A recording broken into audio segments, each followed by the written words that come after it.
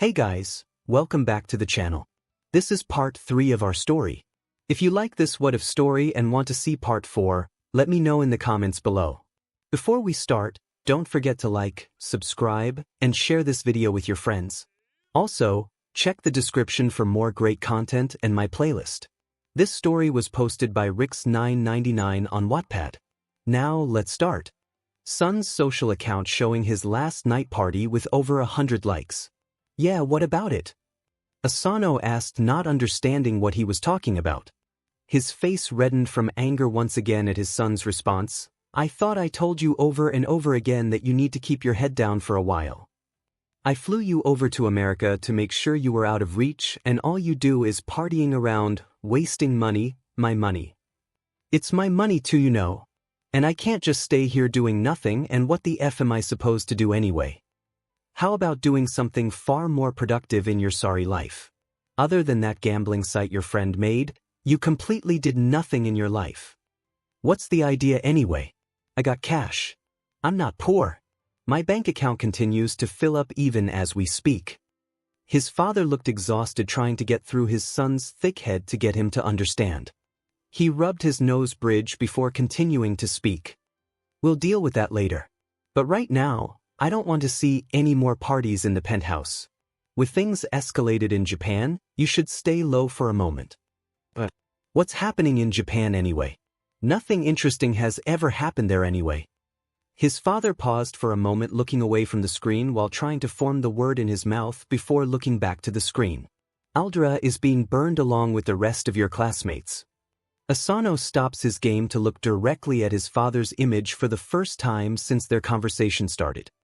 He looked momentarily stunned before continuing in a non-caring tone. So, those losers aren't my friends anyway, he replied nonchalantly. Do you realize what you just said? Those people being burned alive, I can't even imagine what their parents must have felt about it. Asano rolled his eyes in annoyance, and to think it's all because of that Izuku kid that did this. Asano looked towards his father before pressing the pause button on his game mentioning about Deku's name. Deku. What's that useless kid do anyway? Did he die in the fire as well? 3. His father arched his brow. Wait. You haven't read the news. It's all over the world and it's the most trending topic of the month. For God's sake, that's why I told you to stop spending time with your video game. What news? He looked baffled over what his son just said, asking about the topic of the century. Out of curiosity, Asano grabbed his phone and typed over the name of the kid. If he remember it, his name is Izuku, not that he cared since he only called him Deku during the school days. Asano searched for recent news and was horrified at what he saw. The headlines glared back at him. Scandal in 𝗓𝗪𝗢. Izuku Midoriya past life. 𝗓𝗪𝗢, School of Bullies and Discrimination. Izuku Midoriya or Izuku Yagi. Cruel fate of 10 years of abuse. 1. Bakugo Katsuki. Villain in training. 5. Izumi Yagi. Hero in training or the brother abuser. 3. All Might's secret son, Bakugo Katsuki. 𝗓𝗪𝗢 school burned to the ground. Hundreds died in flames. Izuku Midoriya wages war. The web was full of similar articles, all with a link to a certain video. It was during the day that Izuku revealed himself to the world of what his past life was on national television. The gruesome details and everything that's happened for 10 years straight have come to light. And how he was being bullied in school to the point of being ostracized by his own family and everything. Even leaving no spare detail about how he declared to wage war with the entire hero society. He clicks over to the next video on how he killed the villain in Kamino and fought with all might of all people on equal terms. But what left him baffled was the fact that he somehow possessed a quirk. As far as he knew, Deku never had a quirk in the first place. That's why he and the Bakugo were bullying him in the first place. Because he knew that he deserved it. Now panicking, Asano scrolled to the bottom to see how many people had seen the video. The numbers that he saw made him want to throw up his breakfast that he had just now. Number 1 trending video in the world, 1B views. 3. Asano prided himself on being wealthy from the day he was born. He was come from a very successful family and everything was handed down to him from the start. Even when he was little, he always wore the best of everything. From the newest phone to the newest shoes to the newest clothes, everything has always been given to him. Many people always admired him for everything. To his fortune and how he was able to influence people to follow him in doing whatever he wanted. He's entered the 𝗓𝗪 on a whim, all because he heard that there are a few dumb people with weak quirks. His first thought was to use them to get more followers and a few underlings for him to use, but once he got there, turns out there were few people who caught his attention. Katsuki Bakugo along with his sister were pretty fun people for him. Both of them clearly liked to mess with people just like he did. The Todoroki twins and Izumi were pretty cool to hang out, especially since their father is the number 1 and 2 heroes. The others are pretty fun to hang out too, but one thing that he's enjoyed the most is their favorite punching bag Deku. He knew about Deku's existence on the first day of school where everybody would make fun of him as he walked around the school. That's where he learned about his quirkless status and how people would make fun of him for trying to be a hero. He learned from when he was a boy that people with quirks are born for greatness and those who aren't are nothing but slaves. So when Deku appeared right in front of him, the first thing he did was to teach him a lesson. Once he got the hang of it, he joined the rest of the school along with Izumi his sister, and taught the defect a lesson for being born quirkless.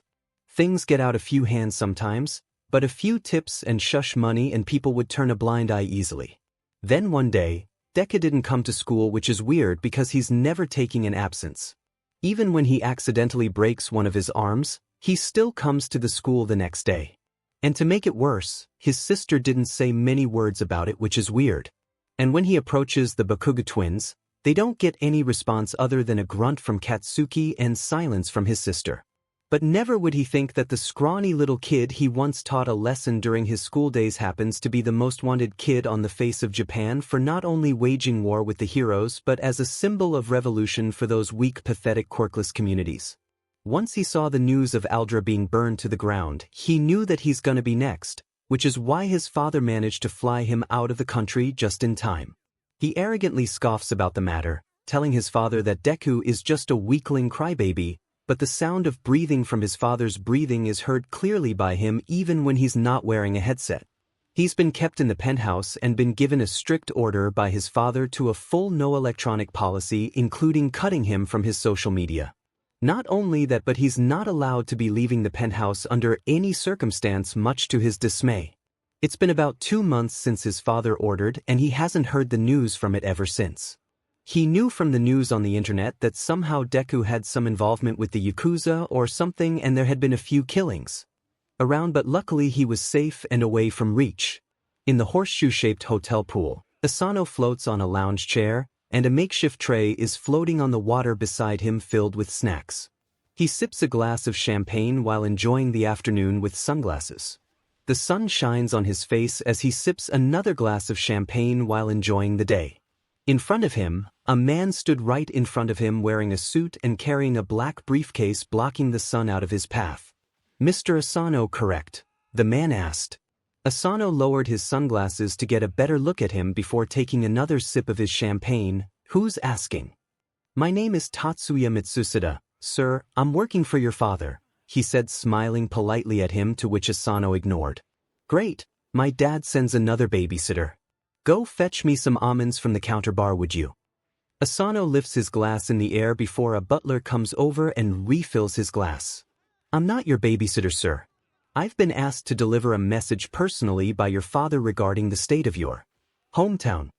Asano perked his eyebrow and understood what he was talking about before calling the butler to help him get dressed. Moments later, Asano sits on the lounge chair in the bar already dressed.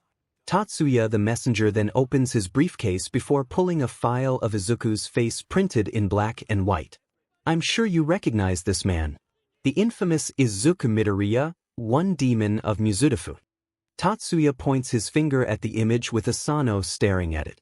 "And this is Izuku Yagi." Tatsuya shows him another photo from his junior high in 𝗓𝗪 during what appears to be a field trip. Same person. A major criminal. 1. We investigate from a few anonymous sources that Izuku Yagi and Izuku Midoriya happen to be the same person. But the Izuku Yagi you met before never had a quirk in the first place, correct? Yeah, Deku never had a quirk to begin with. Seems he did a good job at keeping it hidden for so long. He groans, crossing his hands together. We interviewed the doctor who performed the test when he was 4 years old, and it proves that he had an extra joint on his toe, proving that he's indeed quirkless and in no possession of a quirk to begin with. Asano stared at the photo before looking back at the man. That's news to me. How did this come to light? He lost in a massive firefight at Minato. The news said that he got defeated by All Might's daughter. Asano looks back down at the photo. His eyes looked a bit relaxed before looking towards the man and showing a thin smile. Good riddance. 4. The news hasn't reached the public just yet, so your father wants me to inform you right away. He thinks that sending a call would still be risky in this current situation. Risky? Currently in Japan, things went under the ground. For the better lack of terms. Every known person that had involvement with Izuku himself is being prosecuted to a trial, no matter how minor the offense was or how minor the age. Tatsuya warned, given that you were one of the last surviving students in 𝗓𝗪, counting out Izumi Yagi and her friends who are currently in a detaining cell, coming back to Japan at this moment would be leading you with nothing but cuffs on hand. Asano looked momentarily confused, joining his hands together. I thought that my father had made sure to erase all kinds of evidence that involved my study in 𝗓𝗪, given that all the other witnesses had already died to begin with thanks to Deku. True, we erase all kinds of photographic evidence and school records of your name on it, but your father still thinks that coming this early would be a mistake. Asano took a sip of his champagne and looked towards him. Look, why don't you just paid some guy in whatever hole he's in and stab his eye or chest or something in his sleep and be done with it, okay? 2. Because the location of his current whereabouts is classified, he said. No government staff knows of his whereabouts, including your father. As far as we know, he could be hidden from the world. So Deku is still alive. God, why did that waste of space and life still breathing at this moment? He groans, snapping his finger and telling the waiter to fill his champagne glass. Sitting before him, Tatsuya looked a bit uncomfortable, almost like he was trying to hide something from him. Eyeing him, Asano knows that something is going on and wants to answer. What is it? Don't just sit there and gawk. Your father also had one more message for you. He says that you need to watch it till it's finished. He said that you'll understand what it means. He pulls a tablet computer from his briefcase and places it on the table. Asano looks more annoyed than before while snapping his finger one more time, even louder for his refill. Tatsuya hands him the tablet and plays a video to him. The video looks short, only about a minute, and he reluctantly watches it. The video played shows what appears to be a part of Japan. The video quality looks terrible and is recorded on a phone by an amateur. But it shows what happened to the city. The street was burning along with a few bystanders were trying to make a run for it. Heroes were desperately trying to fight and rescue all they could, but it's easy to tell that they were overwhelmed. Suddenly, a roaring sound can be heard from what appears to be a creature or a monster, and the heroes are easily defeated and the video stops recording. Tatsuya took the tablet off from the desk and placed it back on the briefcase with Asano, who merely stared at the table with a blank expression, but the message was well received by him. About 5 months had passed since then, and Asano had moved out from America to Japan.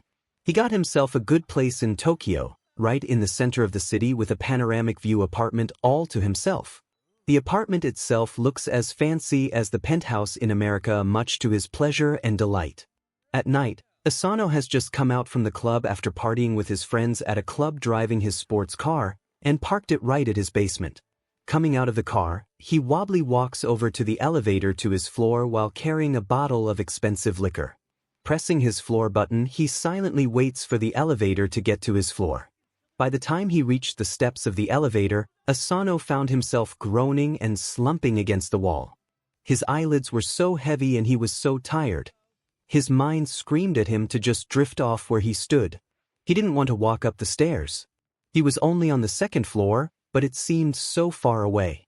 Maybe he could get away with sleeping in his car. That seemed like a reasonable idea right now. Once he arrived at his floor, he was wobbly walking towards his room, feeling his leg was turning into a jello. Glancing around the hallway, he didn't find someone or anyone to help him get to his bed. Ever since he returned to Japan, his father had hired security personnel to guard him all the time for added protection. He cockily replied that he doesn't need it, but his father had forced him to take it, saying it was not an option. He doesn't understand why his father is so afraid of his safety all of a sudden. So Deku went to prison and got locked away for good, but why does it still bother him that much? Is it because he was scared of little useless Deku, the waste of space? And why does everyone suddenly have their eyes so focused on Deku?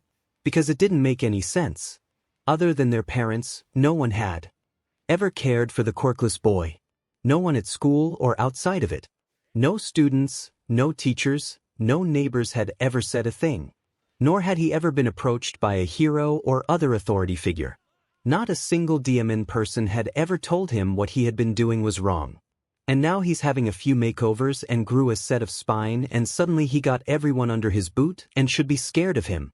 It doesn't make sense. Because Deku is useless in the first place. Out in anger, he throws the bottle of liquor in his hand against the wall, shattering it to pieces. He tries to imagine that he was hitting Deku's face for a long while hoping it would wipe his stupid face. Not wanting to think about it, he slowly made his way through the dark apartment until he reached the bedroom and carefully let himself fall off the bed. Asano shouts in his room, calling out to his butler and maid to get himself a glass of water, but he gets no response. He yells once more in a more aggressive and louder voice, but all he hears is nothing but silence inside his apartment. He merely grumbles, burying his face into the bed and remembering to call to his father to fire off those waiters and to get himself a new one. Later he heard a knocking on the door. Still feeling drunk, he chose to ignore it before hearing the same knocking once again. Not wanting to get up and to see who was on it, he merely yelled out from his room telling him to leave, but the sound of the knocking kept getting louder every second. "All right, I'm coming." Yelling out in frustration, he heads towards the door, yelling at whoever on the other side of it that he's coming. Still feeling tipsy, he walks towards the door thinking that it's probably the security or something issuing about the noise complaint. Not that it matters because he could throw a few yen towards the face, and he merely walks away. Opening the door and ready to shout at whoever is out there, he opens the door in one go when suddenly his eyelid goes wide open and 𝗵𝘃𝗲 with horror strikes him. The hallway looks dark because of the night, but under the shadow, Asano could see the person standing in front of him clear as day. He was a boy roughly around his age with long green hair down to his back neck. BLD and dirt cover his whole shirt and breathes. A machete straps to his side, giving him the vibes of a killer. Then the boy steps off from the shadow and shows Asano his identity. He began to see him clearly under the light coming from his apartment, but his head kept telling him that whatever he saw was nothing but an illusion or alcohol, but his mind kept screaming the imminent danger that awaited him. But then he looked around and his hands shook like he had never been before, and his heart dropped into his stomach. Asano barely managed to whimper, but the name tumbled out of his mouth. Plus, Deku. It's the next day after Izuku's sudden arrival at night, and everything has started to return from the way it was before, not only on the teacher's side but the school itself. After Izuku is carried by Aizawa and Namuri to the infirmary where they meet with recovery girl who's just about to head back home, only to find a battered and bloodied 𝗵𝘃𝗲 being carried by them both. She came to check on his condition while tending to his injury. Ripping through his shirt, they find almost no injury anywhere except a few bruises and dried BLD from him and the zombies. His back is covered in dirt and BLD with a few cuts on it, and his clothes are all dirty.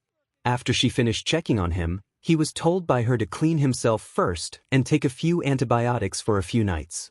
Once he's finished, he then changes into a clean shirt before being told by Aizawa to take a few days off from school to get some rest. He refuses it and is told that he needs to check on his class, but Aizawa assures him that they were all fine except a little traumatized and told him that he needs to take a day off too. So Izuku complies and heads back to the docks before Aizawa says that they're gonna have a meeting with Nizu and Masamori once he returned.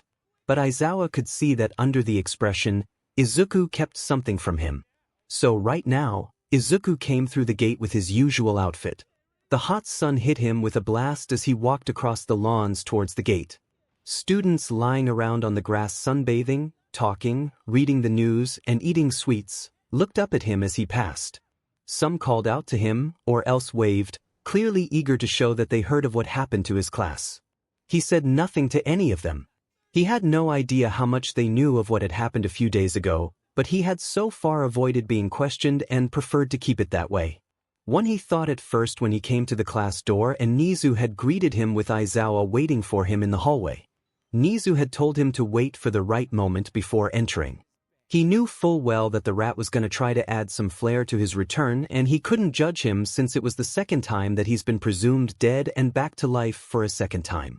"Good morning, class. I assume that you all had a good night's sleep yesterday." 𝗵𝗃 chirped happily with Izuku rolling his eyeball over his mischievous act. "Morning, Principal 𝗵𝗃," the class replied in a somber and tired tone. "I noticed that some of you are looking a bit down lately, almost looking with no energy. So I thought you guys deserve a bit of surprise for this morning." 𝗵𝗃 smiled before giving the signal to the door and Izuku entered the classroom. As Izuku emerged into the room, there were several screams and yells as the whole class erupted into cheers. "Sensei! It's Sensei! It's Sensei! You're alive!"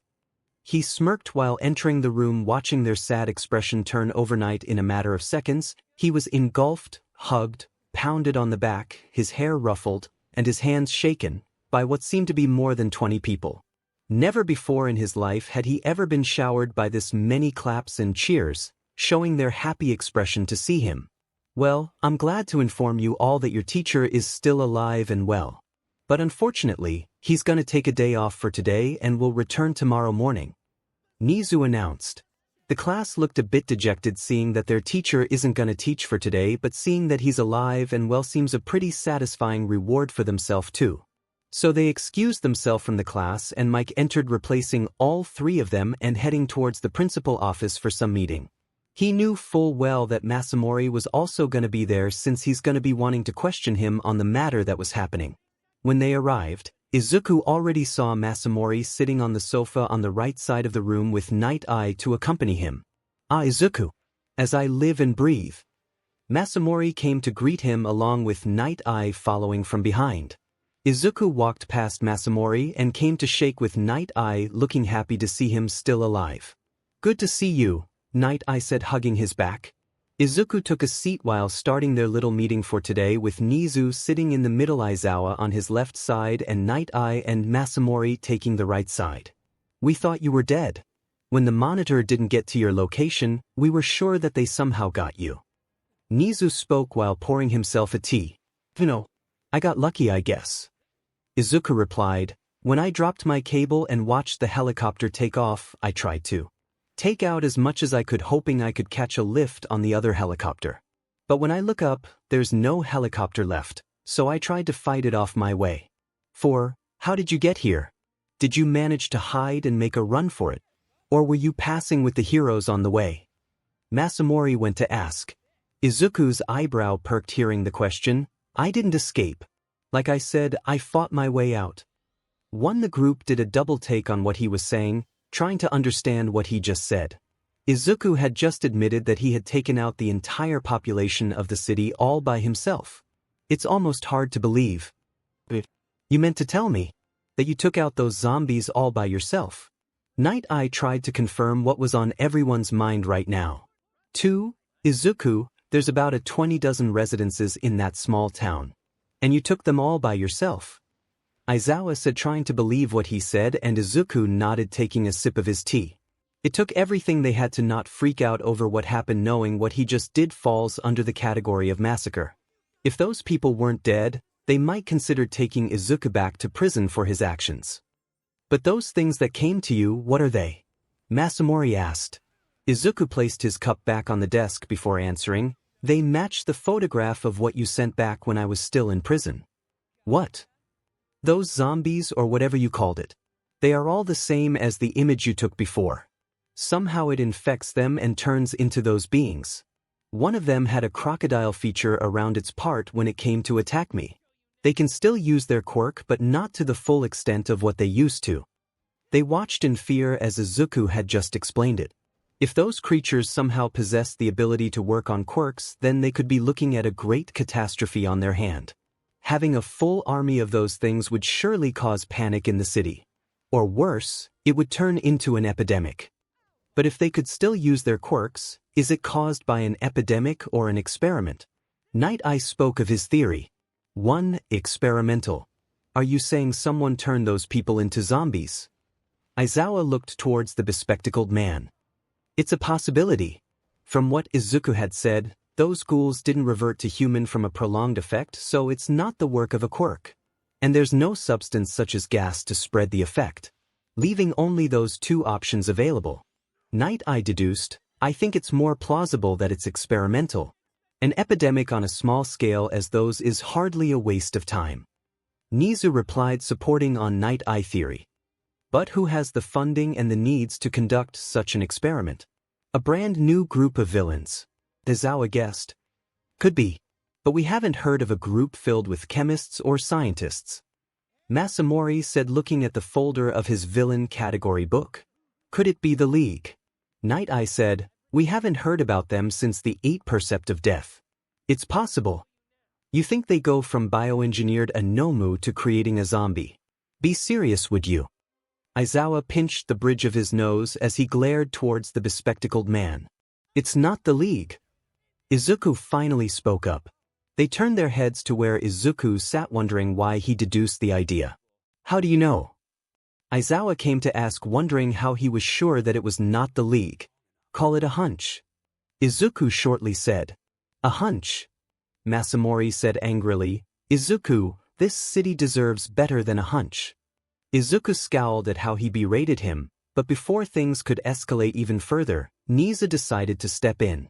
Alright, I think we can all say that we have our work cut out for today. But for now, you need to take a day off.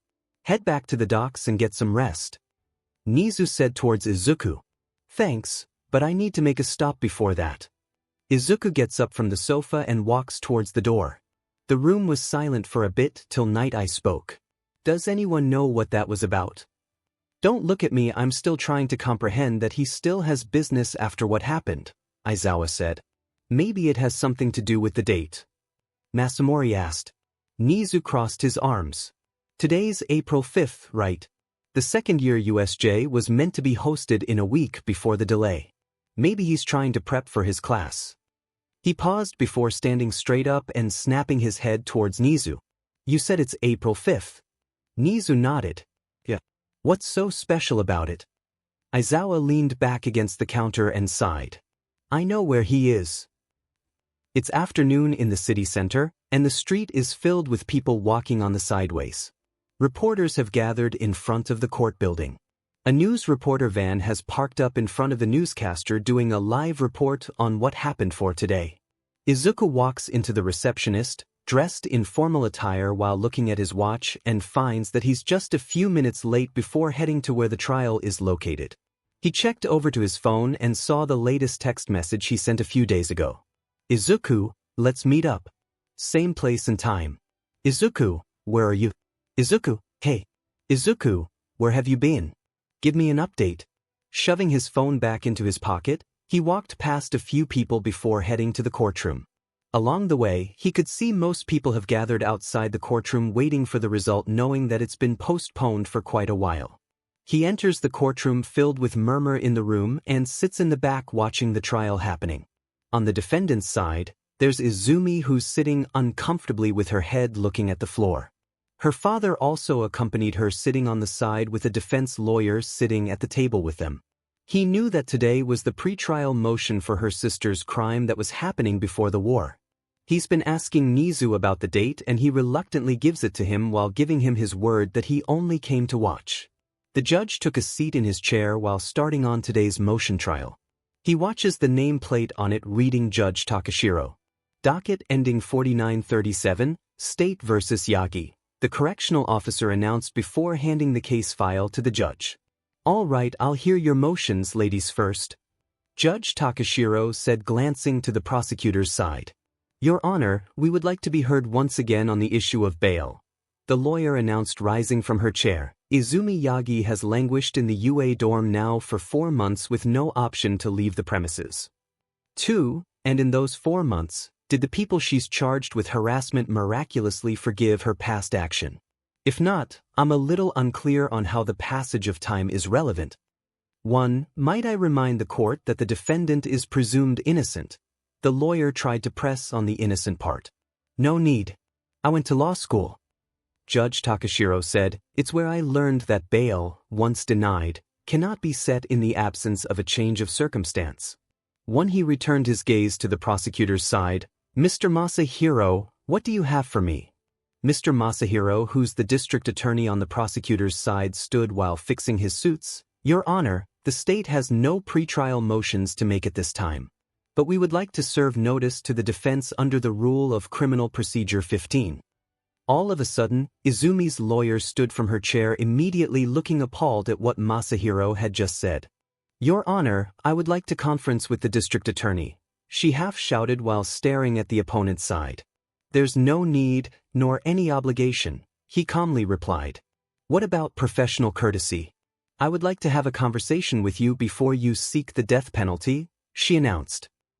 Suddenly people began to murmur to each other over the accusation that was just being thrown at.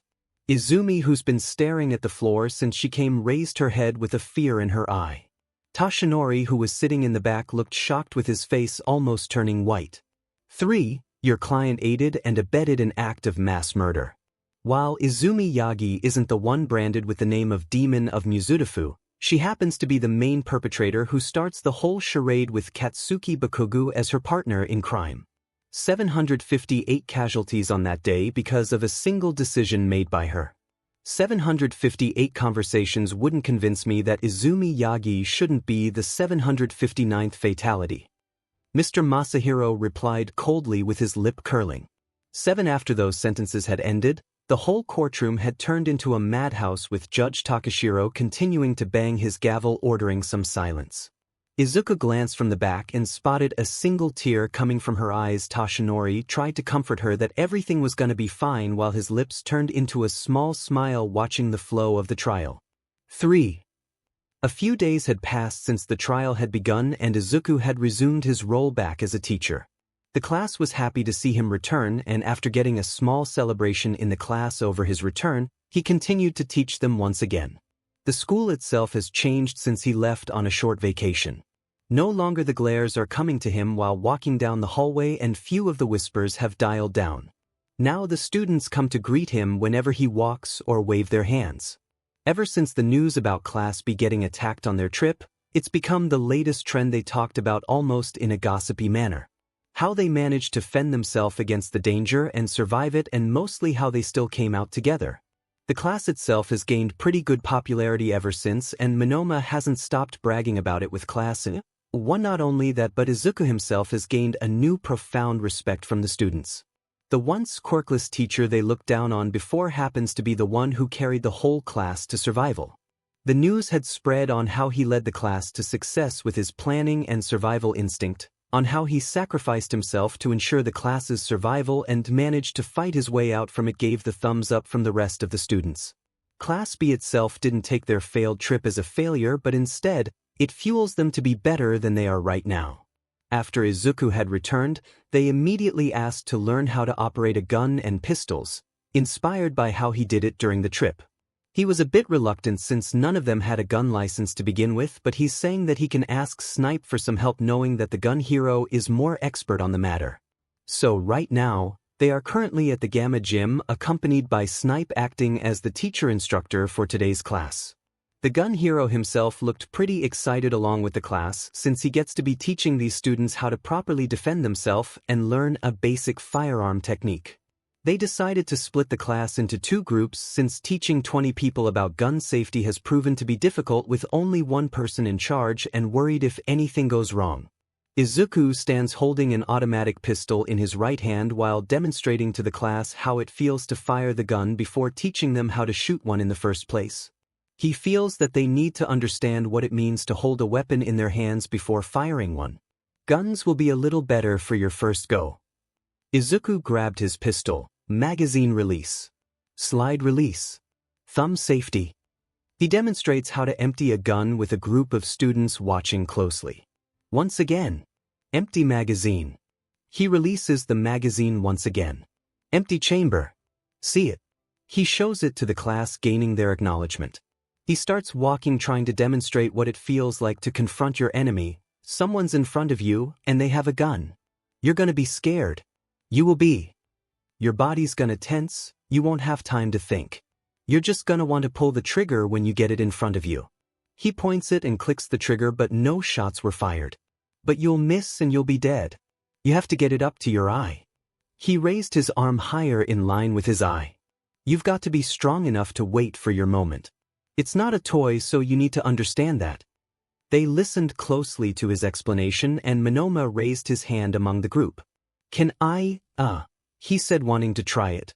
Izuku hands the gun to him, and 𝗵𝗲 holds it in his hand for the first time, feeling the heavy instrument on his hand for the first time. He then tries to aim it at one of the target practice papers stacked on the wall, holding it with both of his hands. Hey, your finger doesn't touch the trigger until you're ready to shoot. Izuku came pointing his finger away from the trigger, fixing on his gesture. 𝗵𝗲 took a moment before pulling the trigger and tried to aim it at one of the target papers. He exhaled deeply before looking at the target and clicking the trigger. Keep that one with you for the day. Get a feel of what it's like to carry one around. 𝗵𝗲 nodded, trying to get the feeling firsthand of the gun, with Izuku signaling the class to pick a gun on the table and try to learn how to aim first. They chose the variety of guns placed on the table, and he could see on 𝗧𝗵𝗲's group that they followed the same, since they both agreed that they needed to learn how to get acquainted with the gun they're gonna be practicing. Of course, the bullets have been removed from the magazine in case for any misfired accident by our students. The sound of clicking fills the whole arena, with each student holding a gun in each of their hand. Izuku and 𝗧𝗵𝗲 walk around to each student, watching their posture and correcting their mistake, with 𝗧𝗵𝗲 trying to hold the gun, mimicking a gangster. Overall, both 𝗧𝗵𝗲 and Izuku looked satisfied with what they accomplished in a short amount of time, seeing that they got the basic running down for them. Now it's time for them to test with BB bullets and give them a real experience. Excuse me, what are you doing to these young students? Izuku twitched his eyebrow in annoyance, turning his head and saw Toshinori coming to the hall with his white baggy t-shirt and green cargo briefs. Not only does he come to the gym unannounced, but the rest of the Class A is also coming with him, admiring the Class B gun training session. 1. Teaching. Something that you're unable to do. He quipped with his lip curling at him. 5. Whoa, you guys have guns. Kaminari came running to the gym with Zero, and Kirishima joined in from behind, but 𝗧𝗵𝗲 blocked their path before able to enter. Sorry, partner. The class is in session, so you need to step back. 𝗧𝗵𝗲 holds his hand, trying to block them from entering. Come on, 𝗧𝗵𝗲. These young aspiring heroes are trying to learn as well. We should be able to save some space for them to try. Toshinori tried to sweet-talk the gun hero, but it didn't prove to be working. If Izuku could see what was underneath his mask, he would bet that he probably twitching his eyebrow in annoyance the same as him before. 2. Izuku stares at the group with cold eyes, looking at them with the expression that he's ready to murder them on the spot. He was able to spot Izumi among the group, looking down, almost unresponsive to the surroundings. Guess the news about her death sentence is still fresh and lingering in her mind. Other than her sister, he could see others such as the Todoroki twins along with Momo and Katsumi, and there's Ida, who berates the Baku squad for interrupting the Class B training session. For never in his life would he beg that 𝗧𝗵𝗲 would happen to carry live ammo inside the gun bag sitting on the table. He would even surrender himself if he happened to have a full box in the bag. Katsumi, who's waiting among the group, spots him standing in silence, watching his class, and walks forward, trying to make a conversation and asking for his approval for their class training. Hey, you there. Why are you standing like some kind of scarecrow? Are you lost or something? Katsumi walked towards him. Izuku eyed her for a moment and found just how similar she was to her brother. Guess the apple doesn't fall far from the tree. Katsumi, that's Hamura-sensei from Class B. He's their heroic teacher. Momo politely tried to explain to her. Suddenly, the attention shifts over from the gun training to him, with the class surrounding him asking for some questions, especially about his involvement with the zombie attack on Class B trip. Whoa, the quirkless teacher everyone's been talking about. Are you really fighting with the zombies, sir? How did you beat them? Did it scare you when you out there fighting them? I heard that you always carried a gun around you, is that true? Are you really quirkless? 2. How did you manage to teach here? The rumor is saying that you're the same age as us, is it true? Is that your gun, sir? Can we join in on the training, sir? For the class hounded around him, asking question after question, not noticing the annoyed look around his face. Class B, who have spent a lot of time with him, know that from their distance, they could see the irritated expression on his face. A few of them grew worried and withholding on their training session to get a closer look. Meanwhile, Izuku's eye twitched and his hand was starting to twitch as well. He could feel the rage building inside him as he just wanted to rip all of their heads off or knock out their heads with the back of his revolver, hoping for brain damage. Hey, wake up. Can we join in or not? Katsumi snaps her finger in front of him, waiting for his answers. 2. Hey, this is our class. You can just barge in unannounced. Kendo came rushing to the group with a few of them joining her. Oh, come on. We just wanted to join, that's all. Kaminari said. 1. If you want to join, then ask your teacher to hold a session with 𝗧𝗵𝗲 and come back the other day. It's our session for today. Shishida suggested, trying to get them to leave. But we haven't done anything like this before. We're just having a combat training in the last few days. So you just raided our class session like you want. Is the rest of class having a major superior complex or something? Almost like they were descendant of gods. Minoma came to join in the conversation, trying to heat the situation. 7. Kendo looked towards Minoma's side and watched him berate the Class A for their unannounced bargain. Normally, she would get over there and give him one of her signature karate chops, but having Minoma in a situation like this happens to be perfect for the class, hoping that they would back off and get the message. She eyed his sensei and found that he was calm, but scary calm, unlike his usual exciting manner, which was a bit alien to her. But she spotted a bit of rage on his thin lip watching the two classes having a bit of quarrel, but his gaze remained on the Class A. Whoa, what's going on here, partner? Snipe goes to the group and tries to stop the quarrel between the class while looking at Toshinori, who's in charge of Class A. They're just restless, Snipe, that's all, he said. 1. From the way I saw, you seem to have no control over the class. Snipe eyed him accusingly, looking at the Class A behavior that resembles a 5-year-old child who's consumed Aizawa's entire coffee pot.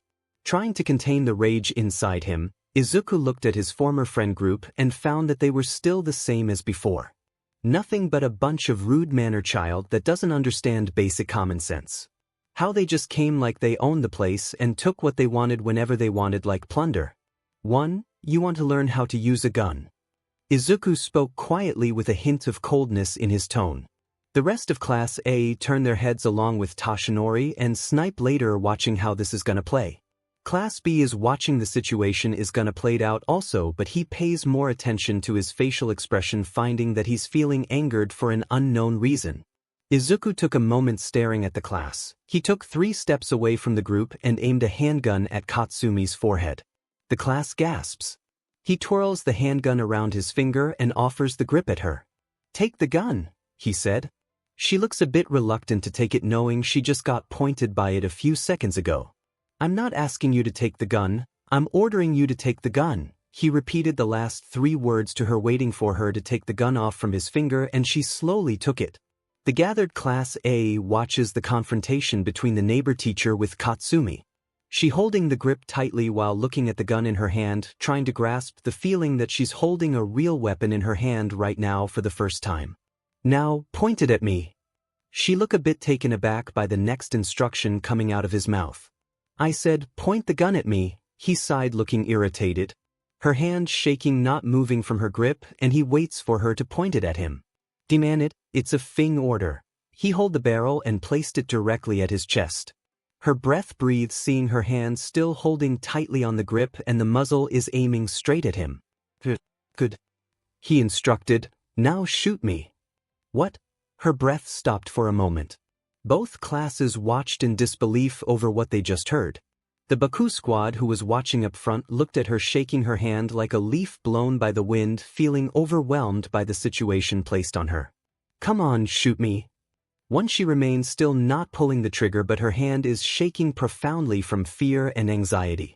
Tired of waiting, Izuku pulls a second gun and aims it at Katsumi's forehead before PPS the hammer. She screamed in fear, seeing the muzzle up close to her head, especially on her eye. 1. You either do it or I'm gonna do it. You got 10 seconds. Izuku starts counting to 10, waiting for her to make the first move. Tashinori, who's watching, tries to put a stop to it, but he gets blocked by Snipe. Katsumi starts to shake, with her expression turned into fear in a matter of seconds before holding the gun. As the countdown reaches 10, she desperately pulls the trigger repeatedly and the group of class screams in panic, lowering their heads, only to find that no shots were fired and the gun she's holding has no bullets in the magazine. Izuku cups her face with his hands before laughing in humor. "They're empty. But you did great, you did real good." He took the gun from her hand and immediately she dropped on the floor with her knee touching the ground while gritting her teeth in anger for being tricked by him. "Why, you 𝗵𝗃𝗍?" She looked at him in rage, trying to hold her tears.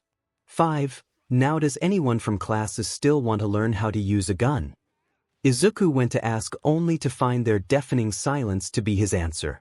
Taking the opportunity, Snipe decided to lead the group of Class A away from the gym with Tashinori came to Katsumi's place and helped her to get up from her position before glaring at his colleague, and he stared back. With Class A leaving the gym, Snipe instructed the class to resume the training and decided to use a BB bullet on their target practice. But Izuku remains looking at the door waiting for the last of them to leave, unaware of a gleeful smile showing on his face.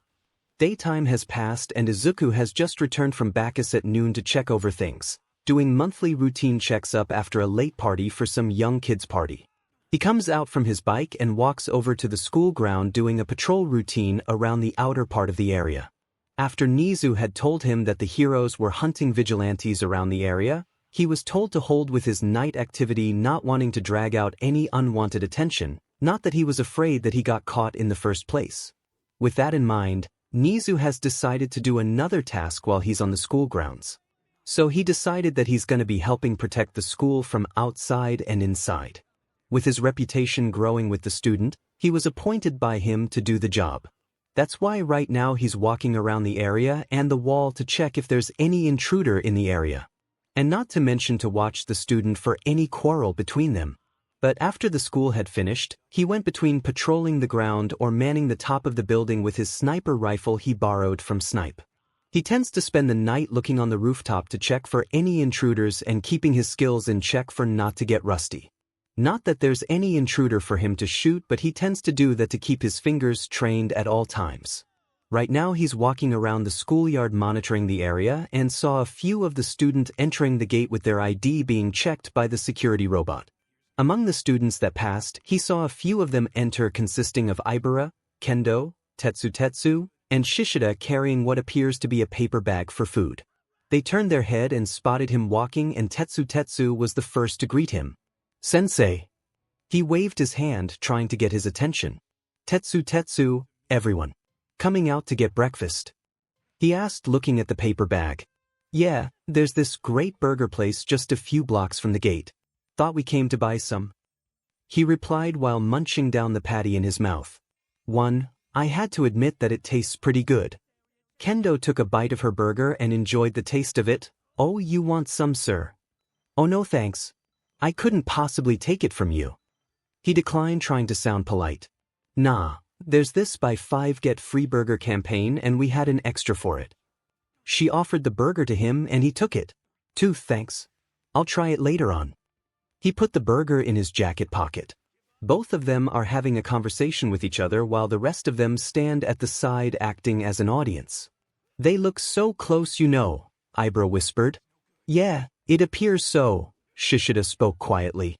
"Ah, Kendo, so good to see you." They turned their head and saw someone join in on their conversation, what appears to be Ida Tenya from Class 1. "Kendo, I'm so glad to run in with you. We had a class president meeting with the entire school to discuss an annual meeting and I was hoping we could walk together." He replied, fixing his glasses. "Oh sure, I'm gonna go later on. I need to grab my books first on my desk." Kendo replied, feeling a bit uncomfortable. Tetsu along with the rest of them noticed how uncomfortable she was when Ida just walked in. They knew about the news bouncing around about Class A and they've been trying to keep their distance from them and only interact during school-related. And counting about their last encounter during the gun training, their resentment has gone even more bad than before. "𝗵𝗃𝗧𝗵𝗲-sensei, I didn't get to introduce myself.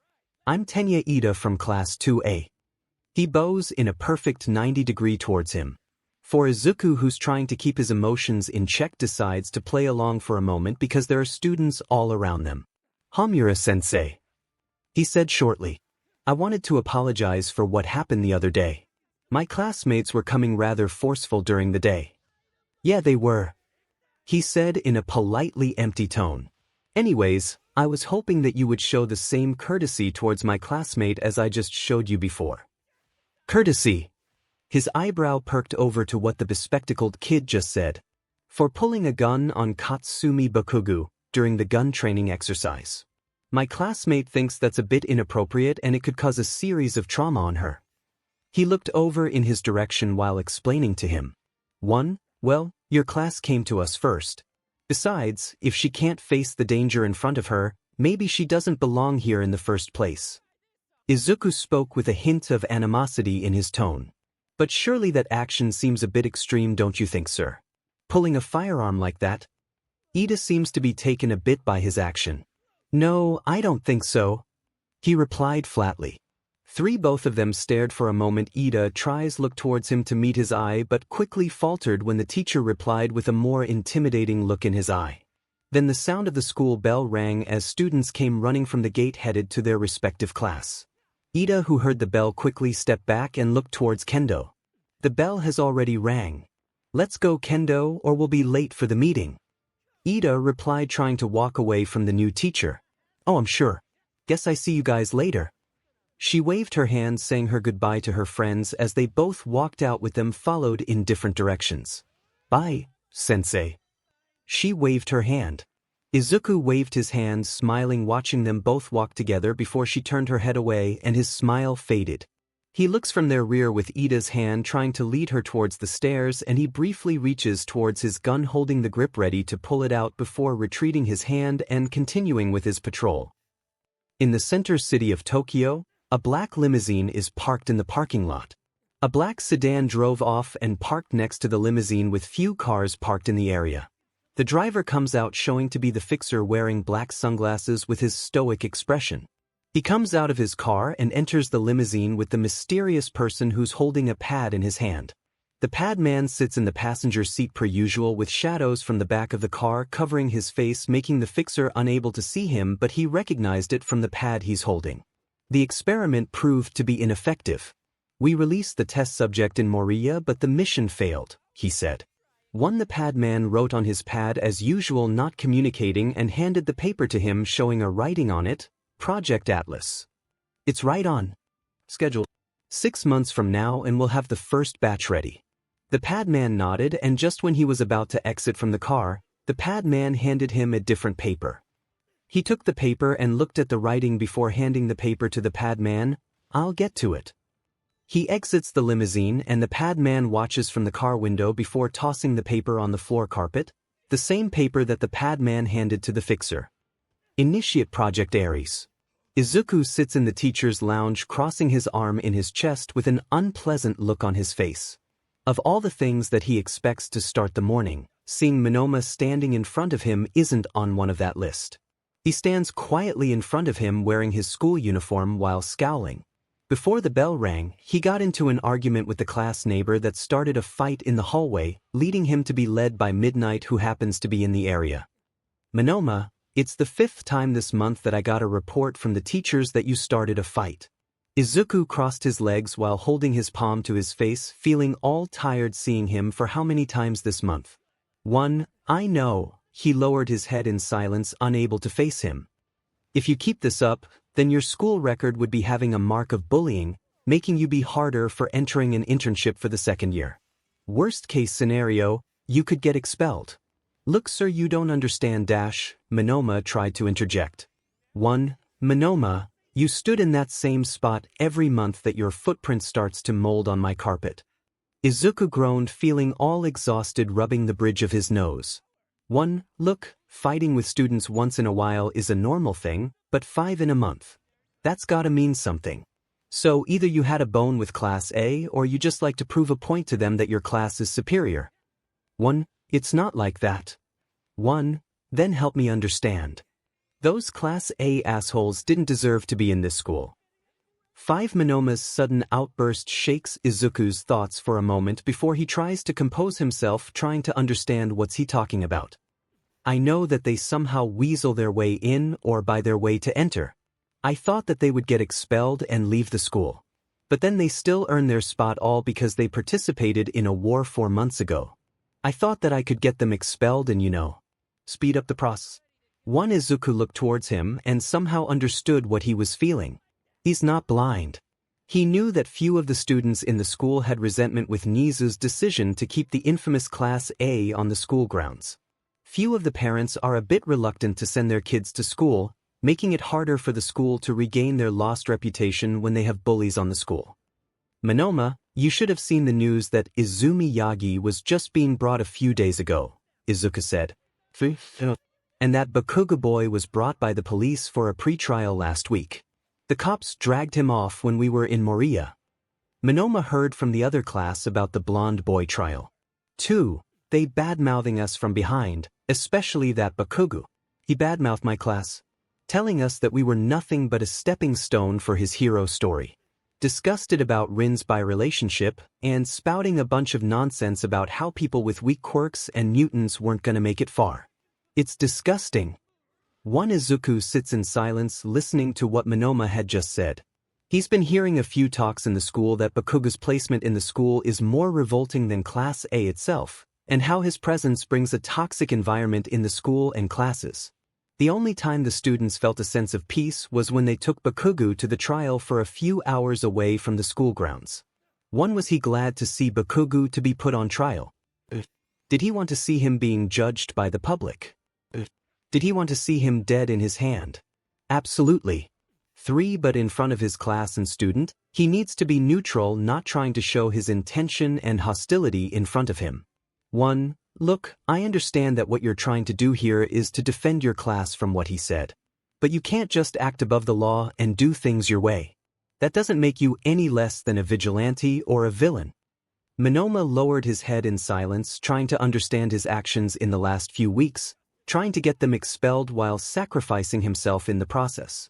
He knew that by doing so, he just wasting his effort for a full year, but seeing his class being badmouthed like that is set him off. The door to the room is opened by Midnight, who's coming to see Monoma. 1. Anybody else having serious déjà? Midnight exhaled, waiting for the blonde student to rise from his seat. That's all right, we're letting him go. Our mistake. Midnight looks in surprise, but not as much as Monoma himself. He was just in the wrong place at the wrong time. Izuku ushers him to leave the room and Midnight leads him back to the class before Izuku leaves a final message to the blonde boy. Monoma, I hope that you watch where you walking these days. We don't want you to get caught in the wrong place at the wrong time again. He nodded in acknowledgement before taking his leave. Izuku breathes in relief knowing that he has some free time before his class is gonna start, so he opens the window on the room and grabs a flask out of his pocket.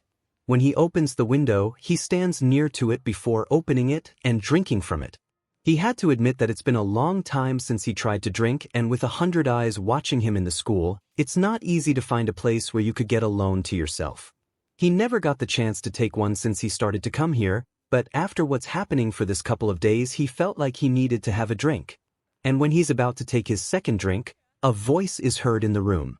Leave some for me, would you? Izuku stumped his thought and turned to the direction of the voices, recognized it, and stared with wide eyes over to the door, finding a man standing in there. He looks like an African American with his dark skin and thick blue vest with a red tank top on him. But the signature of his dreadlock hair is a dead giveaway for Izuku to recognize him to be the first victim he took back when he was in hell. I mean, you look nothing than the last time I saw you. Guess you grew a spine. Enrique smirks with his bloodied mouth decorating his lips. He stared with widened eyes watching the young man standing in front of him. His eyes stared in disbelief seeing him standing in front of him right now. He knew that he killed him back in hell after he bashed his skull, so how did he stand in front of him right now? You haven't told them, haven't you? About your little head trauma? He went to ask, pointing his finger to his head. Izuku's eyes widened as he thought back to the moments that he had back in the forest while fighting his way out of there. Flashback start. Izuku PPS the rifle that he took from the helicopter and fired off the rifle. He reloaded the rifle once more and fired another shot to it, hitting the zombie to the head. More of them start to gather, drawn by the sound of his rifle fired in the middle of the woods. God damn it! Izuku cursed, trying to reload the rifle. He slowly backed off, taking some distance while looking through the scope, and shot another zombie to its head while making his way uphill to get a better shot and gain some distance. He placed the rifle on his back and climbed with both of his hands. Dirt and slime from the rain cover his fingertip, but all he cares about at this point is nothing but to survive. Just like a second nature, back to when he was in hell. Nothing but survival. Once he made it to the top, he looked through the crosshair of the rifle, aimed it at the hotel, and found that it was already overcrowded with zombies. There's nothing left to salvage in there, seeing all the zombies filling the whole floor and the building burning, so all his option is just to go through and escape the town. When he's trying to take out a few zombies from below trying to climb their way through the rocks, he places his eye on the scope and finds one of the zombies is 𝗧𝗫 in a zombified state. He pulled his eye from the scope and looked all stupefied, almost in disbelief over what he had just seen. What the? Izuku pulled his eye away from the scope with a stupefied look. However, Izuku hesitates after once again hallucinating that a zombie is 𝗧𝗫 and several zombies break through the woods, making their way to him. Izuku tries once again to aim through the scope, but still finds the zombie resembles her once again. When in reality the zombie that Izuku is hesitating to shoot is on fire as he struggles to break through his hallucination of 𝗧𝗫. Fear struck his chest, trying to force his finger to pull the trigger and his mind to break the hallucination that messing with his mind, but no matter how much he tried to shake his head off, the zombie that was on fire remained to be 𝗧𝗫 in his eye. He can't pull the trigger and shoot her down for good, knowing that the trauma still lingers in his mind. 2 flashback and, man, if they knew just how messed your head is, they would send you to an asylum, he spoke with a playful smirk on his face. Izuku growls in annoyance, knowing that it's true. Ever since he returned from the forest, he started to have weird hallucinations from people of his past. Of course, he hasn't told anyone just yet, not even Aizawa, knowing that they would assume that he's crazy. But what freaks him out is the people who come through his hallucinations are from his past. From seeing 𝗧𝗫 in a zombified state and Enrique's bloodied face. It's all connected to people he encountered in hell. He hasn't told to Aizawa or seen Nizu or Recovery Girl for some medical assistance because he doesn't want the rumor to be spreading around that he's a quirkless teacher who just went all cuckoo. 1. 𝗵𝗃-sensei. Izuku looked up and saw Midnight standing in the doorway waiting for him, and turned his head back to where Enrique stood but found him to be gone. Why are you still here? Your class is about to start. You need to hurry. He then checked the clock and saw that the class PRD was about to be over, so he made his way in a hurry and grabbed the syllabus from his desk, making his way to the class while hoping that it would help clear his mind. Flashback start. Izuku sits on the ground while breathing after the combat exercise by 𝗧𝗫 few minutes ago. His shirt is soaked in sweats from all the training exercise. He had to admit that 𝗧𝗫 is a tough taskmaster when it comes to fighting. Jack is already tough enough for him, but 𝗧𝗫 is on another level. He's sitting in the ground holding both of his hands through his head trying to keep his breath steady, when Jack tossed him a bottle of water. Here, you might want to drink that. Izuku captured the water and opened it before gulping it. Thanks. I appreciate it, he said. Looks like you starting to turn into something that won't get us killed. Jack joked about it, mentioning about the first time they met. Haha, very funny. Izuku spoke towards his friend. I never got the chance to ask, but when are you gonna change your outfit? Jack leans towards him. My dash. Izuku balked, whipping his gaze down to his t-shirt. What's wrong with my fashion? Kid, you wore a Japanese high school uniform while holding a knife in your hand every time you waked around. From the looks of it, you look like some serial killer type of 𝗧𝗑. Serial killer? Is that how you gonna address me? Only if you don't find something good to wear. Jack patted his hair. Seriously, just walk around while we're on a mission and find some jacket or new shirt for yourself. Thanks. Let me ask the locals around for the nearest Gap store and I'll get myself a new makeover. Izuku snarks with Jack chuckling over to his sarcastic comment. 1. I got something that I need to ask you guys. Izuku went all serious and looked towards him. Go ahead, shoot, Jack said. I never get the chance to ask, what's your quirk to be exact? Izuku tilts his head wondering about it. Jack smirks hearing the question before grabbing one of the bullet in his pocket and easily spins it without worry on the tip of his finger, bullet rotation. Izuku watches in amazement seeing the bullet spins like a top. Yep, spins every bullet I touched with ease. Good for battling and pierce right through a bullet vest. Jack added. So it's good for armor piercing. Clever. He made a mental note seeing the bullet rotates in Jack's finger. So how fast can you rotate the bullet? How many objects can you spin simultaneously? And is it limited only to a bullet? Izuku went to ask in wonder, not realizing that his muttering habit had returned for a second. Jack chuckles, placing the bullet back to its casing. She was right about you, you really talk a lot when it comes to quirk. Izuku quickly fixed himself back before addressing him. Yeah, guess old habit dies hard even in here.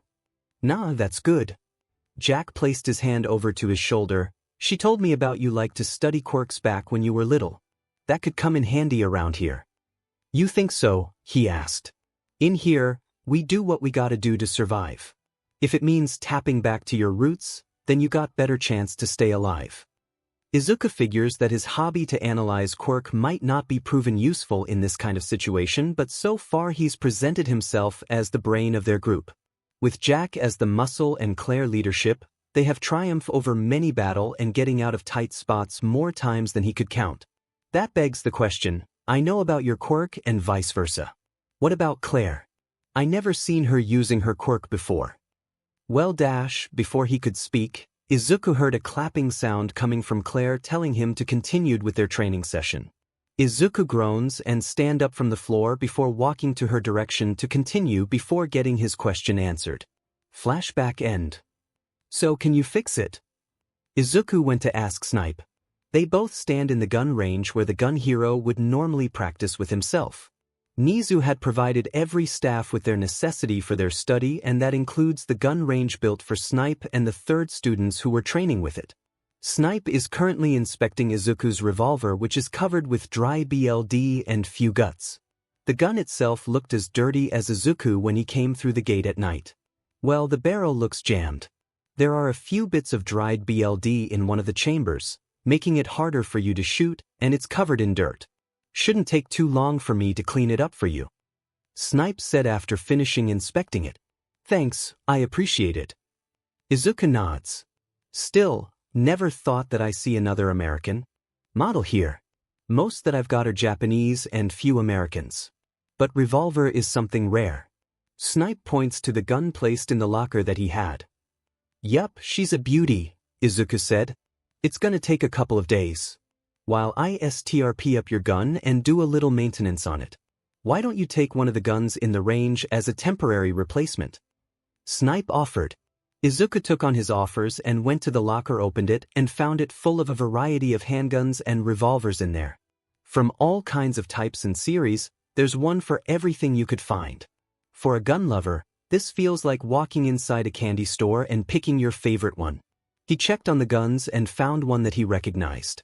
A black dekuwhatif is hanging on the locker right in front of him. His eyes widened as he picks the gun and checked it while trying to reload it. It's been a long time since he saw one such as this model. The last time he saw it was being used by his closest friend. Nice, isn't it? Izuku turns and finds Snipe cleaning his gun while checking on the gun that Izuku holding and comes towards him. Dekuwhatif. That's a rare piece over there. Snipe picks up the gun and inspects it.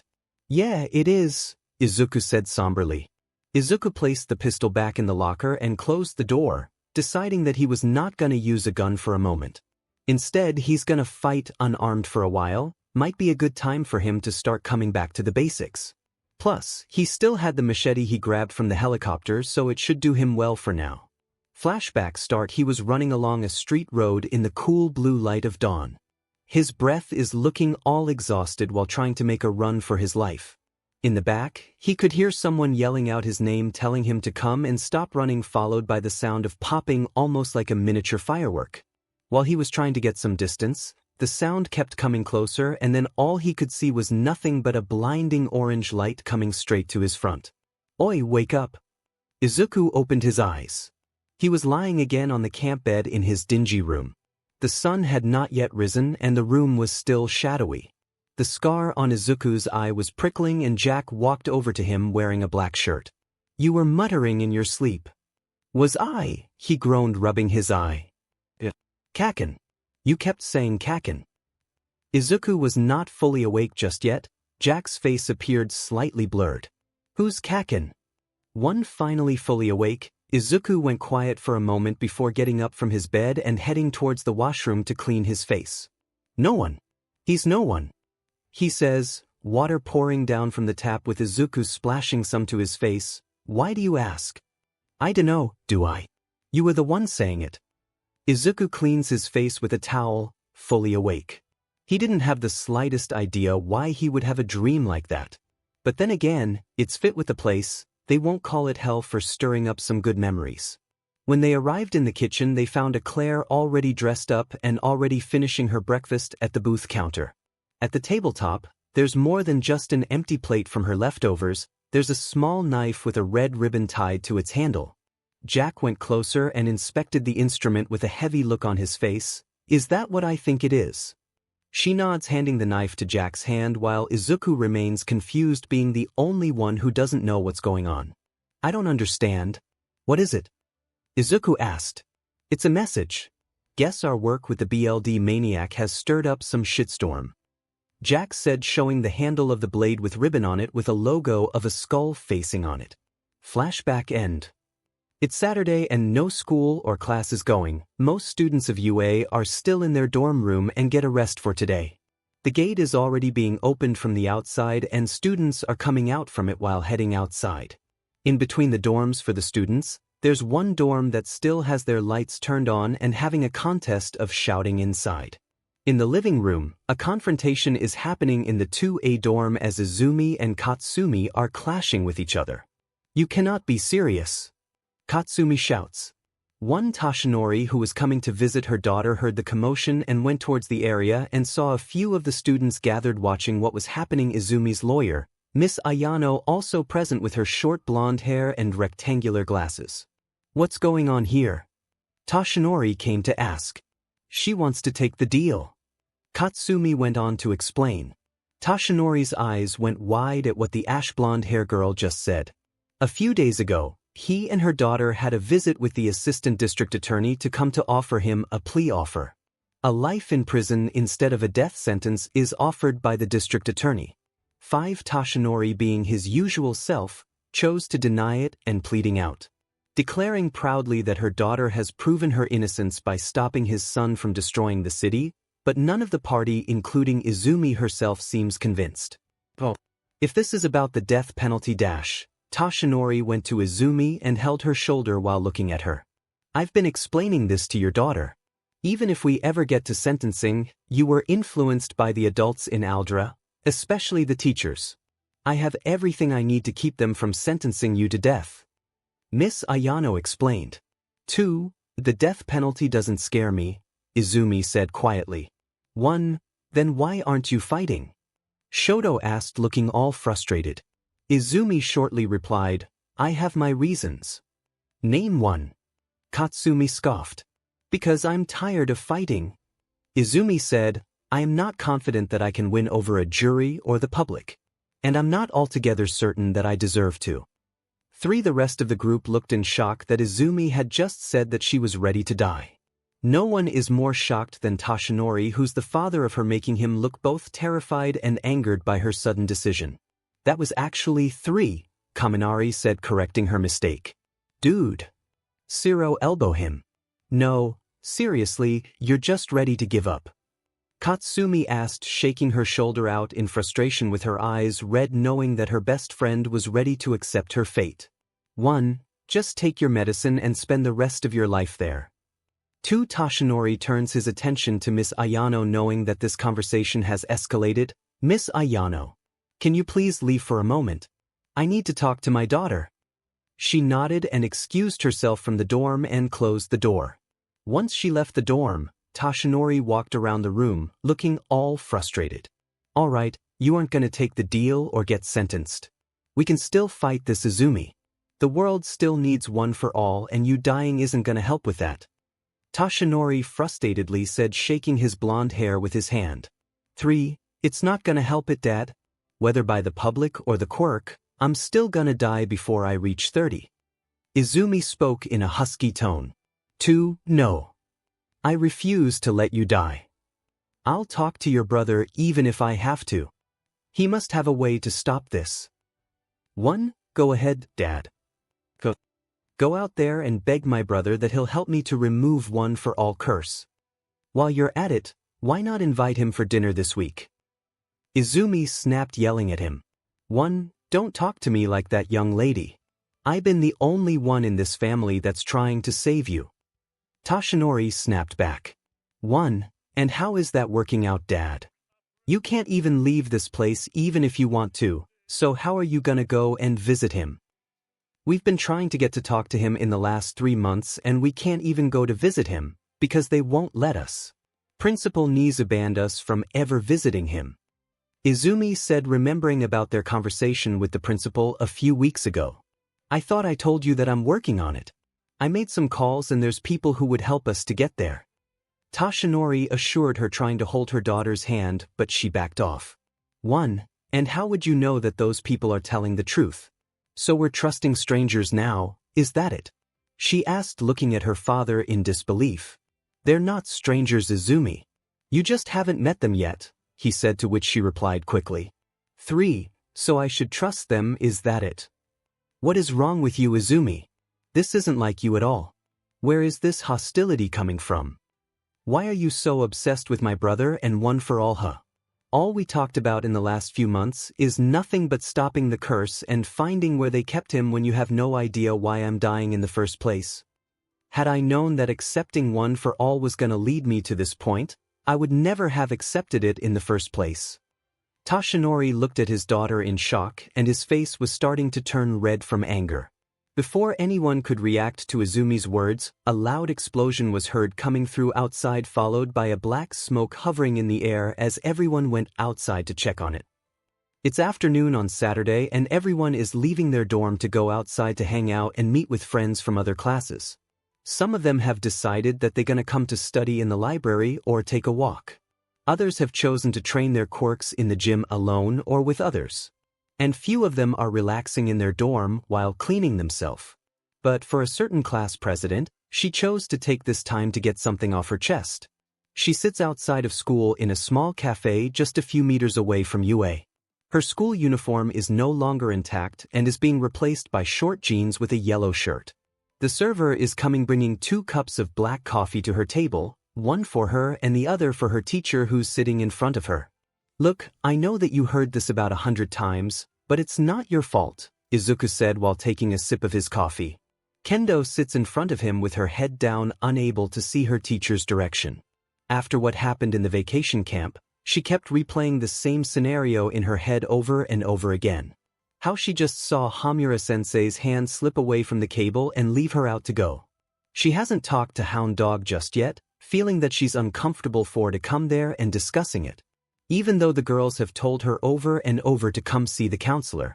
Her parents also took notice of her sudden change of behavior since the vacation, now that she's a bit gloomy and more depressed and her grade is starting to slip. 1. That's what I keep telling myself, sensei. But it's not working. I close my eyes and all I can see is your image letting go of that cable and the zombies attacking you nonstop.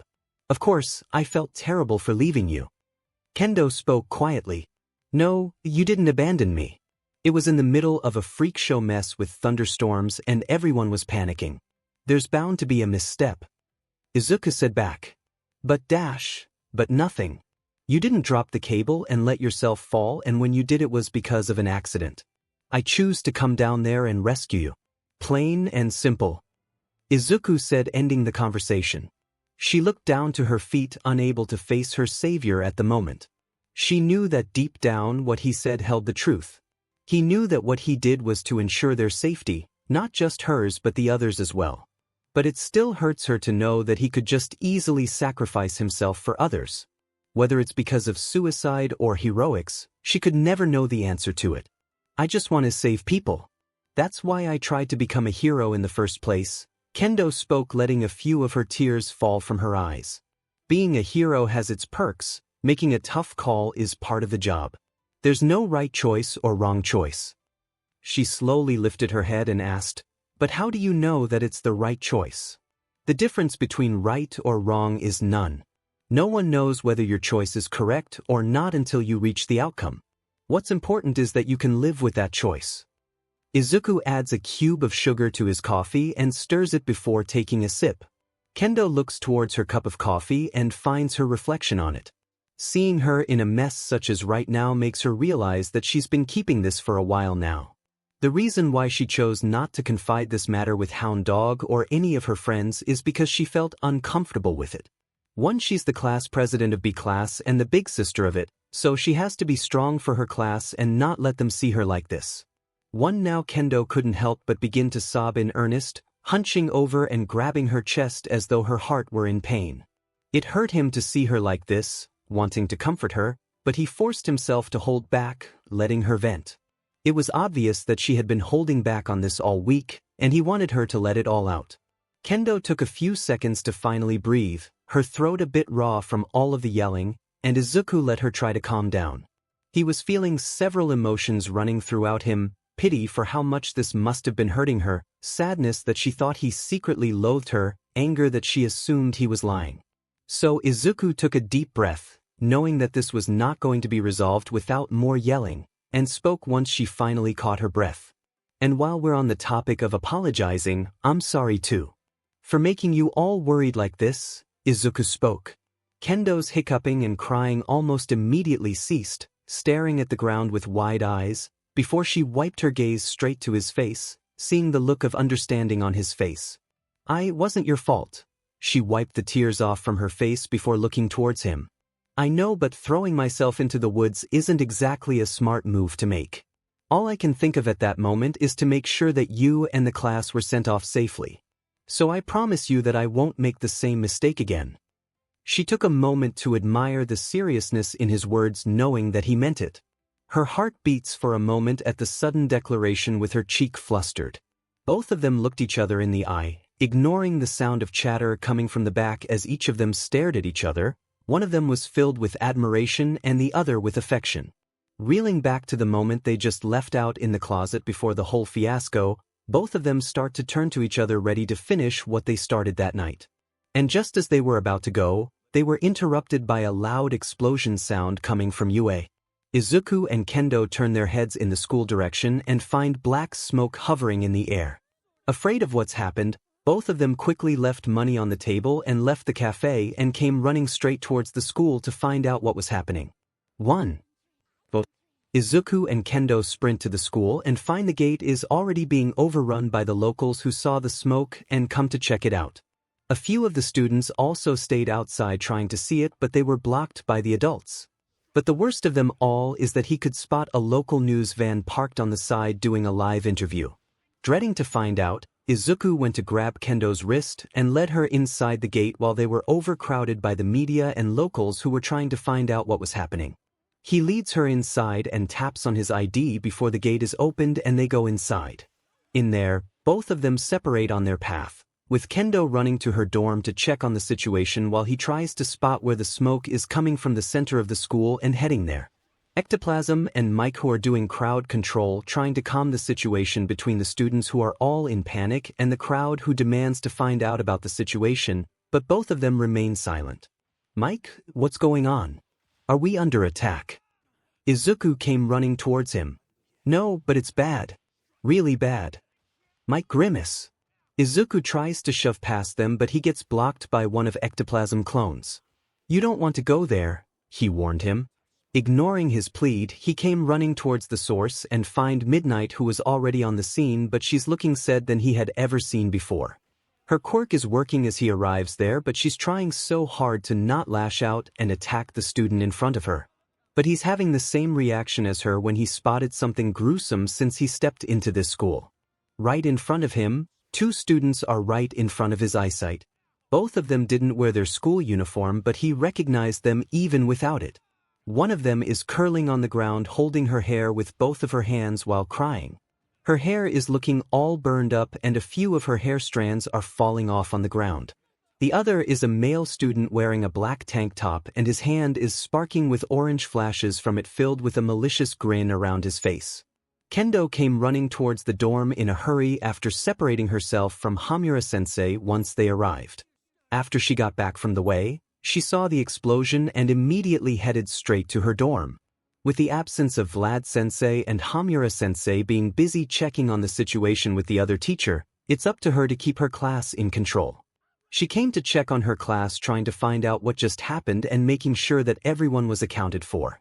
Never before in her life had she come running as fast as she did right now, almost like she was running from an attack. Along the way, she met with 𝗧𝗵𝗄 and 𝗫𝗏𝗏 along the way as they crossed paths.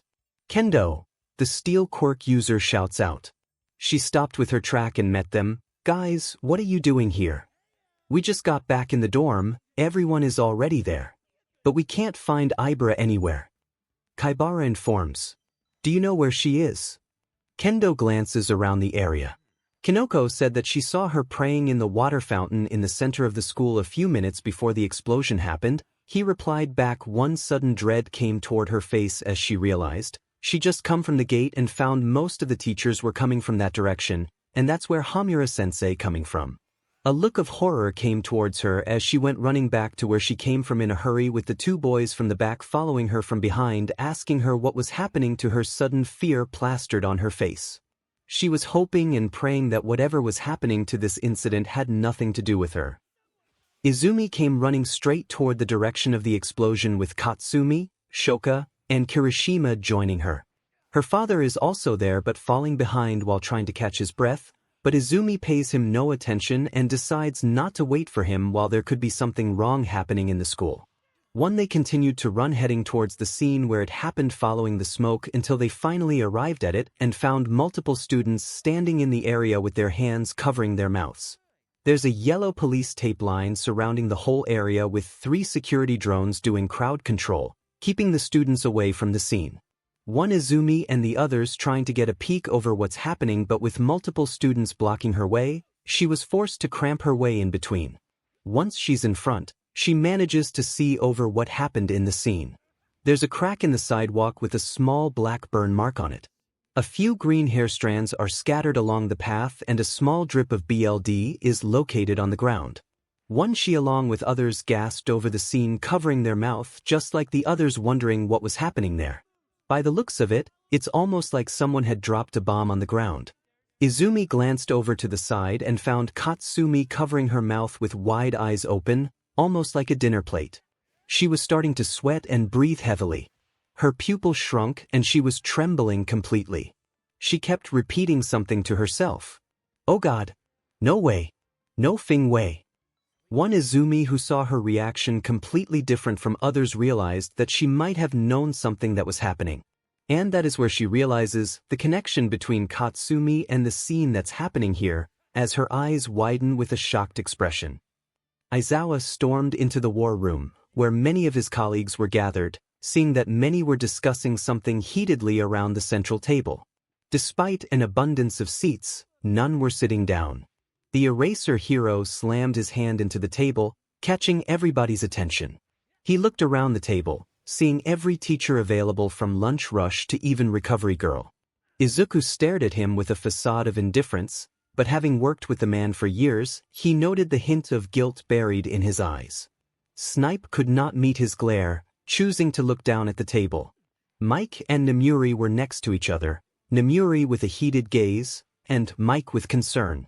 The only one who did not react much was Nizu, who stood on the table, gaze locked on a picture pinned to the table. A picture of Katsuki Bakugo. One Aizawa grabbed the picture and held it up. I want this Fing monster expelled. No. For nobody seemed to offer an argument initially, but after hesitating, Hound Dog spoke. To play devil's advocate. Hound Dog started, noting the glares that met him after that statement. That kid has caused nothing but trouble for all of us in the last few months. 1. Hold on, there has to be a reason for his action here. Toshinori holds his hand, trying to play the peacemaker in the room. 8. Aizawa almost lunged over the table at the former symbol of peace, but Midnight acted first, shouting at him. "One, you have got to be kidding me," she shouted, causing Tashinori to flinch. "We all saw him holding Shiozaki down. We all saw him grab her hair." "One, I am not defending Bakugu's actions," Tashinori placated. "I am simply suggesting that we not be rash, and let ourselves calm down and think rationally." 2. Rationality flew out the window when this little ht mutilated another student in a school ground. Aizawa roared, slamming Bakugu's picture onto the table. "Where the hell is he anyways?"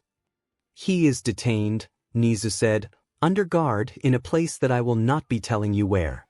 For Aizawa grits his teeth, but the message is clear. They were worried Aizawa might hurt the boy or do something beyond reason.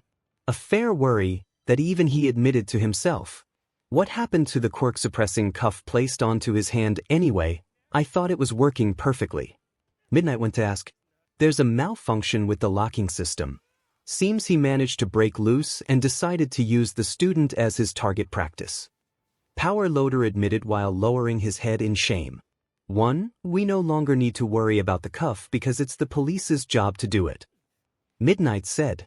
Snipe, you were near the scene where it happened. Can you explain to us what happened there? 𝗫𝗍 went to ask with the other teachers turned their heads to the gun hero waiting on his story. Flashback starts. Snipe is walking outside after finishing cleaning up the gun that Hamura-sensei had left him. It took him a lot quicker than he expected and he decided to keep it with him before handing it back to him. Seeing the revolver in his hand whilst fixing and cleaning it, it's giving him excitement about it. It's not so often that you get to see an American model this day, and cleaning it, inspecting it, and checking it is kind of fun for him. He collected a wide variety of guns in his career but never saw something as impressive as Hamura's pistol. While walking in the area, someone is screaming in pain and Snipe looks alarmed. He followed the trail of the voice and saw what appeared to be Bakugu holding a girl's hair with his hand, almost trying to pull it off from her scalp. He recognized the student from the previous sports festival class B student, Ibara Shiozaki. I thought I told you to stop praying in front of me, you stupid beach. He yanked her hair hard. 6. She uttered a yelp, trying to release his grip from her hair while yelling at her to stay quiet and shut up. Looking in distress, Snipe went rushing in their direction trying to reprimand the boy for threatening a student, but his fear was about to multiply to 1,000-fold as he saw what was about to happen next. If you love your god so much, then let me help you to it. Katsuki grits, showing his malicious grin. 1. A yellow, almost colored orange emits from the boy's hand. Bakugu's palm hummed, then seared. Snipe, who saw it, went wide over how and finally, he detonated, releasing an explosion that rocked the ground. The sound of the girl screaming erupted in the air at the same time with an explosion bursting in the air, as Snipe tried to take cover from the afterblast of the explosion and smoke coming off from the area. 2. Flashback and the room went all silent after the explanation coming from Snipe as they heard what just happened. Never in their career have they met someone as vile and wicked as Katsuki Bakugu. 1. The boy isn't one step away from being a villain. He was already one in the first place. 2. I reiterate, Aizawa said again, I want him expelled. No hesitation. This piece of SHT needs to go. 3. Many of the teachers did not speak one way or the other. Even people such as ectoplasm and Cementos at this had remained silent. But then a hand rose and Mike stood. I agree with Sho. Present, Mike said, uncharacteristically serious this time. Bakugu has shown a pattern of behavior that is, frankly, disturbing. He doesn't care about who or what he has to hurt to reach his goal. That isn't how a hero should behave. 1. With mixed declaration, several other teachers nodded along with him, including Snipe, Midnight, and, surprisingly, Recovery Girl. Everyone looked to 𝗫𝗍 to answer them, but he seemed to be focusing on the screen in the middle of the room, displaying a censored frame from the live broadcast of the UA front gate with smoke coming out from the inside, a newscaster speaking next to it. The media has picked up the story, 𝗫𝗍 says. It will not be long before battle lines are drawn. He looks down at the paper. I think we should make our stance clear. This type of behavior will not be tolerated. Katsuki Bakugu will be leaving the school today and being sent to juvie. 1. Hold on. Tashinori interjects. You're talking about this like it's already decided. Like we just gonna send him to prison without giving young Bakugo a chance to defend himself. 7. You've been talking all year, going around in circles? You just want to go around in circles again? Aizawa asked in an irritating tone.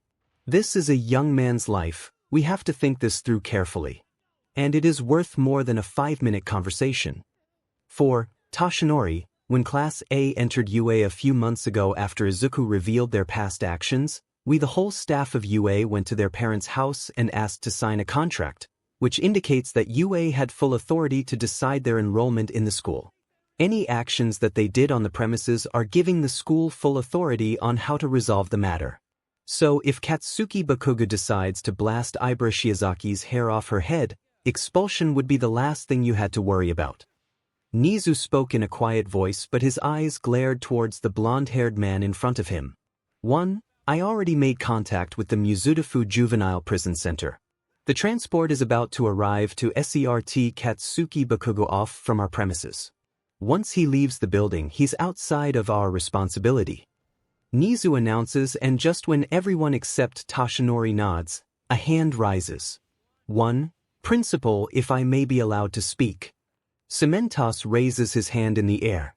Sure, Ishiyama. Nizu offered him to speak. Personally, in my opinion, I don't think keeping Katsuki Bakugo in prison would be a wise decision.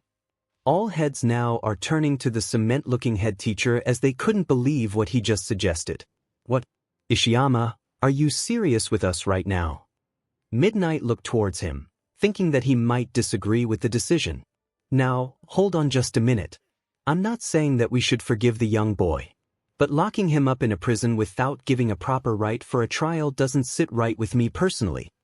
𝗵𝗲 spoke in a calm but powerful voice. 1. They all knew what was about to happen. It's nothing but delaying the inevitable. Hound Dog replied. The whole world is against him. No sane country anywhere in the world would welcome him and give him a pat on the back after landing.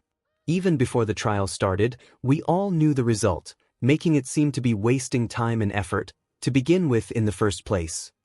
Aizawa spoke. Okay, so locking him up without a trial isn't exactly a bad idea of the century. And how do you suggest we perform this matter? Nizu looks towards 𝗵𝗲 knowing that among the group he's the wisest right next to Aizawa. By punishing him with the law itself. Setting him to be an example for all others to follow and shows that no one is above the law, he suggested. So we treated him as a martyr, Nizu spoke. Okay, how do we do that? Mike went to ask. Aizawa went quiet for a moment as both 𝗵𝗲 and his eyes met with each other. It's quite simple. We kill the little bstrd. Ourselves. 8. There was a long pause. In Izuku's words, every teacher in the room including Nizu is looking at where Hamura is sitting. For the first time since he got here, he decided to voice his opinion and the first thing he said was to kill the boy himself. That assertion shocked even all the teachers. With Aizawa's dry eyes widening in disbelief and causing Midnight and Recovery Girl to gasp. Meanwhile, Toshinori could have sworn his heart had stopped for a second. 1. Why you can't be serious? Are you? It's the most logical option there is. Just like you all said, Katsuki Bakugo has shown signs of becoming a threat, or to put blandly, a villain. Even before he entered the school, you all knew just what kind of person he truly was and all of your hands were tied before because of the HPSC. But not anymore. You want to fix this whole mess, you need to get down dirty and do what's necessary. He coldly expressed his view. 1. Are you calling young Bakugo a villain? Toshinori yelled, gripping his fist tightly. 8. Is it cold during the winter and warm during the summer? He riposted with an unamused tone. 1. We're not killing a child in cold BLD. This isn't how we do things, Hamura-sensei. Nizu spoke firmly, shutting down the idea itself, but Izuku didn't seem to agree with its decision. He spoke in the final in a firm but serious tone. 3. The dog who bites every owner he's had can only be disciplined with a firm hand or put down. For the teacher looked in his direction once he finished saying his sentence. Nizu stares toward him, his beady eyes locking with him as a silent confrontation occurs in the room. In his mind, Nizu is looking at the edge over what's about to happen. Now that Katsuki Bakugo has exited the premises of UA and it's outside of his responsibility, Izuku has an invisible green light lighting on the top of his mind, knowing that he had the opportunity to kill him. The agreement he made with Izuku only states that he couldn't harm the students while still inside the school, making UA a neutral ground for both Izuku and Class A. But with Bakugo facing an expulsion, that agreement is starting to fade because the blonde-haired kid isn't a student anymore. He began to remember his conversation with Masamori and Aizawa, discussing Izuku, who's still itching to settle the score with his tormentor, and somehow finds that the timing couldn't be more satisfying for him right now. But he couldn't allow BLD to be spilled on the school grounds. Homura-sensei. As heroes, we don't perform the role of judge, jury, and executioner. We uphold the standard necessary for the others to follow, making us to be the prime example of what heroes supposed to be. One Izuku scoffed at Nizu's remark while sitting in his chair, crossing his hand onto his chest, not joining in the conversation between the teachers. He watches in silence as they argue whether to send Bakugo straight to prison or head straight to court to process his trial. Principal Nizu, I couldn't believe that I'm saying this, but I agree with what Homura-sensei had said. Shu, are you deranged or something? Mike was as surprised as anyone else. This isn't like you at all, 𝗧𝗵𝗲 questioned the erasure hero. Nizu wasn't surprised at the sudden hand slamming on his desk, seeing the surface crack. On the outside, he showed no reaction to the gesture, didn't flinch at those glowing eyes filled with a raging inferno of anger. On the inside it was a different story. While he knew Aizawa would always be proud of his logic, this was just him expressing his anger, which is justified in his opinion because as much as he tells himself there was nothing he could do, he knew he could have done so much more. That didn't change that he still had animal instincts, and right now he wasn't the strongest in this room. He may be smart, but that meant nothing when one's opponent outclassed his other abilities in every way. Think about it for a second. We have been trying to come up with a solution on what to do with this boy ever since the first year. He's nothing but a cancer to all of us and everyone in the school. How many times has this kid been offered so many chances and yet he still refuses to change and remains ignorant about his SHT? Maybe we need to consider other options. Aizawa slammed the desk in anger with the room gone to a deafening silence. We are talking about murdering a child here. Does anyone agree to it?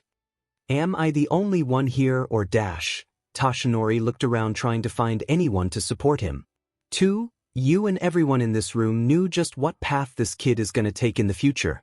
What do we need, a death in a school before somebody gets a grip? He said, spitting venom in each word. The room went to a deafening silence over Aizawa's statement. They didn't agree to it, but they knew just how exhausted keeping him here. They have been trying so hard in the last year just to keep Bakugo off from the school and away from the students.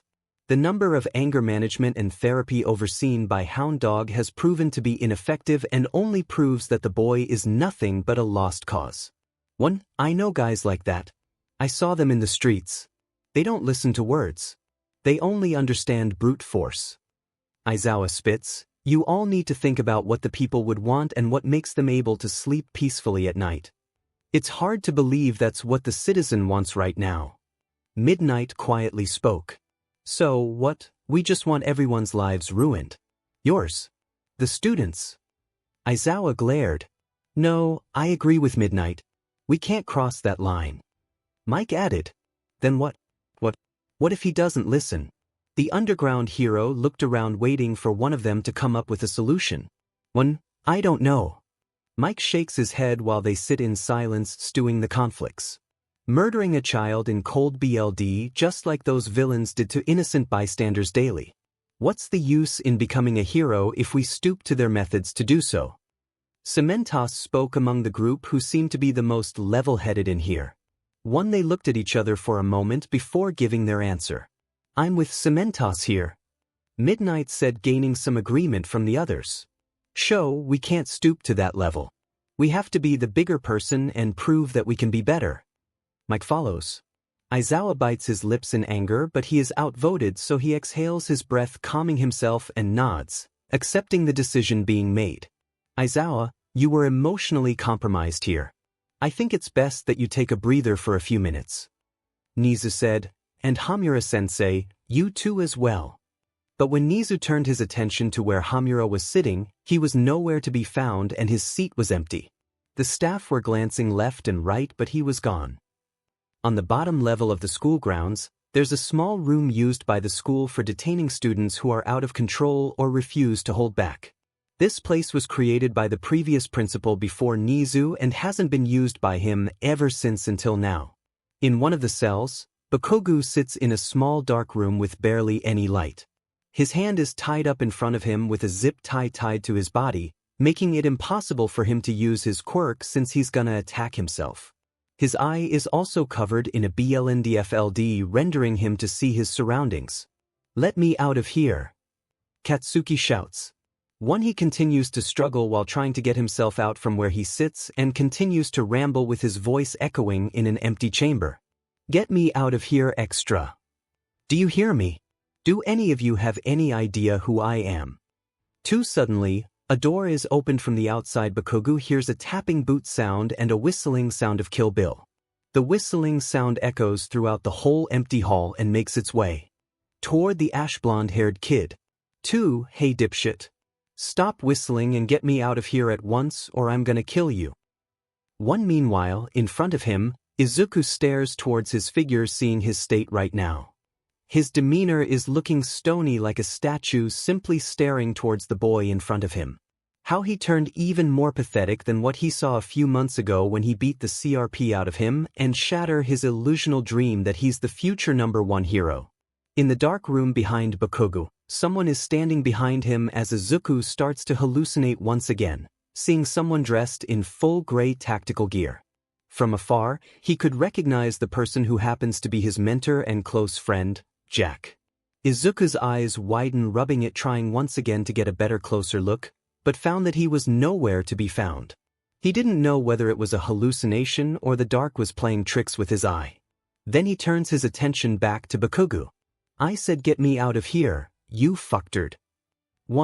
Such savage thought, he mused with disgust and a bit of sorrow. "You truly have fallen so low." His cell door is opened as the sound of the steel bars being dragged hits through his eardrum, but he's unable to see who's standing in front of him, nothing but a dark and empty void. Izuku then got behind him and lifted the zip tie around his body while dragging him out of there. But Bakugo continues to struggle, trying to release himself from whoever that's holding him right now. They continued to walk while Bakugo kept spouting curses every step that he took, but Izuku didn't reply to him at all, paying him no attention. When they both left the building, Izuku could see that they made it outside and he released the blndfld on his eyes. The blinding light hit him and Izuku continued to drag him with his right hand holding him and the other touching a machete he got from the zombie attack a few days ago. Izuku stopped with his track and pushed him forward and already unsheathed his machete out of the strap. His hand is holding the grip, pointing the tip of the blade at Katsuki's eye. "Would you like to stand or kneel?" he asked. "Even tied to this fing rope, I'm going to fing kick your butt." Katsuki spat. "Suits yourself." He pushed him off the ground with his knee touching the ground and the machete blades already aimed at Bakugo's neck. He raised the blade in the air, ready to cut off Bakugo's head. 𝗵𝗃, stop. Izuku turns his head and finds Aizawa running with the other teachers in the conference room, followed by a few bystander students who are around the area watching over one of the teachers carrying what appears to be Katsuki. Bakugo tied over to his body. Aizawa, who's managed to catch up to Izuku, block his path while holding his shirt tightly. "For F's sake, 𝗵𝗃. We're releasing him. He can't be beat to SHT, we're not releasing him. We're releasing his corpse, his headless corpse to be precise," he replied in a harsh tone while holding the ash-blonde head. "Get your hands off me, you piece of a," Katsuki grunts while seething in rage like a wild animal. "Quiet, Bakugo," Aizawa half-shouted before turning his attention back to Izuku. "Every time you hit him, you're hitting us. There are students here. You're gonna screw us and the school because of your pride." "We're already screwed," Izuku spoke. "This won't change a thing. All we have left is our dignity. You want to get your revenge. I get that. Revenge is an act of selflessness, you know that." Aizawa stated, hoping that Izuku would back off, but he showed no sign whatsoever. "It's respect. Izuku said, "It's respect for ourselves. It's respect for the person he humiliated. That's what it is." He replied, "What revenge, you piece of 𝗧𝗓𝗔𝗊? I don't even know you." Katsuki shouts. The other teacher watches the confrontation that's happened between both Aizawa and 𝗵𝗲𝗄 waiting on what's about to happen. A few of the students are also standing watching, making a circle. Among them are Izumi and her friends, Kendo, Kaibara, Tetsu, and a few support and business courses. Among them all, Nizu is looking on edge over what's happening. Wherever this course of action goes, it will lead them toward the future, no matter the outcome. Aizawa stares at the moment before replying to Izuku, asking him one final question, "Is it that important to you?" Izuku holds Aizawa's shoulder with his free hand and looks at him in the eye with seriousness. "Aizawa, I have to do it or I can't look at my students in the eyes." Aizawa closed his eyes for a moment, considering before giving him his answer. "He's all yours." One Aizawa slowly backs away while pushing back the students who are trying to get close to Izuku, placing the machete back into his sheath. Right in the middle of the circle, Izuku grips Bakugo by the back of the neck, pulls a knife from a sheath in his breathes, and cuts the tie that binds Bakugo's wrist. After he was free, Izuku pushed him and took a fighting stance, and Bakugo looked towards him before grinning in delight. "So you want to fight me, is that it? You sack of it?" Katsuki growled, resembling an animal being let off from its leash. "You win, you walk away. You lose, you come out in a body bag," he plainly said. Izuku knows that simply cutting his head or straight up killing him won't be effective. The only way that it's gonna work is if Izuku broke him. He sees these people for quite a while. The type that thinks that he's on top of the world. The one that thinks the world revolves around his head. That's why he must beat him until he's tired of himself. To show how weak he truly is. To stomp whatever pride he has left till he's nothing. Katsuki grins while getting ready for the fight that's about to happen. The group of students took a few more steps back as they realized that it's gonna be a messy fight, knowing how Bakugo's quirk worked. One Izumi, who's watching the group, tries to see over the fight. But something tells her that this isn't gonna turn out well for Katsuki. The ash blonde took a stance as the weary Katsuki faced off against Izuku. Both of them locked eyes with each other, waiting for the others to make a move. "Hit me," Izuku said. And Katsuki decides to make the first move by throwing his signature right hook towards his opponent's face. But Izuku didn't even hinged by his right hook at all, almost finds his attack to be weak. "I said hit me," Izuku asked in a dull voice. Katsuki threw another 2 sets of punches at his face, but Izuku didn't fight back and simply let him take the hit. Katsuki grinned, thinking that his opponent was nothing but all talk and had no fight, but his expression turned from satisfaction to confusion watching him still stand. His expression doesn't change even as his lip is ripped and blood begins to flow out from his mouth. Katsuki seems completely angry and the smoke coming out of both his hands increases. "Come on. Hit me," Izuku shouts, pushing Katsuki's shoulder, trying to rile him up. Not backing down from the challenge, Katsuki throws a barrage of punches at him, not minding the blood spewing out from his cheek and mouth. Izuku fixes his wild eye at Katsuki. Katsuki opens his fist with a set of explosions, making it have more bite to its attack. One smoke, dust, and ash completely covered the surroundings. The road where the two of them were standing was completely covered in black smoke. Both the students and teachers watch over the one-sided fight, frightened that one party might kill the other too hard. Aizawa, who's among the group, watches as Izuku continues to stand but doesn't try to fight back, almost like he's giving him a handicap. Katsuki threw another set of swings, but this time, Izuku blocked it and pulled his head to meet with him. Their forehead touches each other as Izuku whispers towards his earshot. "You know why I'm gonna kill you," he whispers in a deadly tone. "Because I said you off somehow." Katsuki said back, "No. Because you're a bigot." Izuku answered. He punches Katsuki twice, one in the chest and one in the gut. Katsuki reeled back before trying to move up front, but he gets caught by Izuku. "You sack of 𝗧𝗓𝗔𝗊, do you know that you're talking to the future #1 hero?" 5 Katsuki breathed, feeling his breath losing from his chest, and moved away from his grip. He throws 2 blows at Izuku, but he dodges and holds Katsuki in the air before tossing him aside.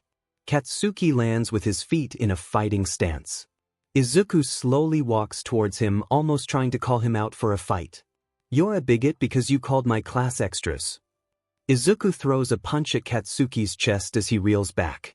"Theist." Izuku returned with a set of punches at his face over and over. He pummels Katsuki down over and over again till his face breaks. Bakugo's head smacked against the ground as he made an impact, sliding across the rough cement. One among the group, Katsumi, watches her brother losing the fight, and BLD spits from his mouth. Dry BLD is coming out from his mouth and his eyes are almost unable to remain open. She whispered, watching her brother get pummeled in public with hundreds of people watching. "Bully." Another set of jabs hits his face. BLD splatters across the ground and Katsuki is trying to maintain his consciousness right now. He could feel that his skull was starting to crack from the hit. That punch was almost as powerful as All Might when he faced off with him during the exam battle. 2. Stop now. Katsumi shouts. 3. Because you treat my student as a stepping stone. Once more, he got hit in the gut. He kneels on the ground holding his stomach with his hands. He spits out saliva from his mouth. Izuku watches as he tries to recover from the pain that's hitting him, but Izuku doesn't give him a chance to take a breather. Not that he deserves it. Unable to stand any longer, Katsumi tried to get in between the fight, but Aizawa came blocking her and pushed her in among the group. "Stay out of it." 2. She continues to cry for help as her brother got beaten almost to death by the new teacher, but no one moves while watching the scene that's transpired in front of their eyes. 3. And quirkist. Katsuki got kicked by Izuku's knee to his guts. He has to bite his tongue to prevent a scream of agony from escaping his mouth. Whatever the F this is, it hurts like hell, like he was being electrocuted in a furnace. And worst of all, it locks him on the spot, where moving one limb is a great challenge for him to accomplish, like climbing a mountain. "You're racist." 2. Another hit straight to his face once again. But as Bakugo tried to stand and attack back, Izuku punched him in the face. Even without his flame, it sent Bakugo back to the ground, a look of surprise on his reddening face. 1. You're sexist. 3. With another punch, Izuku splits his lip. A third, and a tooth flew free from his gums, BLD pooling in his mouth. His eyes rolled back into his head, and Izuku laughed to himself as he watched. He hit Bakugo again and again. 1. Sensei, make them stop. Katsumi begs, tears flowing down to her cheek. He stated firmly, "You're a homophobe." 1. Izuku kicked his side of the stomach and dropped to his knee, unable to stand. A strong, powerful kick hits through his liver, with sharpening pain hits his entire course of body. He winces in pain, holding on to his stomach, unable to force his body to make a run. From behind, Izuku grips Katsuki's head tightly, ready to break his neck, trying to end this miserable piece of SHT from ever bothering anyone else ever again. Not his students, the teachers, or even him. 1. And this one is for Ibra. Izuku spoke through his ear, ready to end his life. But just as he's about to do the deeds, Aizawa grabs onto his shoulder and looks at his front face. Izuku grits his teeth in anger. "Hey, that's enough," Aizawa whispered, waking him up from his trance. Izuku didn't release his grip on the blonde head while looking towards the underground hero. His eyes bulge, almost ready to pop out from his socket, and his hands still holding the ash blonde head tightly. "He hurt my student, Aizawa," Izuku said in a stuttered breath, his eyes widening almost in a deranged manner. His grip continued to get tighter, ready to snap Bakugo's neck for good. "Your student wouldn't want this." His voice is strained, trying to convince him gently. "He ruined her life," he whispers hoarsely. His throat is tight. It feels like he's choking his BLD. "Let him go," Aizawa says quietly. Izuku hesitates for a moment, then lets out a loud shout in the air before releasing Bakugo on the ground. The ash-blonde kid fell on the stone floor coughing, and Aizawa joined in with him, trying to keep his head cool, only to be broken by the sound of the ash-blonde gasping for air. What the F is this? SHT face. He managed to breathe out through gritted teeth. "Stop this. SHT right now. Or I'll F-fing." ruin your life.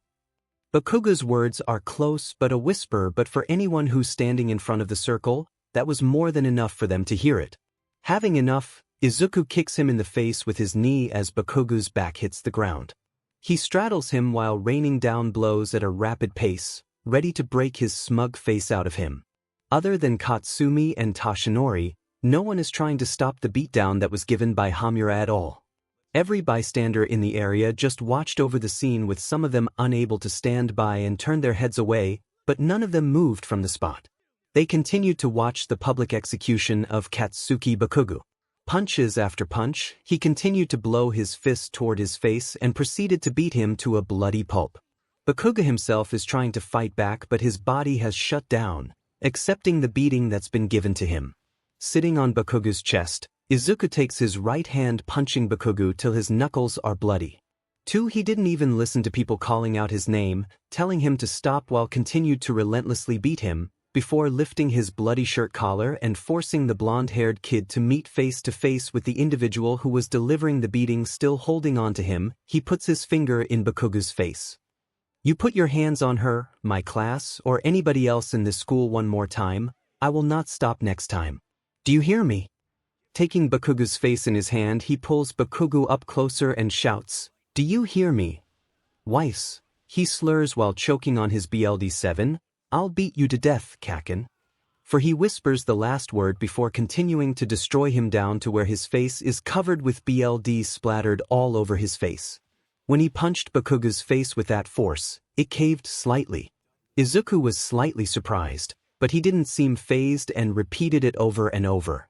His last punch and Bakuga's face caved completely, his breath slowly leaving his lungs while choking his BLD3. The boy watched the blonde struggle to get off the ground. The left side of his face is covered in cuts, bruises, and swelling, smirking to himself at the realization. He had finally accomplished what many back at Aldra would believe to be impossible. He put Bakugo on the ground, and he loved every moment of it. An ambulance truck is leading the way, turning on its sirens, alerting the reporter and civilians standing at the front gate of UA to make their way. In the ambulance rear, 2 armored trucks drive off from UA ground, filled with 4 trained guards sitting in the back on each truck. The officers are all wearing full tactical gear with their assault rifles trained and ready to shoot at any threats that are along the way. Inside the ambulance, the blonde boy is lying on the stretcher at the back of the ambulance with an oxygen mask placed on his nose and a heart defibrillator, and a monitor is placed as well to monitor his heartbeat. His body remains unconscious from all the beating that he's received, and the doctor says that his body is closed on the edge of death. 3 amongst the group who stand in the gate, Izuku stands right beside Aizawa, who's trying to block him from doing something rather stupid to his standard. He knew that if he happened to turn the other way right now, the new teacher would have a one-on-one meeting with the comatose boy in the morgue. Once the truck drove off and the gate was closed, the remaining students were watching the departure of Katsuki Bakugo leaving the school for good. Among the group still watching the gate are a few Class B students, Izumi, Kirishima, Katsumi, and Shoka, along with a few of the teachers and several Gen Ed course students as they discuss, whispering over what happened. A huge sigh of relief is coming out of every student once they hear about it. They had been waiting for this day to come for so long, and now it finally came true. Katsuki Bakugo is leaving UA permanently. 3 in the group of students, Katsumi is standing silently crying, knowing that her brother might be inches away from dying, but now he's already gone from school, making his dream to be a hero and redemption out of the window. 14 She stood silent while sobbing, looking through the gate even when it was already closed and listening to their cheerful attitude, overhearing that her brother was being dragged by the police in front of 100 students watching, and she just stood there grimacing about it. Her breath was breathing very hard, and she could hear her breath along with their whispers. "One man, about DM in time. Finally he's gone. Yeah, did you see his attitude? And he said that he wants to be a hero. He's more suited to be a villain if you ask me. For all that talk about wanting to be number 1, and he got beaten just like that. He deserved it." At the last comment reaching her ears, she let out a scream and pushed the one who just said that and got pinned on the floor, which happens to be Kendo, and she got met with Katsumi's glowing hand about to make contact with her face. Immediately Izuku PPS his gun and puts it to Katsumi's head. 7. The students around the area yell out in panic, trying to get away from the scene while the teacher is watching in intense, worried that they might make a wrong move after watching Katsumi's amped-up emotion reaching the rooftop ready to take it out on anyone. If they were seconds too late, then Kendo's death would be on their hands. 1. Kendo doesn't flinch, and neither does Katsumi or Izuku in the standoff, but anyone who's watching closely can see fear spring out of her eyes, waiting for whether the explosion is about to hit her face or not. I won't hesitate. I don't care if every reporter outside those gates hears it. Izuku whispers, looking towards her menacingly with his index finger already touching the trigger. In the three-way standoff, Katsumi's palm still aiming directly toward Kendo, and Izuku still pointing his gun with its muzzle at Katsumi's head. After a standoff, Katsumi lowers her hand, crying, drops her hand letting out a few sobs, and slowly walks away. Kendo lets out a sigh with Tetsu comes over to her to help her stand up. Izuku uncocks his pistol and lowers it looking at Katsumi, who blinks away some tears. Izuku, who's still holding his gun in his hand, addressed the gathered students. Why are you standing here? Head back to your dorm in 5 minutes, and if the staff or myself see any one of you out there is detention for the entire class with no exception for a week. Went with the sudden threat, all of them quickly dispersed and started fleeing from the scene, leaving the left off from Class A and Class B with the teacher. None of them seems to have any protest with the threat after they witness what just happened in the last 30 minutes. Take her to the dorm and get the hell out of here. And don't even think that I'm bluffing. Izuku threatened Class A, and they nodded, with Izumi helping Katsumi to leave the scene with Kirishima and Shoka. Once Class A had left following the remaining audience, Izuku turned his attention back to his class with a softer look than the one he gave to Class A. You guys okay? He said. Why yeah, I'm okay sir. Kendo answered, a little threatened, but I'm okay. You sure? You need medical assistance? He asked once more. No sir, she replied once more. She earned a nod from Tetsu, praising her for her bravery in the face of danger, but Izuku didn't seem convinced that she was not feeling shaken up, even by a little. He knew very well that having your face pointing by one of those damned hands can leave a traumatic experience no matter how strong you are. Alright, head back to your dorm. And that goes the same for all of you. He said before taking his leave and walking straight to 𝗕𝗏𝗄, who was standing among the group of teachers. Tell those drones to strengthen the gate security and split them to doing a patrol around the campus. These students aren't gonna cower with just robots guarding the area, so I need your clones to do it. Round up a few guards as well. He nodded over to the suggestion before walking to the group of teachers who were looking towards him. Toshinori is glaring holes right at him, but Izuku doesn't seem to be fazed by it. Midnight and 𝗬𝗏𝗄 looked utterly shocked. And Nizu remains unfazed with his beady eyes staring right at him. Alright, let's talk. He opened the door to the meeting room, ushering the rest of the adults in first and walking in after them. Toshinori was there too, taking a seat in one of the chairs with angered expression on his face. The teacher, excluding Nizu, was sitting on the left or right side of the long table, with Nizu's at the end of the table. Right after the teacher's rear bottom touches the comfy seat, Toshinori decides to fire off the first shot at the meeting. I want him out of this premises. And fired. 3. Toshinori narrowed his eyes at Nizu, nails digging into his knees. The principal sipped at his tea, perfectly calm in the face of Toshinori's annoyance. This man has shown abusive behavior to one of our students and has a short temper fused. He's rude, rash, short temper, and shows vicious behavior. A man with your stature shouldn't even be to teach this fine, aspiring future heroes.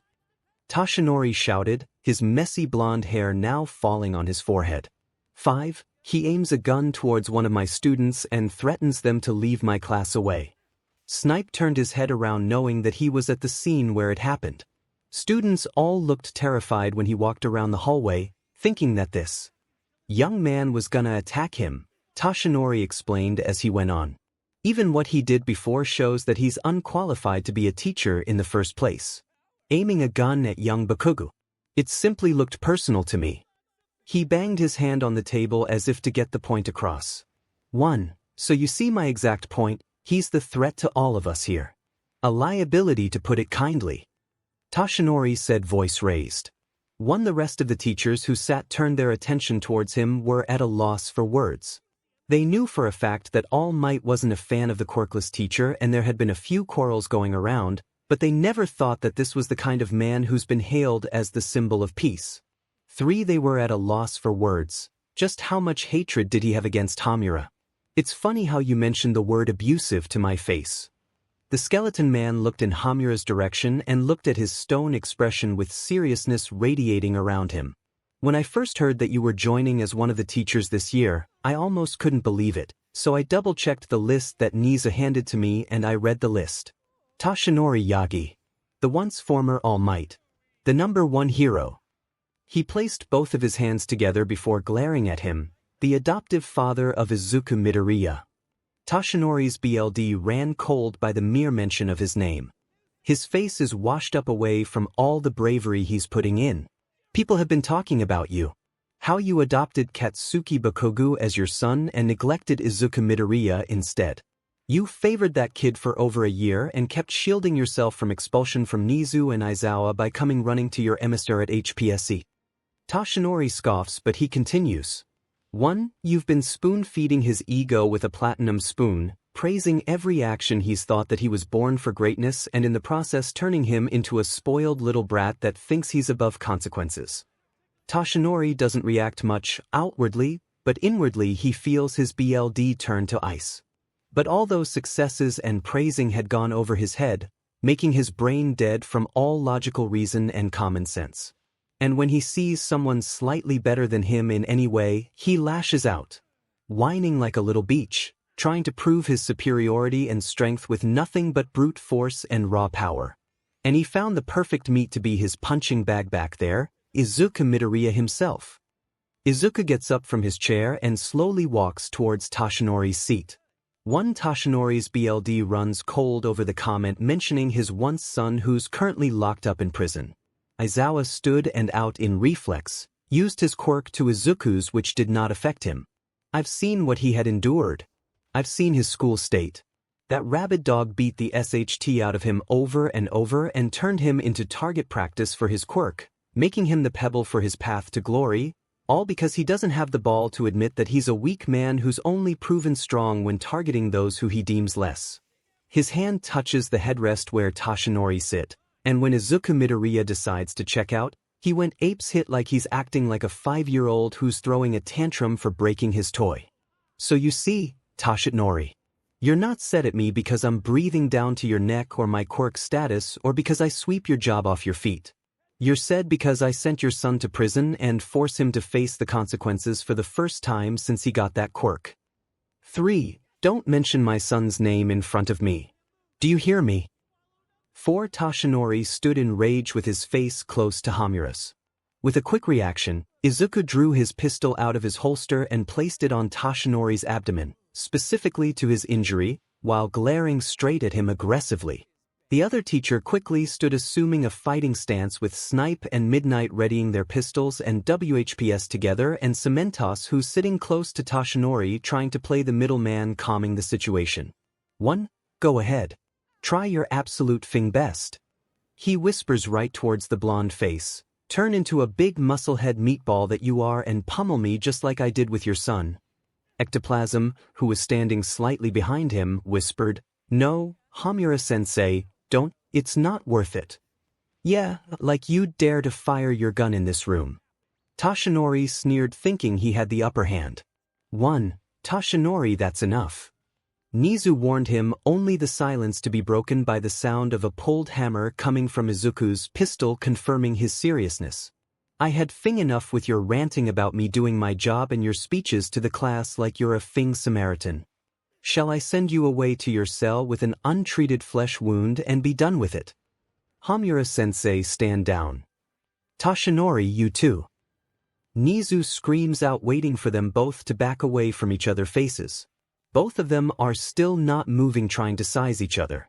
Izuku's blood boiled like magma, pumping rage through his veins. He had yet to lower his gun and only did when Izuku being pulled by 𝗵𝗲𝗏𝗏 back to where he sat and 𝗧𝗵𝗧𝗏 returned to his seat as well. Izuku slowly craned back his forearm, removing Tashinori from his crosshairs and reholstering his revolver to where it was stored. His eyes were still fixated on the blonde skeleton man filled with aggression. Tashinori looks down at his lap, gritting his teeth, hands clenching and unclenching. He feels his 𝗵𝗃𝗵𝗃 behind his ears, as the familiar emotion of fury burns in his heart, but the comfort that heat brings him is corrupted by a chilling, icy feeling deeper within. The room fell silent after his little rant. The erasure hero eventually had to blink and deactivate his quirk in the process. He let out an exasperated sigh as he sat back down and ran a hand through his shaggy hair. Nizu simply pushed a refreshed cup of tea closer to him, which he accepted gratefully. While Tashinori sat there taking in his words, he did everything to ignore that cold. "And what about your behavior, for example, huh? I knew for a fact that you have shown favoritism against your entire class since you've been working here." He accused the new teacher of his behavior over the past few months. "Just like what you pulled during last year." Izuku tilted his head from his seat staring at him. "That's different," he argued. '3. You treated those 𝗧𝗵𝗲 like they shat gold on a daily basis, and just like that rabid dog, you spoon-feed their ego like they were a 5-year-old craving for attention." Izuku continues glaring down at him. "What about how you treated young Kendo then?" He pointed out the matter, gaining a few looks from the other teacher. "What about it?" Izuku asked, keeping his composure. "People have been talking to, the young new teacher with his new student, having a private conversation. How you always spend some time with her outside the school, how you may have some romantic experience." Tashinori announced in the open, with the principal sitting a few feet away from him. "Is that what you believe?" he asked. "It's what I knew," Tashinori replied. Good, bless your creator for giving each of us a mind of our own." Izuku nods, "Which is more than I can say of you." Tashinori grunts, feeling enraged from being ridiculed, and tries to lunge toward his seat, but a quick glare from Aizawa halts him from doing so. Aizawa has Shinso from Gen Ed as his student, and Midnight has a few underclass who look up to her for being an icon of woman heroes. Even Snipe has a couple of upperclassmen who are asking for some private training. I don't see you banging on their doors instead. Correct me if I'm wrong. You have a full class as your devoted follower, correct? I treated all of my students the same. I don't hold one being better than the others. They're here to learn and I'm here to teach. So tell me, standing in front of God, which one of us will be judged more harshly?" He questioned over to Tashinori, waiting for an answer. Tashinori, who had not answered his accusation, decided to argue about it, but Nizu held up a paw. Tired blue eyes turned to him as the chimera took another sip of tea before speaking. "It seems we are at a difference of opinion then," the principal said. Tashinori believes that Katsuki Bakugo shouldn't get beaten in front of the students, while Hamura thinks that it is necessary. Am I correct? The blonde and the silver-haired boy gave an affirming nod. While I don't exactly agree with the method itself, I believe that we made the right decision for kicking Katsuki Bakugo out of school. Tashinori turned his head towards the principal so fast that he was about to have a whiplash, but Nizu beat him before he could voice his opinion. Sooner or later, we're gonna live to see the day when he got transferred by the prison.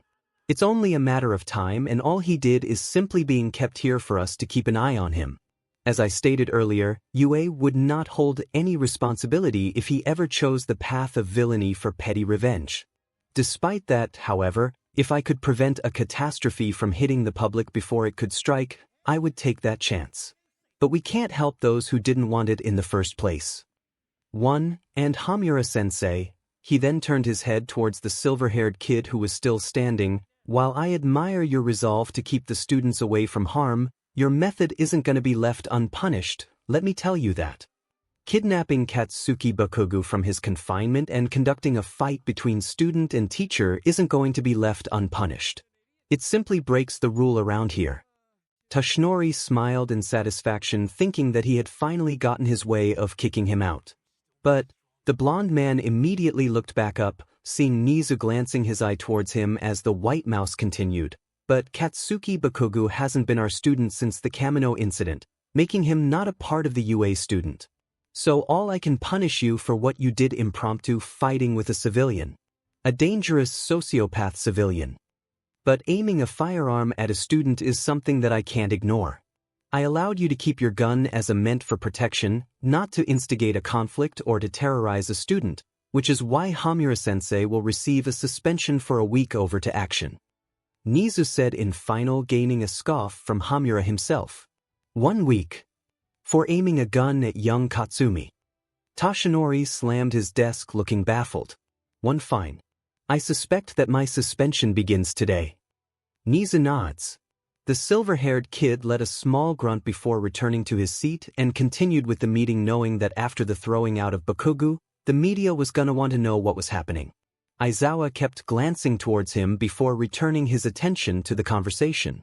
His ears are still paying attention to the conversation, but his mind remains trying to figure out what went wrong.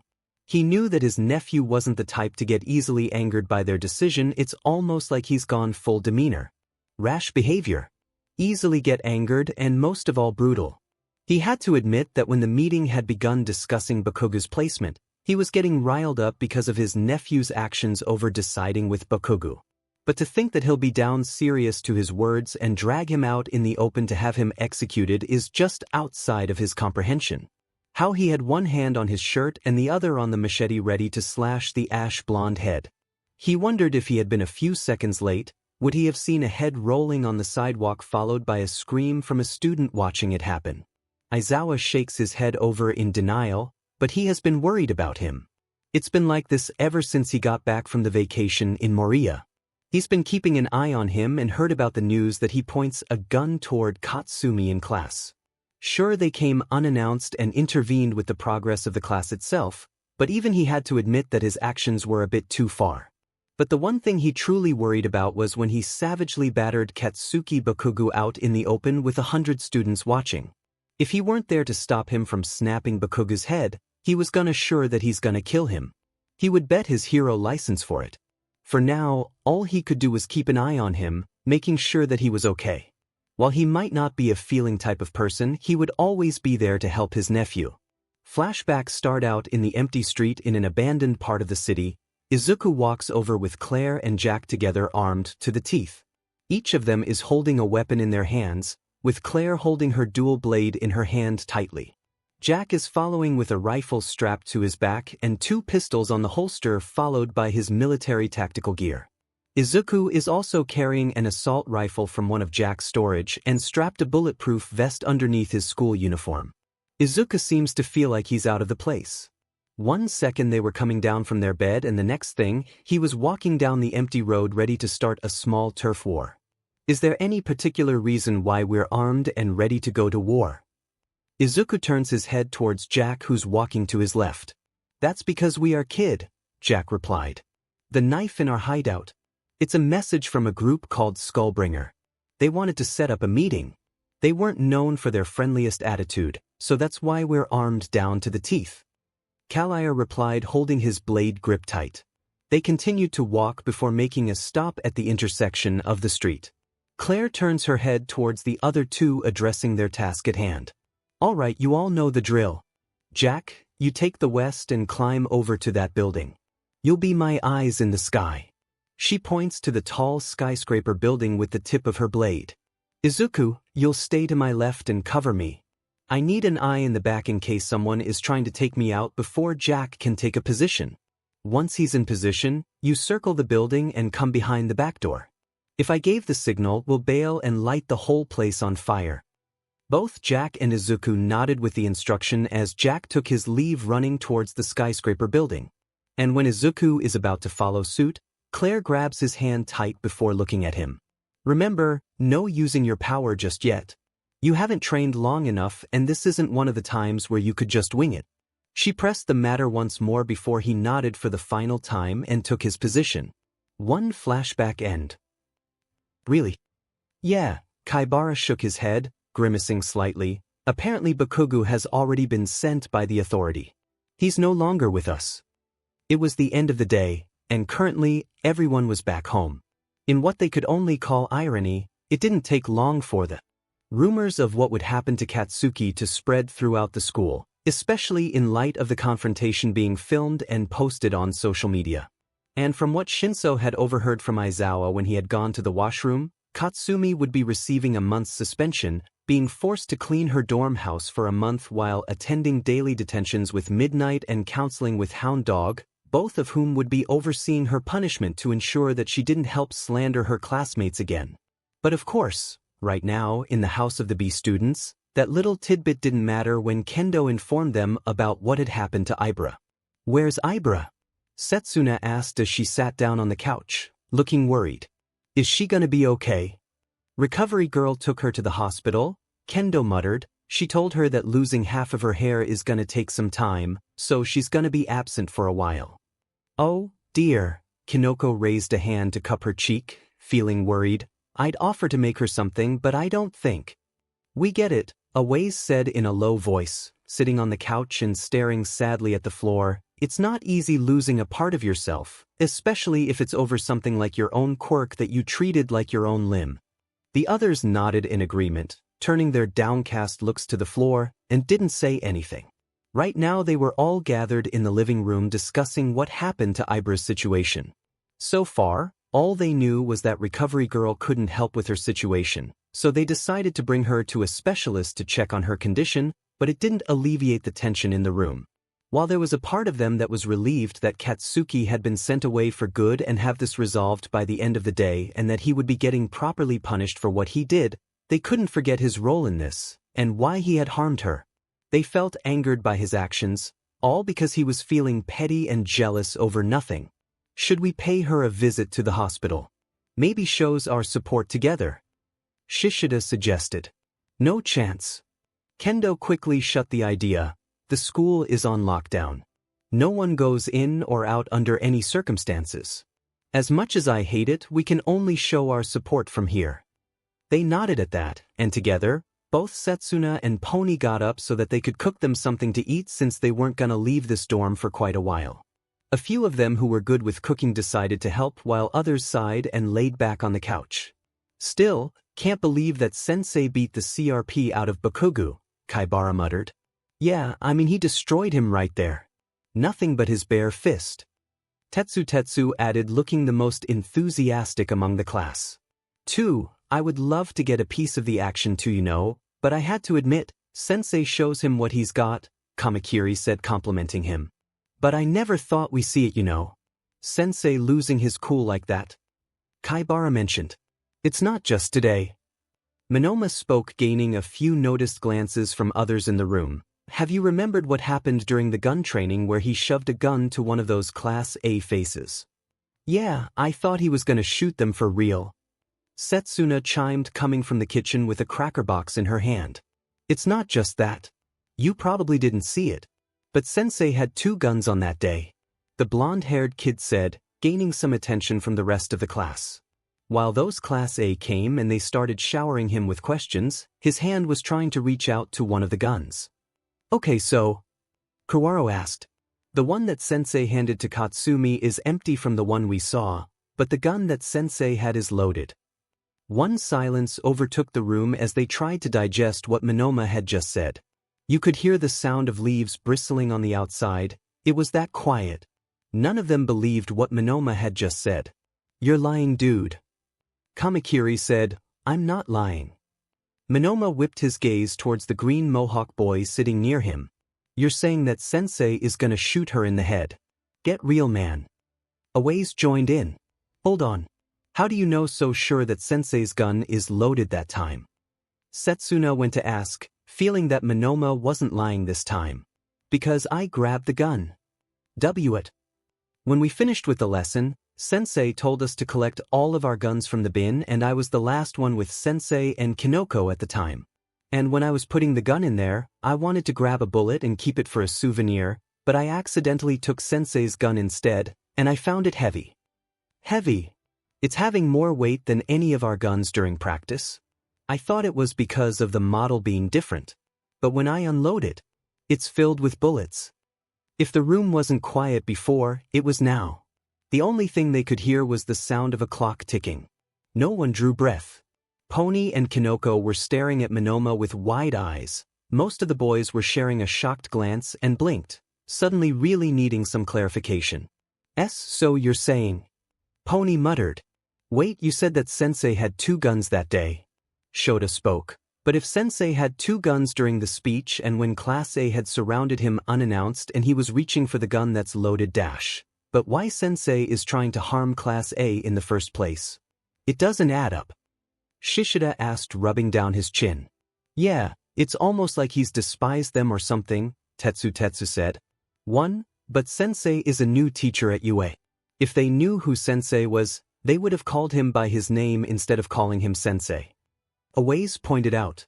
Come on, you expect us to believe that sensei is gonna shoot them? Kaibara questioned him with a weird look. While the group is discussing Hamura-sensei, Kendo is sitting on the sofa reminiscing about what she just witnessed before. How she just witnessed her teacher beat the CRP out of Bakugo for everyone to see. Of course, she knew the rumors about him floating around recently. How he harassed her class behind their back, telling them that they were nothing but stepping stones and that his being expelled was nothing but a minor setback. To think that she would harm her friend just to prove a point is telling her that he's had gone mad at this point. She was glad that her sensei had stood and defended Ibara for being the victim. Not just Ibara herself, but the entire Class B and probably the rest of the students. But what worries her is what caused him to turn like that in the first place. Ever since he returned from the vacation, he seems to be on edge. She might not be able to see it, but she knew that there was something that holding him. One thing that she knew, Class A was at the center of it. From the day when Class A came to their gun training class, she took notice that his behavior had completely changed 180 degrees. To a fun, exciting teacher that everyone adores to a cold and distant person. She still remembers when he pointed a gun toward Katsumi's forehead challenging her to shoot him, only to find that he was merely testing her, but from what she could tell, he was looking forward to it. And he saw the same angered look in his eye when he landed a punch to Katsuki's face. She wanted to ask about it back when they both talked in the cafe, but she was too focused on her problem that she forgot about it. One thing is for sure. Had to talk to him and ask about it. She had been open about her issue with him, and now it was time for him to do the same with her. It's late at night, and Izuku finally returns to the warehouse with an exhausted look on his face. After running with Nizu and having an exhausting day with Bakugo's situation, he felt like he needed to just lay down on his chair and call it a day. He would prefer to take out his frustration right now with the villains, but knowing that the police and pro-heroes are still looking out for him on the street, he chooses not to go out for tonight, not wanting to give Nizu more headache coming his way. But on the positive side, he won't be coming back to school because Nizu had suspended him for a week over what he did to Bakugo. He knew that there was not a single thing left that could save him at this point. Don't get him wrong, he wanted to pull the trigger and killed him right on the spot. But he knew that giving him a quick end wouldn't satisfy the anger that had residue inside of him for so long. He needs to suffer the same as him all those years ago. And when he's done with his life, then he would be there to end him for sure. Placing his palm onto his face, trying to wash up his exhaustion, he chooses to use this free time to SRP his gun and inspect it. He heads towards the working table in the middle with the computer and places his gun on the table. Once he opens the cylinder to see the chamber, he grabs his cleaning box on the shelf trying to clean it only to find someone sitting near the table of his gun is. What's the matter? You look like you've seen a ghost. Izuku stared with wide eyes. In front of him, another person is coming back to visit him once again. This time is Jack. His once former friend in hell. He holds his revolver in his hand, inspecting it while holding it with his right hand, walking towards him. This is a nice place. It's a bit more comfortable than the rundown bar we had on Hell. Jack walks around admiring the warehouse. You're not real. Izuku shakes his head, rubbing his nose bridge together. Neither are you. Jack replied. You told everyone when you started this crusade that it was about settling the score with your sister and friends. Now look at you, playing vigilantes for the heroes and beating down thugs and criminals. Jack looked at Izuku's revolver with a pensive look. She would be ashamed of what you become. Izuku starts to hyperventilate, trying to catch his breath over what appears to be an hallucination. He tried to close his eyes while thinking to himself that whatever he saw wasn't real, but when he opened it, his friend remained there. You're dead. Why, you're not real. Izuku spoke, trying to convince himself that whatever he sees is nothing but an illusion. Something that we both can agree on. You're not a hero. Or a friend. Or a brother. He spat with each word containing more venom than before. You're nothing. Izuku tries to turn his back away only to be called out by his ghost. Do not turn your back on me, not again. When he turned his head back to see him with a disbelief expression, you're gone. Wherever I am. It's time you joined me. Jack then made a rush towards Izuku and pushed him to the ground. Both of them were grunting and trading blows with each other, but Izuku easily lost in this fight and got pushed to his table. Jack looked at his back and stared down looking disappointed when he walked up in Izuku's direction. They say a coward dies 1,000 deaths. But even that wouldn't be enough for you. His eyes seemingly flashing in absolute fury. I tried to save you. And her. He replied shouting over to him. But you couldn't. He pointed his index finger at Izuku's face. Just like before hell. You're nothing but a failure. And without waiting, Jack leaped forward at once, raising his leg and kicking down to Izuku's ribs. He blocked it with his good arm, throwing Jack off balance, and aimed his kick at his head as he stumbled. Jack luckily ducked underneath it and brought his other arm over to punch Izuku directly in the side. The boy let out a small wheeze as he backed up, stepping forward and getting kicked out and hitting him in the side of his knee as he got slammed to his desk and dropped on the floor. Jack walked over to him and dropped Izuku's revolver on the floor before leaning toward him and whispering directly into his ear. Hell didn't make you strong, kid. It revealed you to be weak. Then at the last attempt, Jack lifted Izuku's body and threw him against the wall, smashing his back and falling on the floor. He wheezed in pain holding on to his ribs, feeling they were about to shatter, and when he looked up, he found that Jack was no longer there, leaving him on his own while he placed both his hands over to his head trying to figure out what went through with his mind. Plus it's 4 in the morning in 𝗵𝘃, Japan. The sky is still covered in darkness left from the night with the sun about to rise from the east direction. Stars are still hanging in the sky and most people would still be asleep, but Izuku is already standing up in his bathroom looking at himself in the mirror. Izuku spent a lot of the last week of his suspension pondering the meaning of what's wrong with his mind lately. What disturbed him most was the satisfied look on Jack's face as he left the warehouse with him down to the ground. To his slight annoyance, his mind kept messing around with him, showing him more hallucination, showing him sights of people that he encountered back in hell. The hallucination of vision keeps popping out in his head once a day, saying the same thing that's been going on in the last week, that they were waiting for him to join him on the other side. He continues to hit his head with his palm over and over while his hand clutches on the side of the sink. His palm continues to rub his face, trying to make a sense of what's happening to him. It's all in my head, Izuku said. They're not real. They're not real. Jack isn't here. Or Enrique. Or anyone. No one is here but me. Looking at his reflection in the mirror, Izuku steadied his breath before washing his face with the running water. Turning the water on the sink, Izuku grabbed the towel on the hanger and wiped his face from the water. Calming his breath, Izuku looks up at his watch and finds that he still has over 2 hours left before he returns to teach after his long suspension. Not wanting to stay here any longer, he walks up to the shelf to grab his gear. He checks over to his pistol that Snipe had handed to him before he got suspended, and he had to admit that he did a pretty good job with it. He opens the barrel to check it and one of the bullets in the chamber falls off on the ground. He placed the gun back on his shelf before picking up the bullet and fell to the ground. But when he picks up and lifts his head, only to be met when he hallucinates a vision of someone standing up there. This time it was Claire on the catwalk in a sunlit black dress, her face covered in the shadows.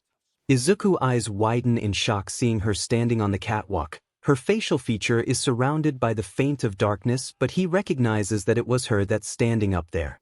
She looks mysterious and away. His head looks up towards her in above, before turning back to his feet with his hand placed on his face, rubbing it down excessively, knowing that it was his head playing with him once again. No, Izuku says as his voice slowly starts to. His right hand touches the bridge of his nose before making his way toward her. Why are you here? What do you want from me? He continues to stare at her with a wide eye, his breath breathing hard while still looking above, placing his hand on his hip. Izuku shakes his head looking away, but to find her to be still there. He tries to convince himself that whatever he sees right now isn't real, but he can't ignore what is in front of him and happens to be the one person that he's longing to see. But his inside isn't filled with joy or happiness. Instead, it's filled with sorrow and regret. Almost like someone had painted a black ink all over to his heart and turned it pitch black. His hand touches his eyelid, wiping off the tears all over him. "Please, get out. Get out." Izuku squealed, his voice echoing loudly around the empty warehouse. But the vision of Claire remains in his eyesight, not moving anywhere from him while looking towards her under the shadow. "You don't belong here. Get out. Please." Izuku reaches out for his gun on the shelf and aims it at what appears to be her, pointing it wildly. He shouts toward her and points his gun straight in her direction. She remains unmoved from where she stood. He let out a deafening scream while sweating excessively. "Why? Are you here now?" And Izuku realized that he was crying, tears streaming down his pale face into the floor.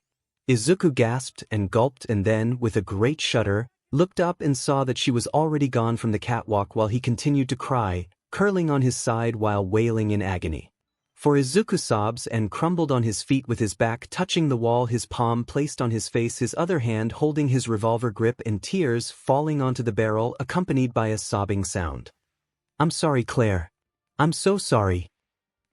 Exactly at 8 in the morning, Class B is waiting on who's gonna be the substitute for their homeroom teacher. So far in a week, they haven't had a heroic class, so they didn't know who's gonna come out of those doors. After waiting, the doors to the classroom opened. "Morning, class." Aizawa came from the doorway. "Morning, Aizawa-sensei," the class replied. "All right, today we're gonna be doing a joint training with Class A for today. Because 2 classes missed the training during the USJ incident, so this time, we'll be doing it properly." "But sir, is it safe for us to go there after what happened last time?" Kuwaro asked neutrally. "The security will be doubled, unlike last time. We've taken every precaution beforehand and there will be 2 pro heroes to go along with you during the trip. The location of our trip will be announced once we arrive there and there will be buses waiting for you down there." "Sir, not to sound rude, but why do we have to have a joint class with Class A for our trip?" Minoma asked, minding his words, knowing that Aizawa wasn't gonna tolerating his complex behavior. Aizawa studied the class's facial expression for a moment while trying to formulate the word in his mind right now. He knew full well that before the news about his class's past misdeed had hit them, Class A and B had been in an ongoing rivalry orchestrated by Minoma, which unfortunately for him his class took the bait, much to his disappointment. But when they learned about what they did, the animosity around them had gone 10 times than before. One, he knew that for them to pull this exercise, they needed to clear the air and work side by side with each other. Not just with their classmate but with others as well. He didn't like it, but when it comes to being a pro, you just had to SCK it up. It's already mandatory for the second year to be joining a class with your class neighbor.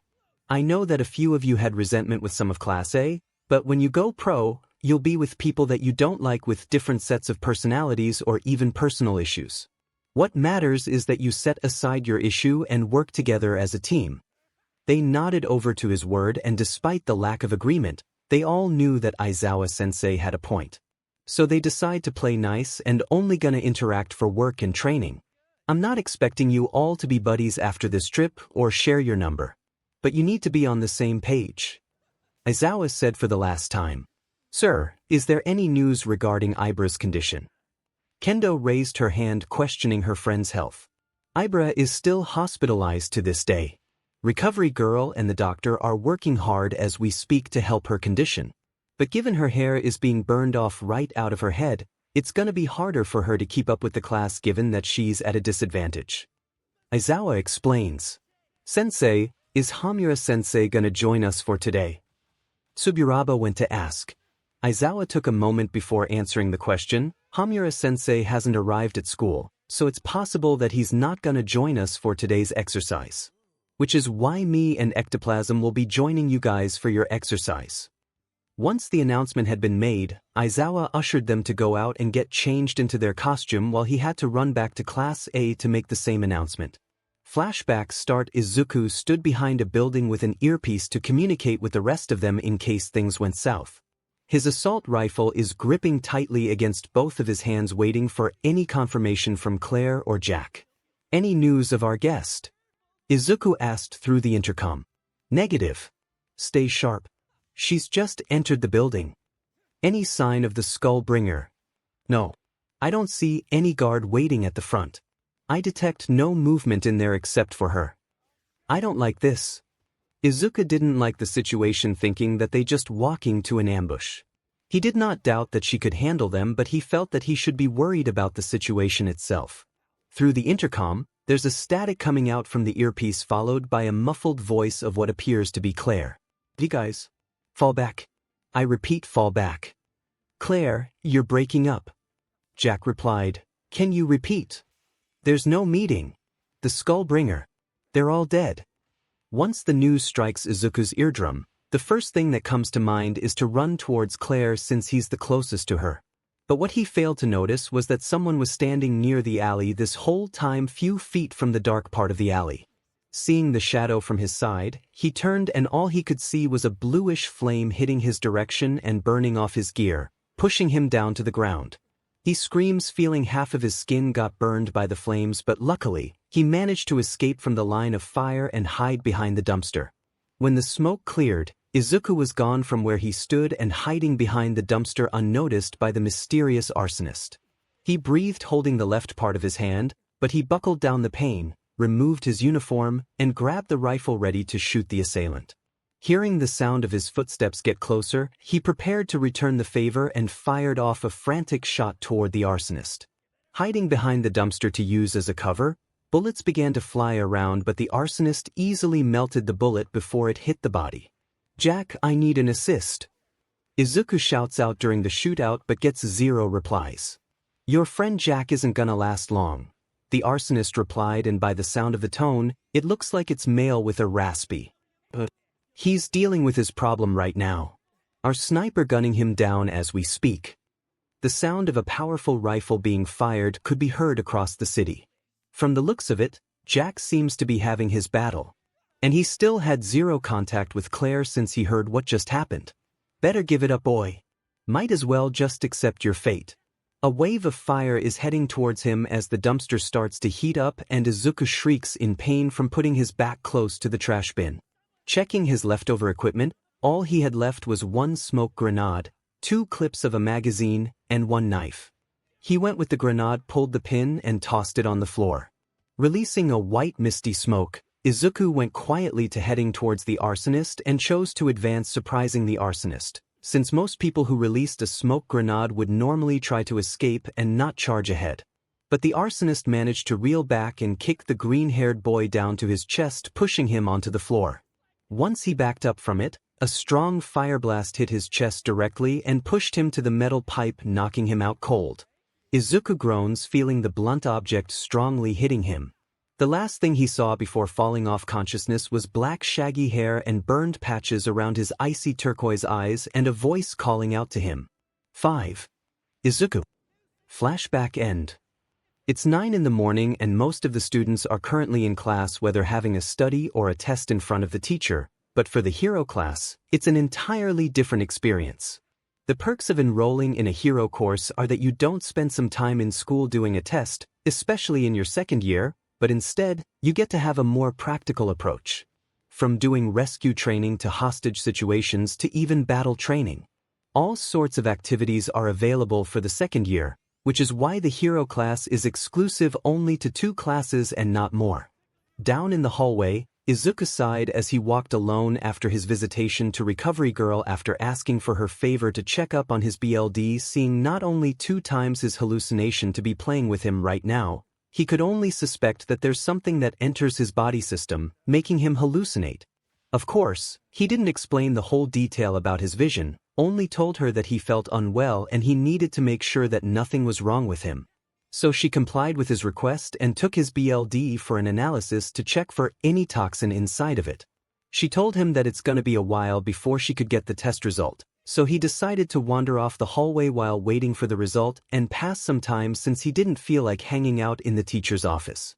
Knock it off. Izuku quickly turned his eyes towards 2 general studies students walking down the pathway. One of them was shoving the shorter student. "I'm trying to win over here." "Shut it. You're the one that makes me accidentally press the wrong character over there. It's not my fault that you placed your bet on the wrong one. You want to argue there?" The taller student grabbed the other tightly around the elbow. "I need my money back. If you don't..." Out of seemingly nowhere, the silver-haired kid appeared next to the bully and grabbed him by the wrist, pushing him off. "Get the F away from him." "What the? Who the hell are Dash?" The student stopped, his eyes widening. It was obvious that he had realized that he was talking to the highly volatile and quirkless teacher, 𝗵𝗃. "What's this?" Izuku yanked the bully phone from his hand and saw what appeared to be a betting site and 3 cartoony frog characters standing behind a starting line. "Gambling. You have to be pathetic to gamble your money in UA. Especially in front of the teacher." Izuku grabbed the bully by the collar, lifting him off the ground. "I'm sure that your homeroom teacher would love to have a word with all 3 of you. Not to mention the principal himself." But it was nothing. Izuku sneered down at him. "So, online betting is strictly prohibited in the school or in any school for that matter. I don't know exactly where SHT school you coming from, but here, they don't take lightly over your action. Now I want you to head to the teacher's office and tell him everything that just happened to Aizawa-sensei, or you could kiss your goodbye to the school right now. And if I find out that you twist your story, expulsion would be the least of your worries." Horror crept down to his face. Aizawa-sensei isn't exactly the most easygoing teacher in UA. He was well known for his record of expulsion in just 1 semester, which is why the students were avoiding him at all times. He dropped the bully, watching as he ran away towards the office. "And don't you think that you were off the hook either? You were standing beside him and you didn't do anything to report it. And from the way I see it, you happen to be playing it too. Show me your phone right now." He handed his phone to Izuku's palm and he unlocked it to find an app that was already downloaded on the phone with a frog-animated face as its logo with the title, Crazy Frog, in the middle. Izuku clicks his tongue, holding the phone to his pocket for safekeeping before turning his attention back to the other student. "You, join him as well." The student quickly ran away following the bully to the teacher's office. Izuku stared at it and returned to walk along the hallway toward his class. But when he made a turn towards the hall, he heard someone calling out his name from the back. "Izuku." He turns his attention to his rear and doesn't see anyone, but his voice is being heard to him, almost like a whisper. He then walks closer trying to find the identity of the voice and continues to follow the trail. He walks down the stairs rapidly and the whisper keeps getting louder, meaning that he's closer to the source. Izuku followed the voice but found himself in a dead-end corner. He looked around and tried to identify the source of the voice, but once he arrived at the corner there was nothing for him. Breathing his breath while looking all confused, he turns around to see if anyone is playing tricks or even if one of the students is using their quirk to mess with him. Rubbing down his face, Izuku calmed himself for a while and tried to head back to the class but found that someone was indeed behind him. Dressed in a black dress from what he saw in the warehouse, but this time he could see her face clearly without the shadow covering it. She smiles while looking towards him. Like before, he had no idea if this dream was real or not. It seemed too ethereal to be a coincidence. Like he was being baited and he was the prey. Nevertheless, he loved to see her and he hadn't seen her since he was trapped in hell. So he moves closer towards her. She extended her hand trying to hold his face as he moved closer and let her hand cup his cheek. Once her hand touched him, he could feel the warmth once again. The silver-haired kid could feel the warmth rush to his head as she continued to shower him with affection. But he was happy to see her again after all this time of being separated from her. He could barely even the last time he had such a happy moment with her. Tears escaped his eyes as he started to hold her face like she did, and he wanted to soak up every last second he spent with her as they embraced. As they held on to each other, Izuku whispered, "I miss." Their forehead touched each other and they could feel each other's breath. As he moves his head to look at her, he notices a rotting Claire sporting a smile filled with rotting teeth and dead insects with her right eye popping like a balloon. He slowly backs away with his breath rising rapidly. The shock almost paralyzes him seeing her rotten corpse staring at him with affection in her eyes waiting for his warmth. Izuku holds his breath for a moment before trying to make a leave while running towards the trash can in the bathroom and pukes. After 2 to 3 minutes of vomiting his guts out, he sits in a fetal position and silently cries his eyes out. One unnoticed by him, someone accidentally watches over what just happened and quickly makes its way to the class and away from the scene. Alright class. Today's hero foundations will be different. We're heading to a prepared site where me, Hamura sensei, and a third teacher specialized in that kind of work will teach you something new about heroics. Aizawa began the class without wasting a second. Students were all present and attentive, making Aizawa suspect yesterday's event must have rattled them a little. So, what are we going to do exactly, sensei? Shiro asked loudly. Rescue training. Aizawa retorted dryly. Shipwrecks, natural disasters, industrial accidents. Today you'll be learning not how to destroy but how to save. So it's the continuation of USJ. Mina raised her hand. Correct, Aizawa replied. But sir, is it safe for us to be participating in USJ given our last encounter with the exercise itself ends in a tragedy? Ida stands robotically chopping his hand. A few of them also took notice knowing that it's gonna be a repeat of what happened last time. The school already took precautions with it. Listen up you lot, because I hate to repeat myself. Aizawa moved and stared across the room. I don't want to hear complaints or whining today or at any other moment. Especially because you think you're training to show off and cause destruction. Heroes save lives. That is the default top priority of heroism. Because what does it matter if you'll defeat the villain if through that you'll let innocent people die? Do you think that'll make the families feel better? Without parents or children because instead of saving them from burning buildings you were wrestling around with some petty arsonist. Better put it into your heads yourselves or I will beat it into your thick skulls myself. You're training to save people. Whether by rescue or combat, that depends on the situation, not your whims. Am I clear? 1. Yes sir, the class shouts. Good. Now, the training will be off campus so we'll be loading into buses. Take your hero outfits and get changed. You have 10 minutes to get to the parking lot. Aizawa finished by unlocking the outfit case's compartment and disappeared the moment everybody turned their eyes off him for a second. Soon everybody is heading to the changing room and changing into their hero costume. It took about less than 10 minutes for them to change and everyone was already walking to the parking lot. Man, Aizawa-sensei is as strict as usual, Kirishima said while fixing his shoulder pad. That's nothing unusual.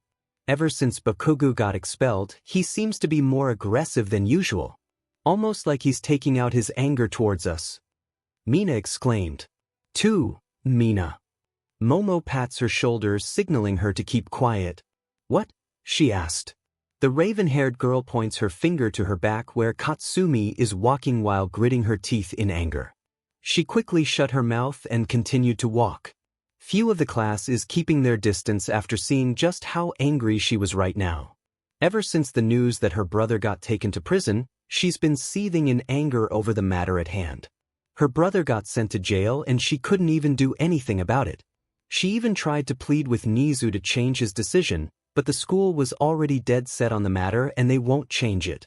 3. The very next day, she called her parent and told them about the situation her brother got himself into, hoping that her parent would support her, tried to visit him in prison, to give the emotional support he needed before facing the trial. But to her surprise, her mother didn't want to even visit him since they already disowned him 5 months ago. 2. This causes a fight over the phone between Katsumi and her mother arguing about their brother and son who's probably rotting in prison, but Mitsuki has already said her final word that they won't come to visit him and for all they care, they never had a child in the first place.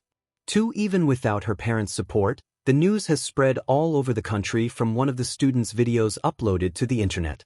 It went viral in a matter of seconds on how the quirkless teacher in UA beat the CRP out of the infamous Katsuki Bakugo. Thousands of people have voiced their opinions through the internet, but they all had the same topic, discussing how he deserves such treatment. After a long silence of walking down the hall, they finally arrived at the parking lot where not only they could see the 2 buses parked there, but the entire Class B was already waiting in the parking lot after they finished doing their roll call.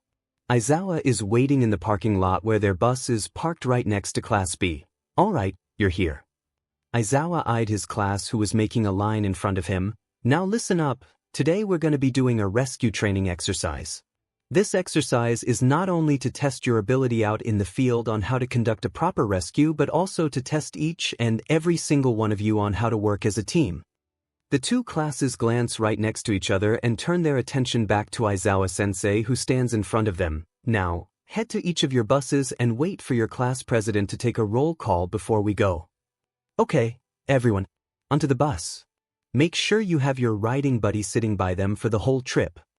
Kendo's voice called out over the group of students assembled outside the bus.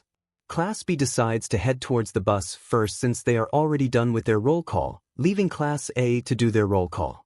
Aizawa looked towards the group and found that everyone was accounted for.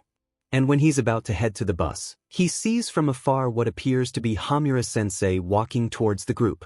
A few students in the back saw he was coming towards him, but found that after 1 week absent, he seemed to be more exhausted than the last time they saw him. He seems to be lost and looking a bit disoriented. Even when Class B tries to call out to him from the bus, he doesn't reply. Walking towards the bus, however, their teacher was very noticeably on edge compared to his usual demeanor. The stress and the lack of sleep finally caught up to him, and he was feeling marginally worse than he did at the same point yesterday.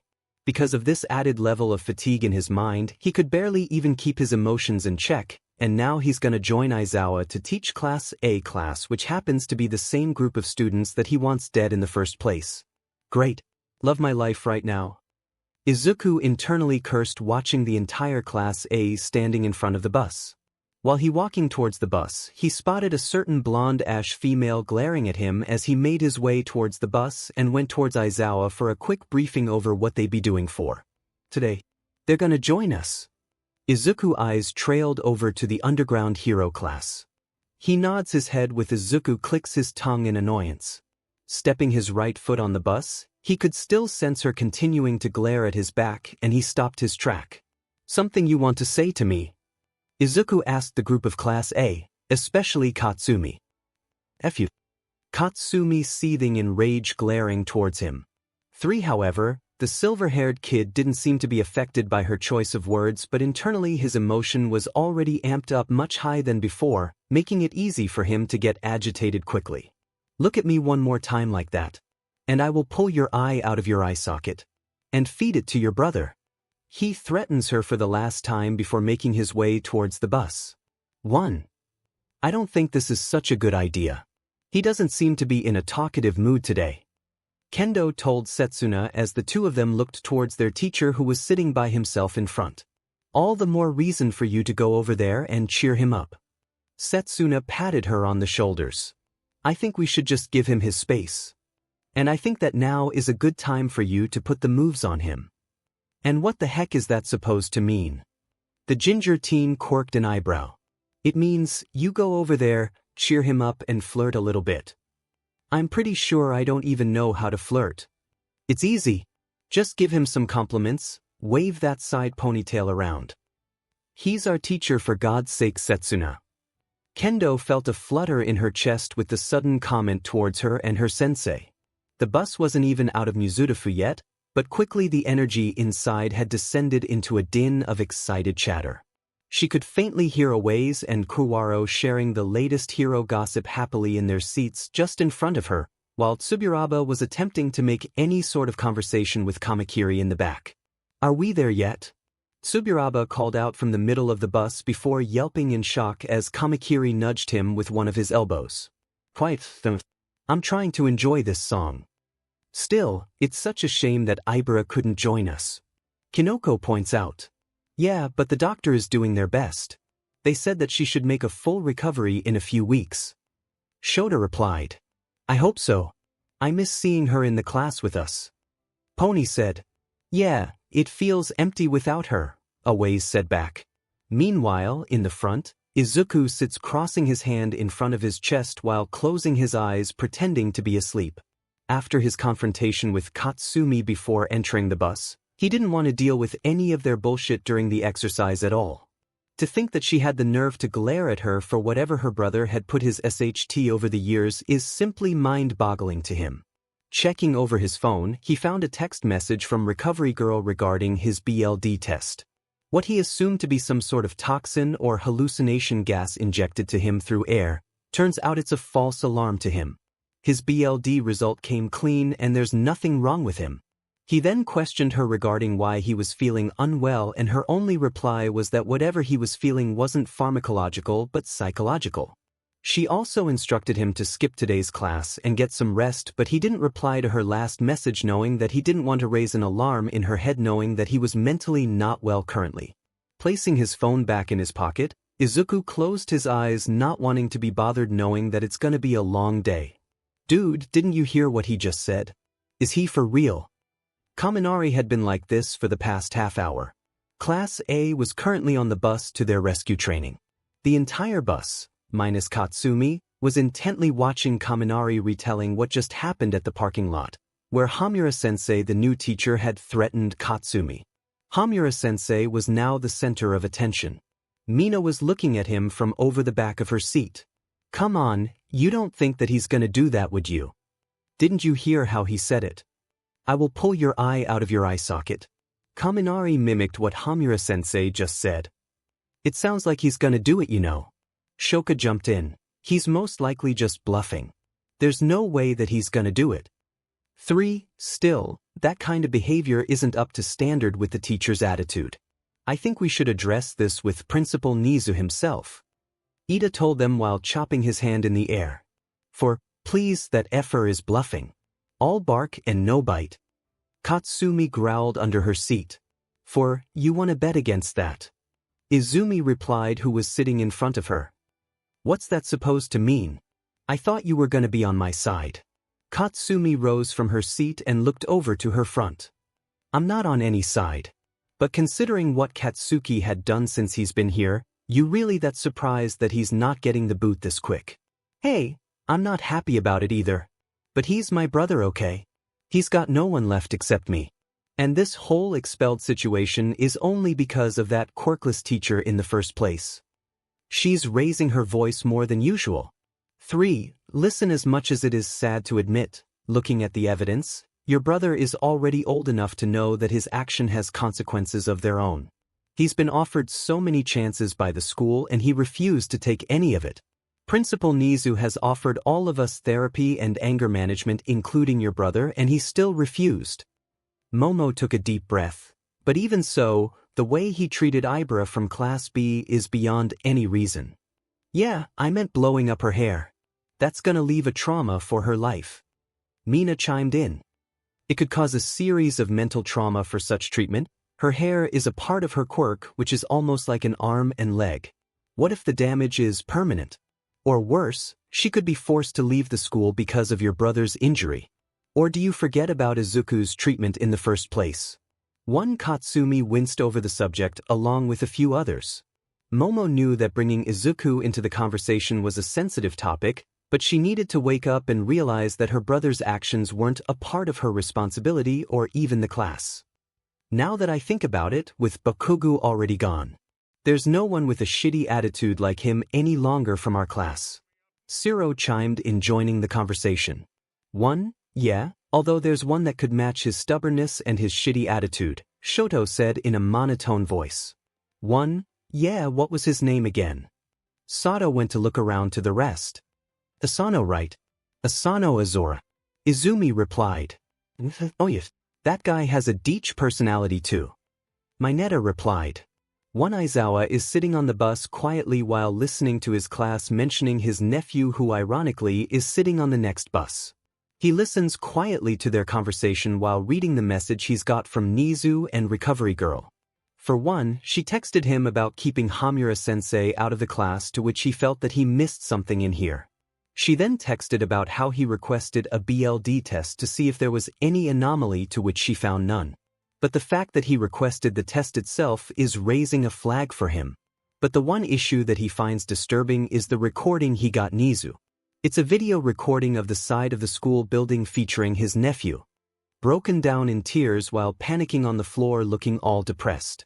He even had to rub his eye for a moment before pressing the replay button once more to see if it was true. 𝗧𝗂𝗧𝗏 had suspected that perhaps Izuku might have some mental issue that he's not discussing with anyone. It's almost like he's talking to himself with no one there. He suspected that this probably explains how he's been on edge lately. More colder than before. If he had to make a wild guess, this probably has been going on since he got back from Moriya. There are times when Aizawa himself questioned his sanity through times, from shoving a gun to his class's head 2 times, dragging Bakugo for a public execution, and even the previous threat of pulling Katsumi's eyeball. This is why Nizu has requested that he not be taken part in today's exercise. Aizawa even mentioned the threat he spoke to Katsumi before riding the bus, and this only proves that Izuku isn't mentally well and not ready to take the teaching position with his head isn't in the game.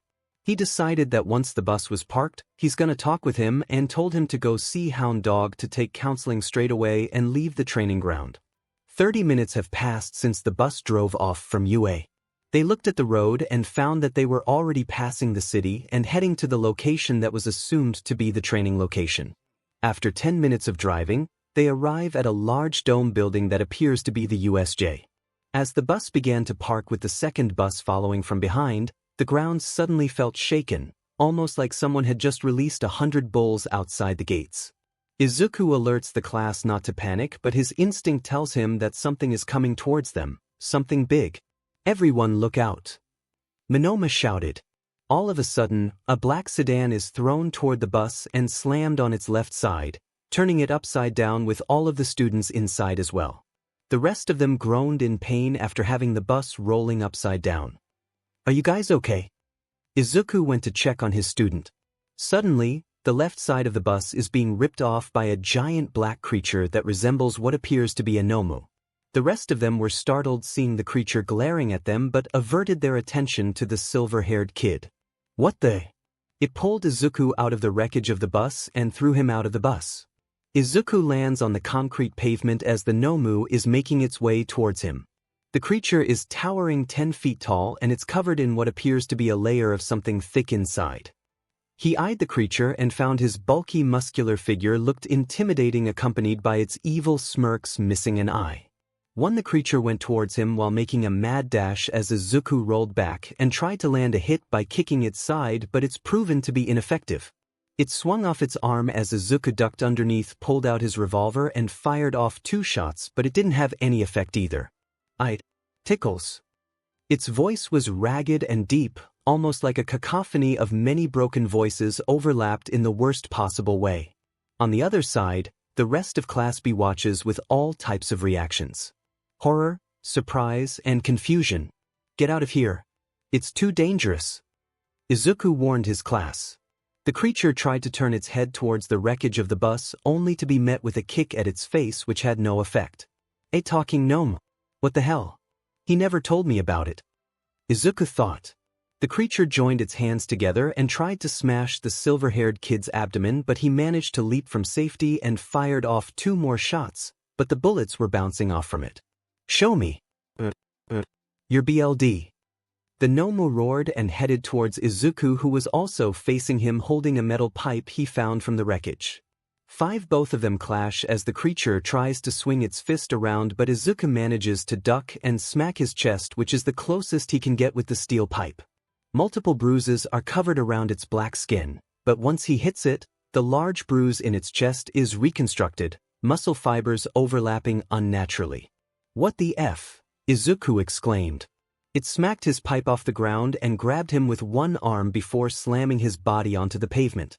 He could feel his ribs cracking from the blunt force, not to mention being thrown out like a rag doll. Weak. Show me. Your BLD. The Nomu growled. Izuku then threw a strong back kick towards his chest, but seeing how sturdy it was, the creature merely chucked to his effort.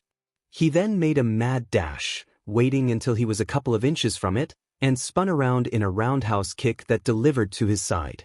The loud smacking sound echoes through the air, knowing that it's work. It bent in as he added torque to the kick, and his ear caught a sick sound of fluids being spilled and bones cracking. Pathetic. However, the Nomu merely moved an inch. The grinning face of the Nomu confirms that it doesn't seem to have much effect on it, and it swung its arm in an arc, hitting the silver-haired kid before he could land, sending him flying in the air towards the bus. Sensei! Class B shouted, watching his body crash into the front of the bus. Smoke from the engines covered around the area as he lay unconscious with BLD drowsing from his head. The creature lets out a powerful roar in the air and a white binding cloth is strapping its hand. Standing near the Nomu, Aizawa holds the creature's hand using his cloth and glares at the creature with his red eyes, trying to hold the creature. In the midst of the battle, a portal is opened right in front of where Izuku's body lies. A man steps out from the portal covered in smoke from the bus. The fixer emerged from the portal and stared right toward Izuku's bloodied body. His cold expression stared right at him before pulling a gun out of his jacket pocket. Izuku tries to move his body, but the pain coursing through him is too much for him to handle. The fixer puts a silencer on his gun before aiming it down at Izuku's chest while he tries to catch his breath, trying to figure out who is the man standing in front of him. He tried to move his arm, but it got stuck under the wreckage of the bus. Why? Izuku asked while wheezing out in pain. The fixer didn't give him an answer to his question while staring at him with nothing but coldness with his tinted sunglasses before pulled the trigger and a blue bullet pierced through his chest. Bang. Izuku was feeling pain for the first time in his stomach. He puts his hand on it and feels something warm, but his body starts to lose the warmness inside of him. The cold sensation hits his chest as he can feel his BLD pouring down to his stomach, and his body is lying down as cold as ice. What? He spoke as BLD oozing from his chest. Izuku felt weak and lost his strength. He looked at the brown-colored skinned man in front of him, and the look on his face was one of a man who's used to seeing the gruesome image in front of him. The smoke around them starts to thin and the portal where he comes from emerges from his behind. He steps in before looking back to Izuku's body and finds him getting swallowed by the portal. Oh God! He's barely breathing. A few of the Class B consisting of Kendo, Monoma, Tetsu, Kinoko, and Yui came over to carry their teacher out of the way moments before the fixer left. They walked over to him and found himself lying on the front of the bus crashing down. Help me carry him. Tetsu holds his hand, trying to shoulder his arm around the steel quirk user's shoulder. They brought him to behind the building of USJ with the rest of the class watching him bleeding as they gathered to check on his condition. We need medical supplies. Check on the building to see if there's any left. Kendo shouts in panic. Guys, he's bleeding to death. What's happening to me? Izuku slurs with BLD dripping from his lips. His breathing becomes irregular. Kendo came over to his while trying to get him to talk and not pass out, while Monoma, who surprisingly had a little medical training, applied pressure to his wound on the chest. Listen, Sensei, I got to apply pressure on this wound. I know it hurts, but I have to apply the pressure. Monoma pressed onto his chest while he squirmed in pain. I need you to stay awake, okay? Don't fall asleep. The orange-haired girl said as she looked at him, still not getting any response. Doesn't hurt. He replied. That's good, right, Monoma? Kendo turns his attention to the blonde boy. Yeah, it's good. His voice sounds uncertain. Please don't make me leave. He breathes with a horrified look on his face, looking at the sky in front of him. Almost like he's talking to someone. Monoma and Kendo shared a look, thinking that he might mumbled a few words or started to see things. No, you don't have to leave. I love being here. Don't make me leave. We love you here, we don't want you to leave. Kendo said, tears starting to fall. Open your eyes, Sensei, stay with me. Please don't make me go. He breathes, I don't want to go. It's been lovely being here with you all. You're gonna be okay. You stay with me. Kendo sniffles while cupped his face with both hands. Stay with me. Look at me, breathe. He continues to mumble and breathe a few words before shifting his eyes toward her and showing a thin smile. Don't worry. Feels like a good day to die. His heart was thumping in his ears and his vision began to fade. Something within him wasn't right, or at least it was changing. Don't say that, okay? You're gonna be fine. She continues to bail her eyes off, keeping him talking, trying to stay awake. Guess I'm gonna see you too, huh? Too soon his body starts went cold and his pupils went dilated as his body went stiff like a block of ice. His lips tremble and his mouth opens. They watched in disbelief as their teacher, who's known for his martial arts skill and hand-to-hand combat, just had his butt beaten by a 𝗵𝗍 that they saw on television during the Hosu attack. For as far as they knew, 𝗵𝗲𝗃 was one of the strongest teachers they had ever known at such a young age, and to see him being defeated like that came to a surprise. Then, before their very eyes, the face of the man on the ground began to change. The scars were disappearing, the skin was becoming smooth, and the mangled nose became whole and started to shrink. The silver hair was turning the color of a green bush. The skull around his face starts to disfigure, returning it to its original form, and a pair of diamond freckles near his cheek. They saw the boy lying before them, pale-skinned, slightly freckled, with a mop of green hair. They knew who he was. They had seen him in the news, had watched him battle against All Might and the villain in 𝗵𝗄, and orchestrated the attack in Minato. But he was lined around the eyes now and looked much older. And right before their very own eye, Izuku Midoriya is lying on the ground for them to see. To say that the situation is bad is nothing but an understanding of the year. To start it off, the USJ, where they'll be having the second rescue training exercise, has turned into a complete nightmare and was under attack by what is presumed to be a 𝗵𝗍 like the one they saw in USJ and Hosu. The thought itself was almost close to impossible, knowing that after what happened last time, they already upgraded their security situation and the villains still managed to get inside the school property undetected. But the story that takes their attention is the fact that their teacher, the one who introduced himself as 𝗵𝗲, the quirkless teacher of Class B, happens to be the infamous Izuku Yagi, who's also known as his calling card, the demon of 𝗵𝗍. His face might be different from what they saw in the news, with his hair down to the back of his neck followed by a few scars lining down to his hand. 𝗔𝗂𝘁𝗵𝗲. 𝗵𝗃𝗏 stuttered, his eyes staring right at what he assumed to be his teacher. We'll talk later. Right now, we need medical supplies. Kendo cut their thoughts and focused on what was happening. Find something to be used inside the control room on the building. There should be a few bandages we could use to patch up his wound. She too had millions of questions running through her mind right now, but this isn't the time or the place to be answering her question at this moment. Quickly, a few of her class ran back to the building with the others staying where they were while taking cover. In the midst of chaos, the entire area is covered in smoke with flames engulfing the bus where they come from. Aizawa remained trying to hold the creature down while fighting it barehanded. He clicks his tongue in anger, thinking about how the 𝗵𝗍 managed to get past their security for the second time. With only him and Izuku as the teachers, there's no way they could have overpowered 𝗵𝗍 altogether with just the two of them. Luckily, his class had already taken a U-turn before he got here, knowing that his class was gonna be nothing but trouble.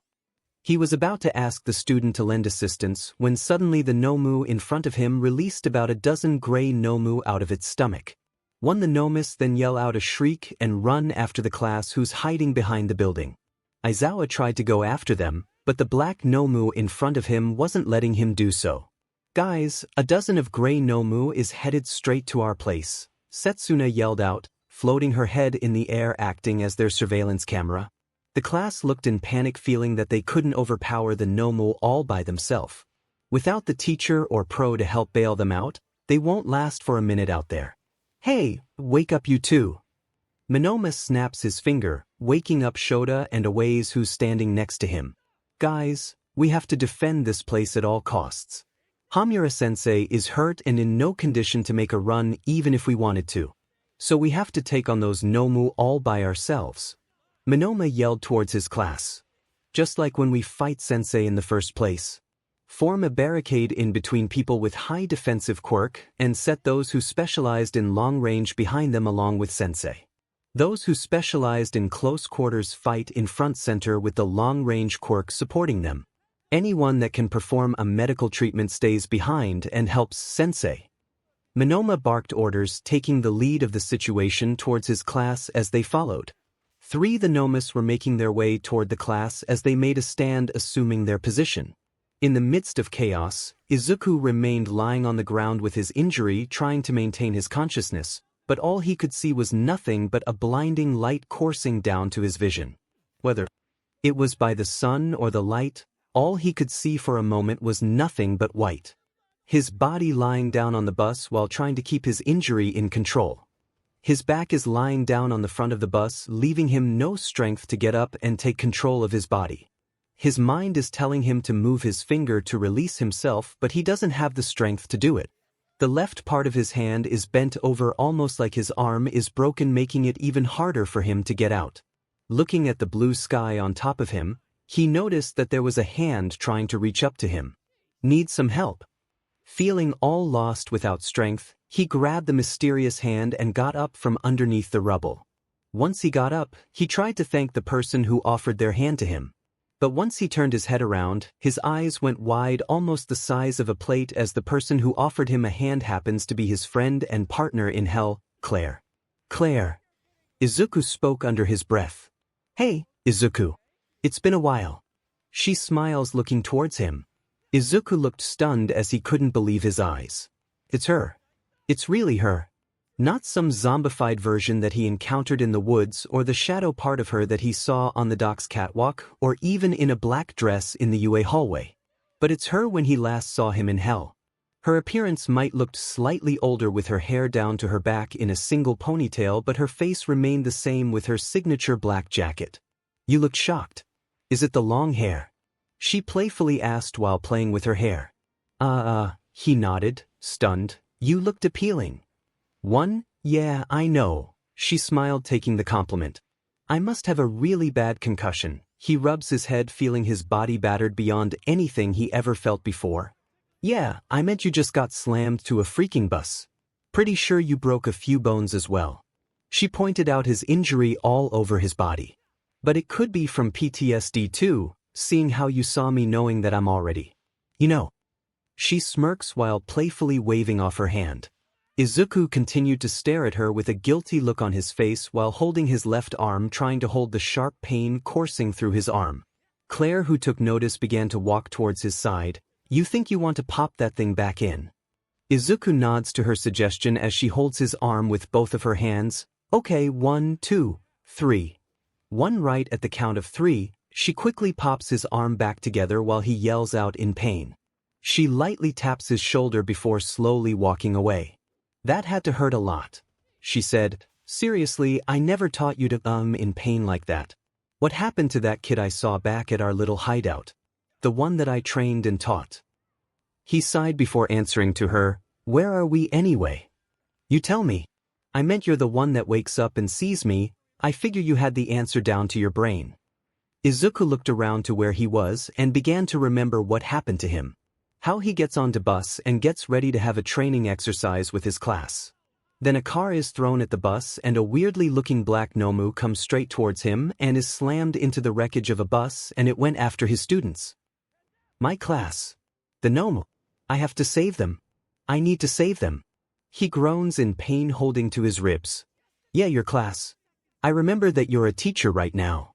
Never thought I'd get to see it.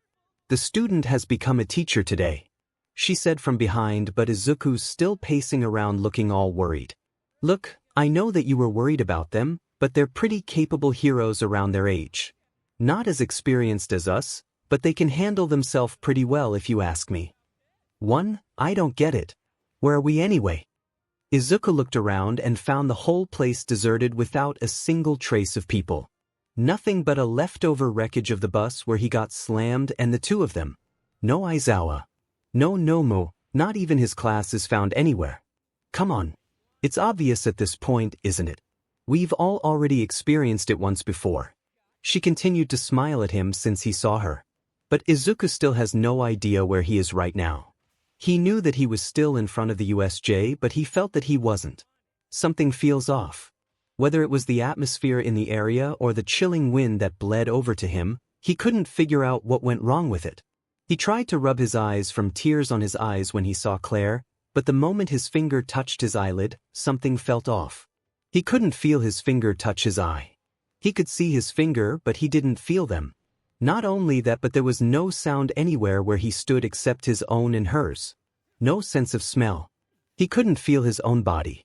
Then it hit him right in his mind. The only time that this kind of sensation was when he met 𝗓𝗏𝗲 before he went straight to hell during the night in that damned alleyway. Slowly turning his head towards Claire with a bewildered look, he addresses her. Is this the afterlife? She remained quiet, maintaining her smile since she got here. Izuku looked towards her with fear around him as he couldn't believe what's happened. He died. He actually died. I'm glad you made it, she smiled fondly towards him. Then the scene around him is changed. No longer is he standing in the car wreck in front of the USJ, the bus is no longer there and it's being replaced by a wooden stool with a rustic kitchen island in front of him. The blue sky around them is gone and turned into the dim light of a dark room. He recognized the place straight away. This is, he looked around glancing at his surroundings. Yup, our old hideout. She stood behind the table and poured herself a drink. You still remember this place? Of course I did. How could I simply forget it? He walks around grabbing one of the stools with his right hand, remembering the place.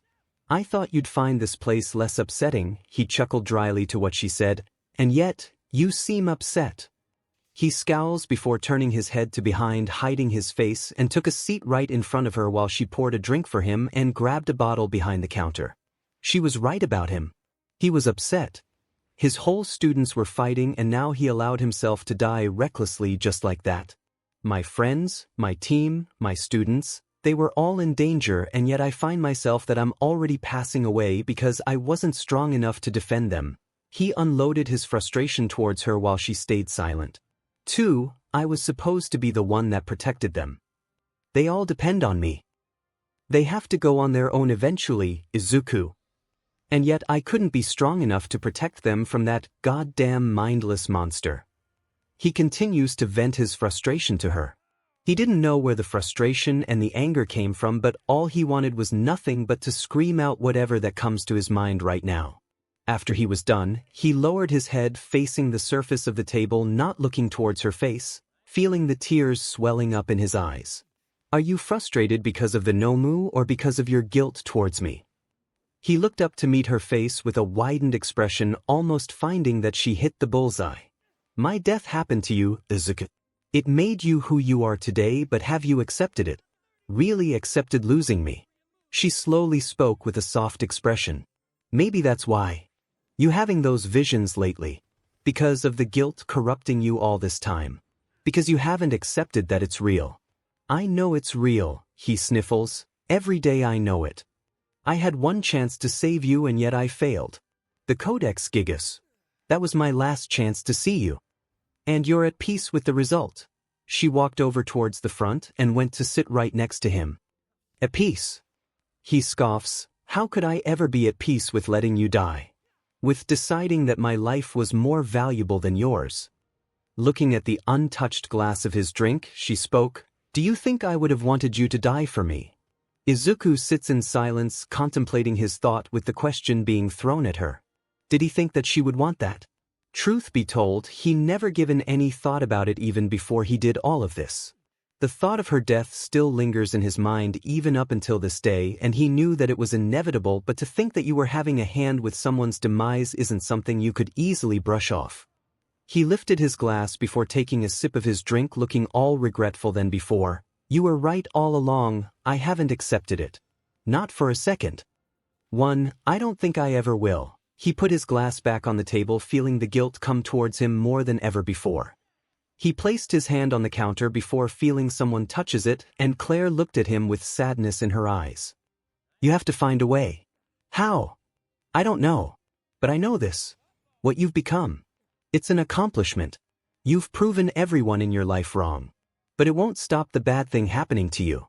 Even the demon of Mizudefu can't dodge every problem that's being thrown by the world. You have to accept that, and then you can truly be free from your guilt. I know. Izuku sniffles, wiping the tears off his face, and I still trying. She went over to his side, holding his shoulder, and placed her arm around his neck before cupping his cheek and kissing his forehead while whispering around his ear, I know you did. And I miss you too. 1. Izuku took the invitation immediately, stepping forward and wrapping his arms around her midsection, pushing his head into her shoulder while he hugged her tightly. Claire wrapped her arms around him, holding him gently in place. He could tell that there was a lot she wanted to say in this hug, judging from how tightly and intimately she held on. They embrace in a loving hug, not wanting to let go of one or the other, knowing that the moment one of them does, then whatever is left of their moment is gonna evaporate in thin air. He didn't want to let go of the embrace, but she decided to be the first one to go and looked him in the eye before speaking. It's time, Izuku, for you to finally live your life. My life. Sensei. A loud echo hit through the empty bar, almost resonating throughout the whole area. Izuku looked around to find the source, but somehow he recognized those voices from before. To his mind, he didn't want to wake up and face reality since he already long accepted his fate that he was already dead. There are people waiting for you on the other side of the door. Izuku turns his eye towards the exit door of the bar behind her head. Let people in. Or better yet, walk through it yourself. I know that you've been honoring my name since you got yourself free, but you haven't let anyone help you. She wiped the tears off from his face with her finger while cupping his cheek. No. Please, I don't want to go. He sobs, choking his tears and wrapping her in a hug. You need to. She releases the hug and looks towards him. You have to let me go. Live your life, spend your time being a normal kid once more, find some friends, and let them in. Or better yet, find someone to be with your side for your life. 5. I won't let you throw your life away on a memory of what was or even on a dream of what might have been. Sensei. The voices calling out to him kept getting louder and coming straight from the door. Izuku looked towards it before sighing, knowing the reason why he saw her for the last time. It isn't to torture him from his guilt or to show that he hasn't moved on from his past. It's to bring him closure on what he should do in his current life.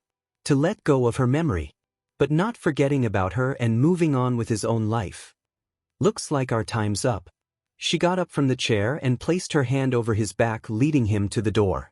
He slowly walks towards it and grabs the handle before turning his head towards her for the last time, saying his final word. You know, Claire, I miss you every day. She nodded her head. I know, but I'm always with you. It's time to wake up now. He turned the handle of the door and a bright white light hit him on his face just like before, saying his goodbye to her. His eyes opened wide and his organ jerked to expel the BLD. He struggles to control his breathing while wheezing in pain, holding down to his chest. All around him, the spectators were shocked for multiple reasons. For starters, their teacher, who went into cardiac arrest for a few minutes, happens to be returning from the dead.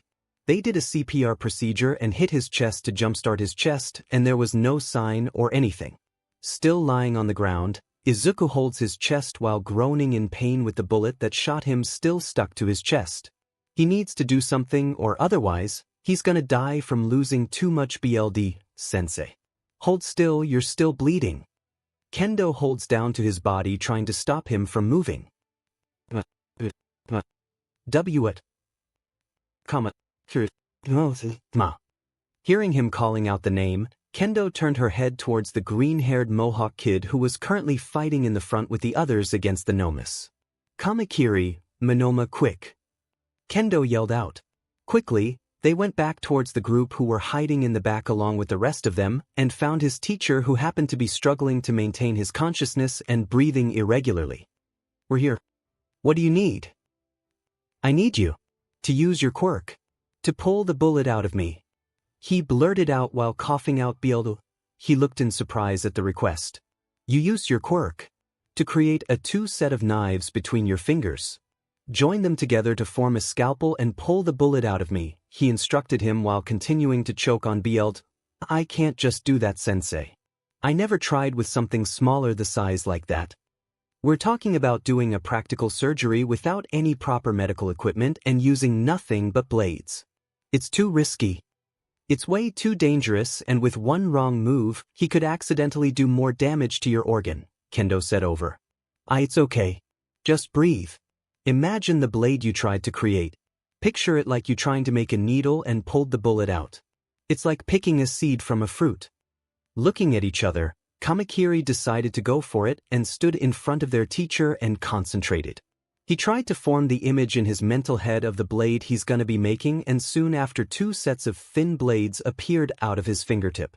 Exhaling his breath like he never did before, 𝗵𝗃𝗧𝗵𝗃 sat while holding his chest and tried to remove the bullet like a surgeon doing an operation.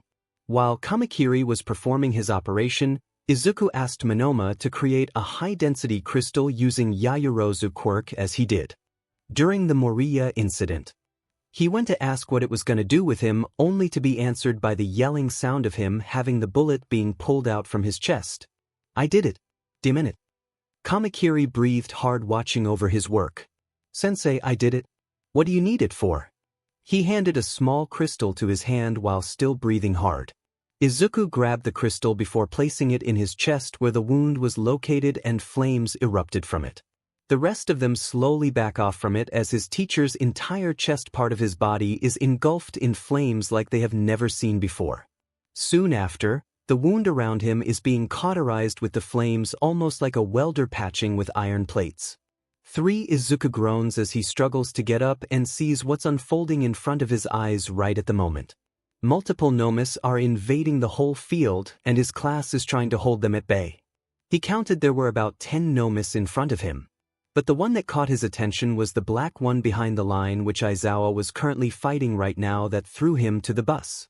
Anger flashes through his eyes watching the 𝗵𝗃𝗧𝗵 pinned Aizawa's head to the ground trying to crush him.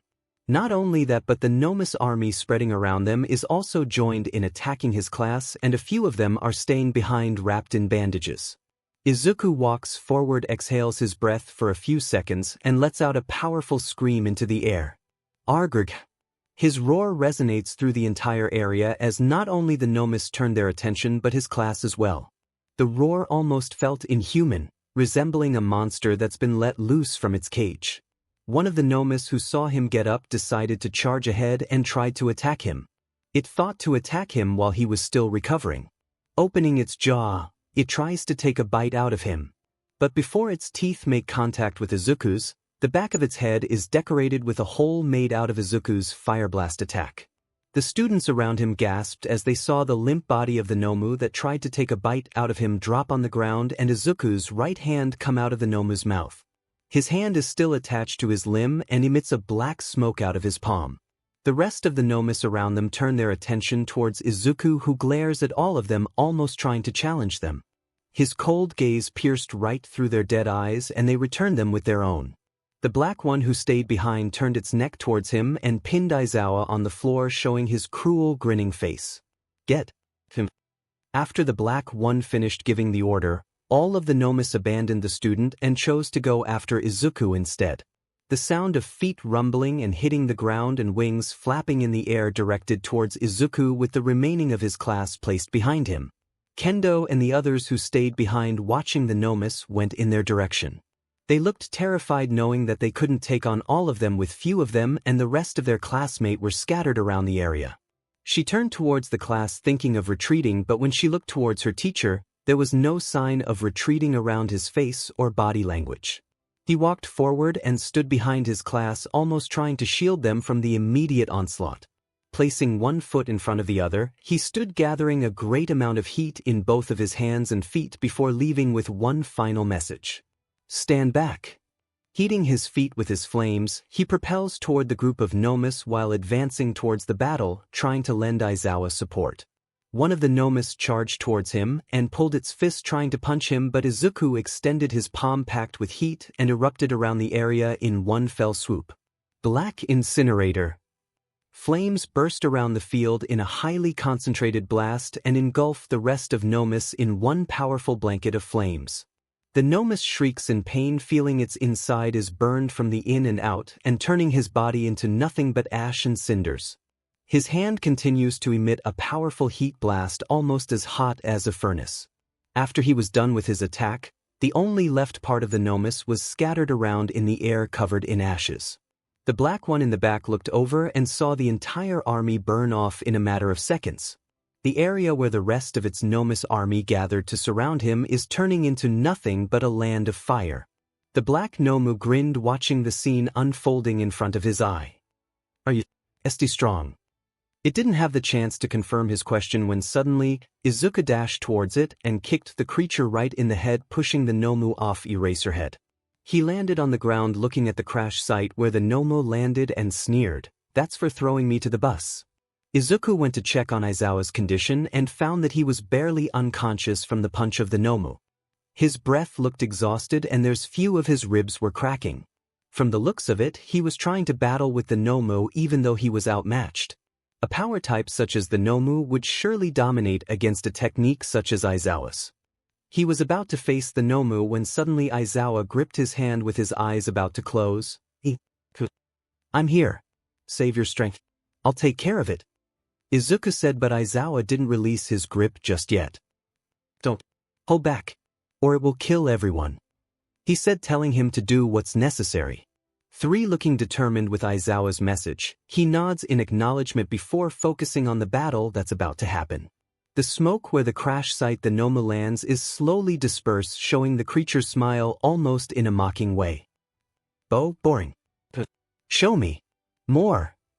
The creature dashed towards him with a set of his right arm swings, trying to decapitate him, but he was quicker and managed to counter with a wave of flames directed towards it.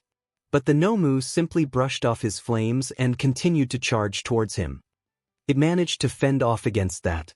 In that case, Izuku pulled out his fist and hit the creature straight in the abdomen with a powerful concentrated flame in his fist. Red impact. The fire stream easily managed to tear through the 𝗕𝗵𝗲, knocking it back to the crater it crashed in the first time Izuku attacked him. The first time he faced it shows that the 𝗕𝗵𝗲 could seriously take a hit, and judging by how his revolver or kick didn't deal him any damage shows that the creature's strength is clearly at a superhuman level. The black 𝗕𝗵𝗲 comes from the crater, pushing some debris around it before chuckling in a distorted manner, looking towards him, accompanied by the sound of his bone clacking and his body being wrapped in something that resembles layers of black muscle. "Give me more." It let out a roar as the burnt part of its abdomen slowly recovered and was wrapped with more muscle fiber than he saw before, overlapping unnaturally. It managed to survive against that. Did it have a fire resistance quirk as well? It quickly advanced towards him, leaping itself from the ground and punching the floor where Izuku just stood, and the ground felt its shaking to its core.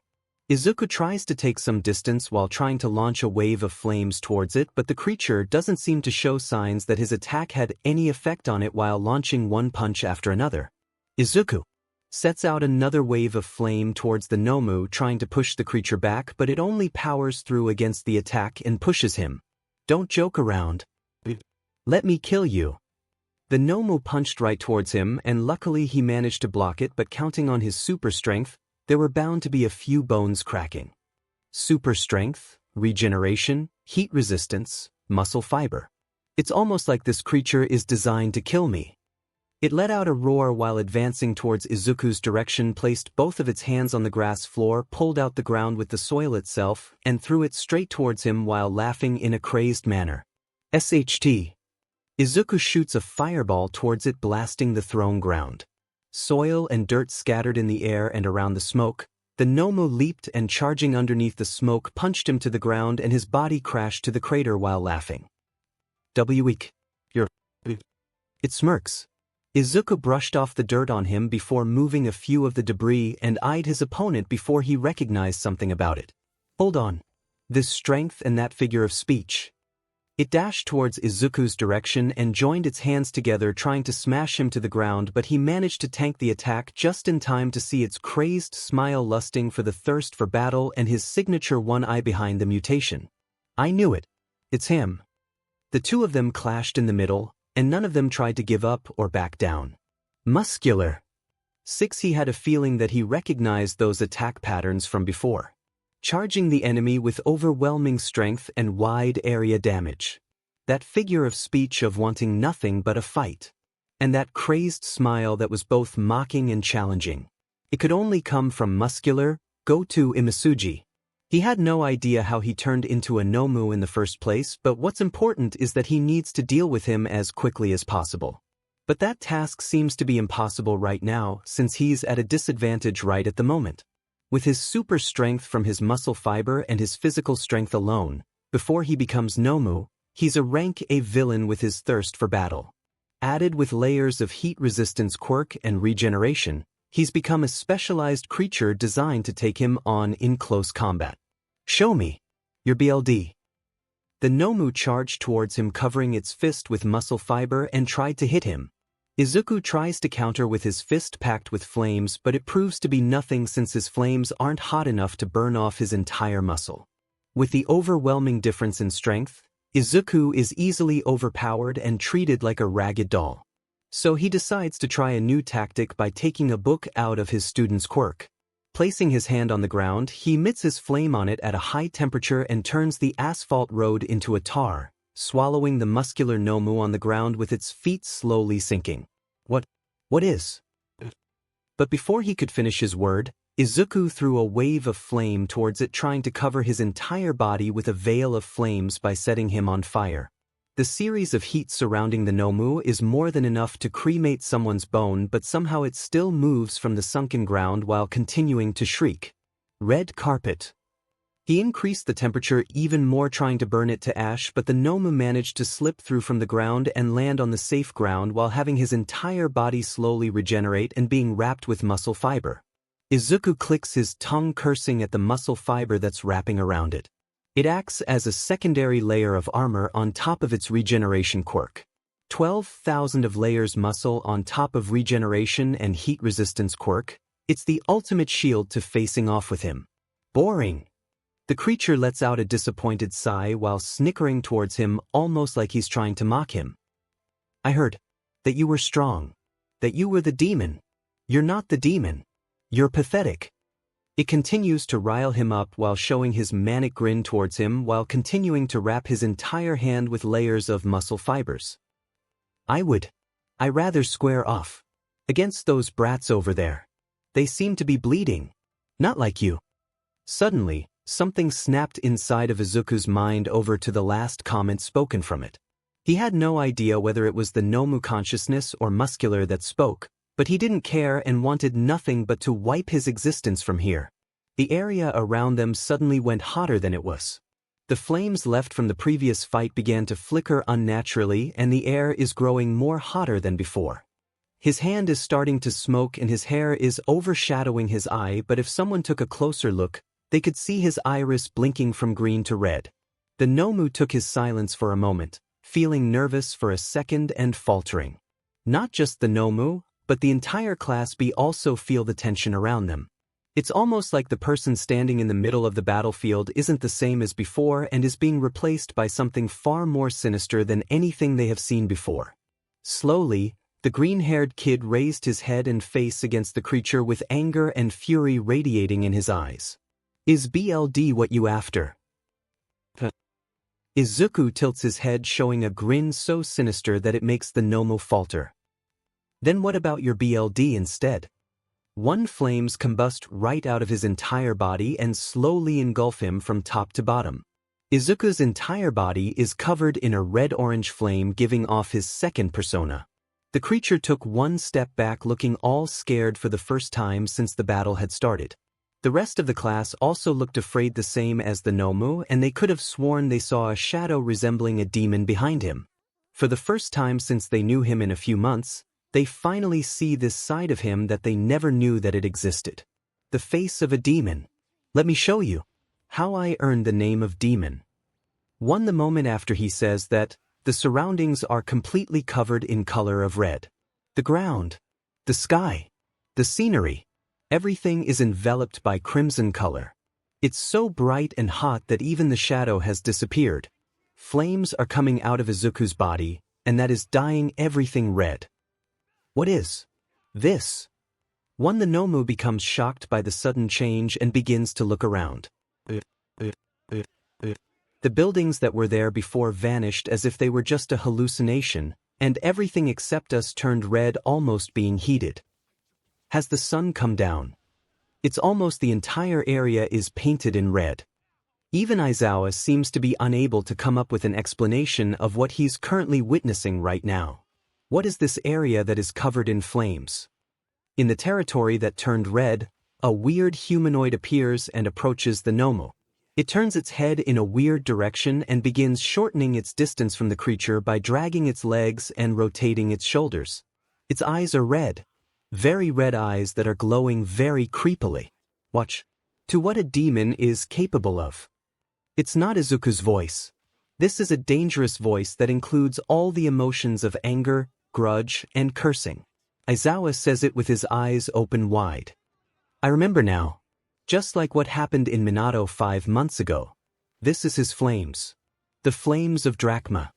Flashes of experience that's happening back at Minato during the war enter right through his mind, and he relieves the memory back to the last detail. How he almost saw the entire town being painted with the color red of his flames. The power sleeping within him was something that surpassed our imagination. This is one kind of a monster. What kind of thing did you have to go through for this strength? Aizawa says it with a shivering voice. Izuku, who turned into a red thing, put his hand forward.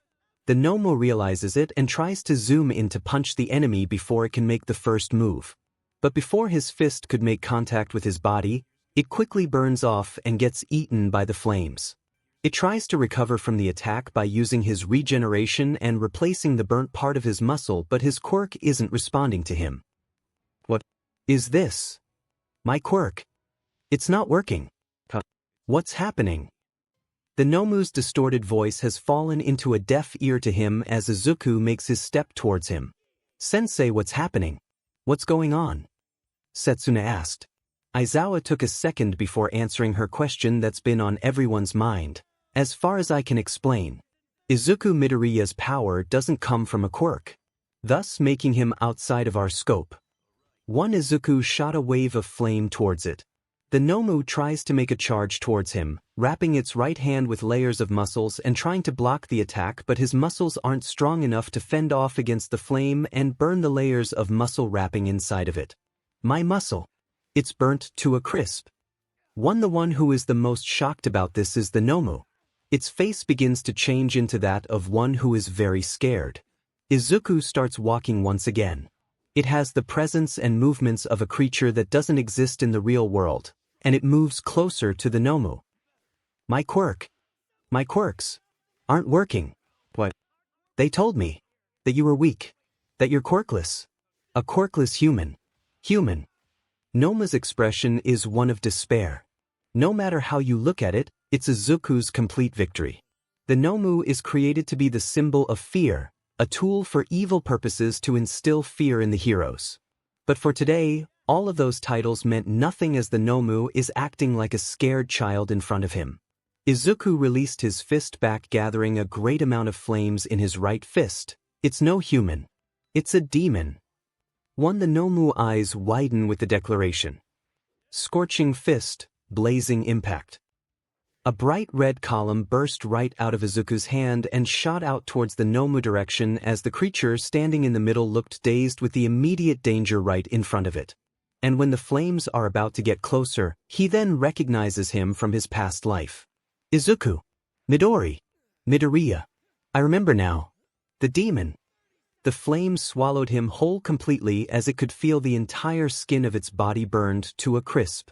Thousands of layers of its muscle are being ripped off to cinders along with his body as the area is followed by the sound of whooshing flame and a shriek of the creature bathed in fire. The flames lit the sky and everything around it. It was like a sun coming down towards them, blinding them with its intense light. Anyone nearby would be blinded by the light and faint with the heat emanating from it. As the fires die out, a ball of fumes dies out in the crater where the 𝗵𝗲 fought. Amidst the smoke and debris from it, Izuku stood on his feet, a little prone forward but still up, looking at the pile of ash in front of him where the 𝗵𝗲 was standing. His chest is feeling something that's felt alien to him. Almost like a sense of accomplishment had just been made. Turning his head slowly to his rear, he saw the rest of Class B along with Aizawa, who was safe from the 𝗵𝗲, and the first thing that crossed his mind was nothing but pride. Being a hero does feel 𝗕𝗏𝗧𝗔. He said to himself before feeling his body had been overexerted. Guess he was reaching his limit and this was the farthest his willpower was going to take him. At least the rest of them were safe and not harmed.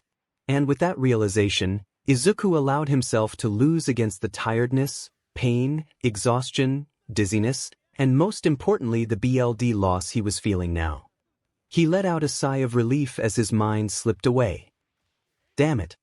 As his consciousness faded to black, he saw a glint or a blur of black running towards him. Then a moment later, his body fell face first unresponsive to him. Flashbacks start. Izuku, with his hair having grown out, is lying on a bed in the room of a dimly lit room, a multitude of bandages strapped around various parts of his body. He opens his eyes and immediately groans in pain. Watching his surroundings, he finds himself in a bed just falling asleep. Sitting up, he groans in pain once again, clutching his side as he does so. Disorientated, he shakes his head and wonders aloud what happened. The last thing that he remembers is they were trying to ambush the Skullbringer hideout after asking for a meeting between their group and his. He remembered hearing that the meeting was a bust and saw a flash of blue fire coming straight towards him, and the last thing he saw was a shaggy black-haired man walking towards him. Looking around him, he thinks that he has been captured by that shaggy man. But something tells him that he may have seen him before, but he couldn't remember where. Heading towards the door, he tried to flee his room but found that he lacked a shirt because the arsonist had set his clothes on fire. Looking around, he finds a black trench coat hanging behind the door and chooses to wear it instead. Izuku opens the door trying to leave, but the mysterious man is already standing at the doorway the moment he opens the door. His smirk is the first thing that greets him, filled with full of confidence and a hint of smugness on it. The man had a leather black jacket almost in the same design as Izuku wore now. He had several piercings around his face and body, but the one that caught his attention was the staples around his face that held the flaky part of his skin to the burned patches of it. Izuku quickly reels back, grabbing to his waist where he kept his knife, but finds it missing from it. The man laughed at his action since he disarmed his knife when he brought him here. The man put his hand in his pocket as he smiled at the green-haired kid. "You know, I never thought I'd see you down here. I heard about a quirkless kid with bush hair rampaging around, but I never thought it was you," the man said. All of a sudden Izuku knew that this man was dangerous right from the start. Something about his appearance is giving him a disturbed vibe, almost like he was about to explode. "Who are you?" he asked angrily. The man smirks and raises his hand as a mock surrender. "Come on, bushhead. I thought you would have figured it out by now," the man said.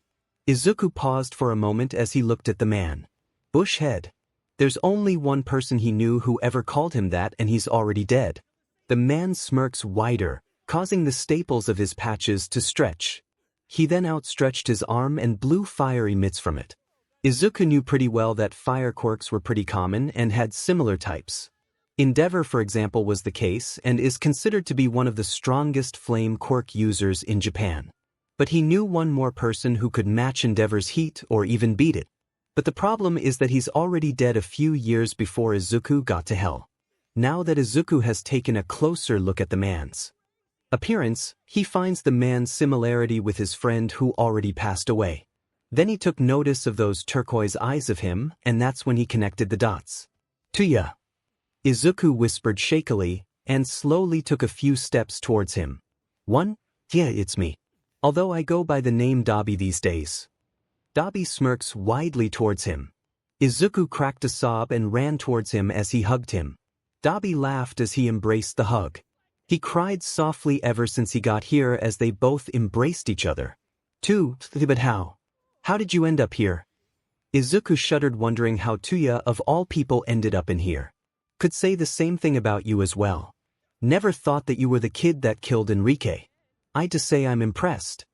𝗬𝗶𝗍 patted him on his head, smiling at him. "You've known about it?" "Yeah, one of our members saw what happened and told us about it. Seriously, killing a guy with a can of air freshener, that's overkill if you ask me." Izuku averted his gaze from 𝗬𝗶𝗍 as the shaggy man opened the door and led him out of the room. "Come on. Let's go and meet the others." "Others?" He walks out of his room and continues to talk while 𝗬𝗶𝗍 is leading him to some room that he doesn't know about. He asked about what happened to Claire and Jack, and 𝗬𝗶𝗍 assured him that they weren't harmed, but Jack seemed to have a few scratches and was being tended to his injury. Izuku exhaled in relief, knowing that at least they were safe and in here as well. 𝗬𝗶𝗍 opened the door in front of him, and they both entered with him first. He checks the room and finds that there are several people in there, and judging by their looks, only they are all strong. 𝗬𝗶𝗍 enters the room and lets himself in with Izuku follows from his back. His eyes fixated on each member as they turned their head over to see him. Some of them were looking at him as he walked following 𝗬𝗶 while they continued with what they were doing, almost seeming to not care about his presence, but Izuku knew from hanging out with both of his teammates and seeing 𝗬𝗶 up close. They were all strong, stronger than him. Soon 𝗬𝗶 stops his track and turns his head back to Izuku's direction, placing his hand on his shoulder and turning his attention to the group. "Izuku, I like to introduce you to our group. That's Sergio over there." He points his finger toward the kid roughly around the same age as him with a white streak on his hair. "The one who's drinking tea in the back, that's Ling." The kid nods his head while drinking tea from an antique Chinese cup you saw at a tea shop. "The redhead over there is Hisoka. Careful around him, he's got a bit of kleptomania." Izuku waved his hand as the maroon kid waved back at him. "And the armed mercenary over there is Sean." Izuku looked to 𝗬𝗶, pointed his finger and saw what appeared to be the oldest among the group, who was cleaning each part of a gun, placing it on the table. "We're still missing 2 more including the boss, but they should be here by now." 𝗬𝗶 looked around and he heard a sound of footsteps coming from the door where he came from. "Oh, speaking the devil. Here he comes." Plus Izuku turned his head and saw the doorknob being turned and the door being opened and saw someone enter the door. It was a man wearing a black long-sleeved shirt accompanied by khakis breathes. His hair is all messy and unmanaged and there's a cigarette placed into his mouth. His eyes went wide for the second time as he couldn't believe that he encountered another ghost of his past. Once more he stared at him in a gasp. He recognized the man standing in front of him.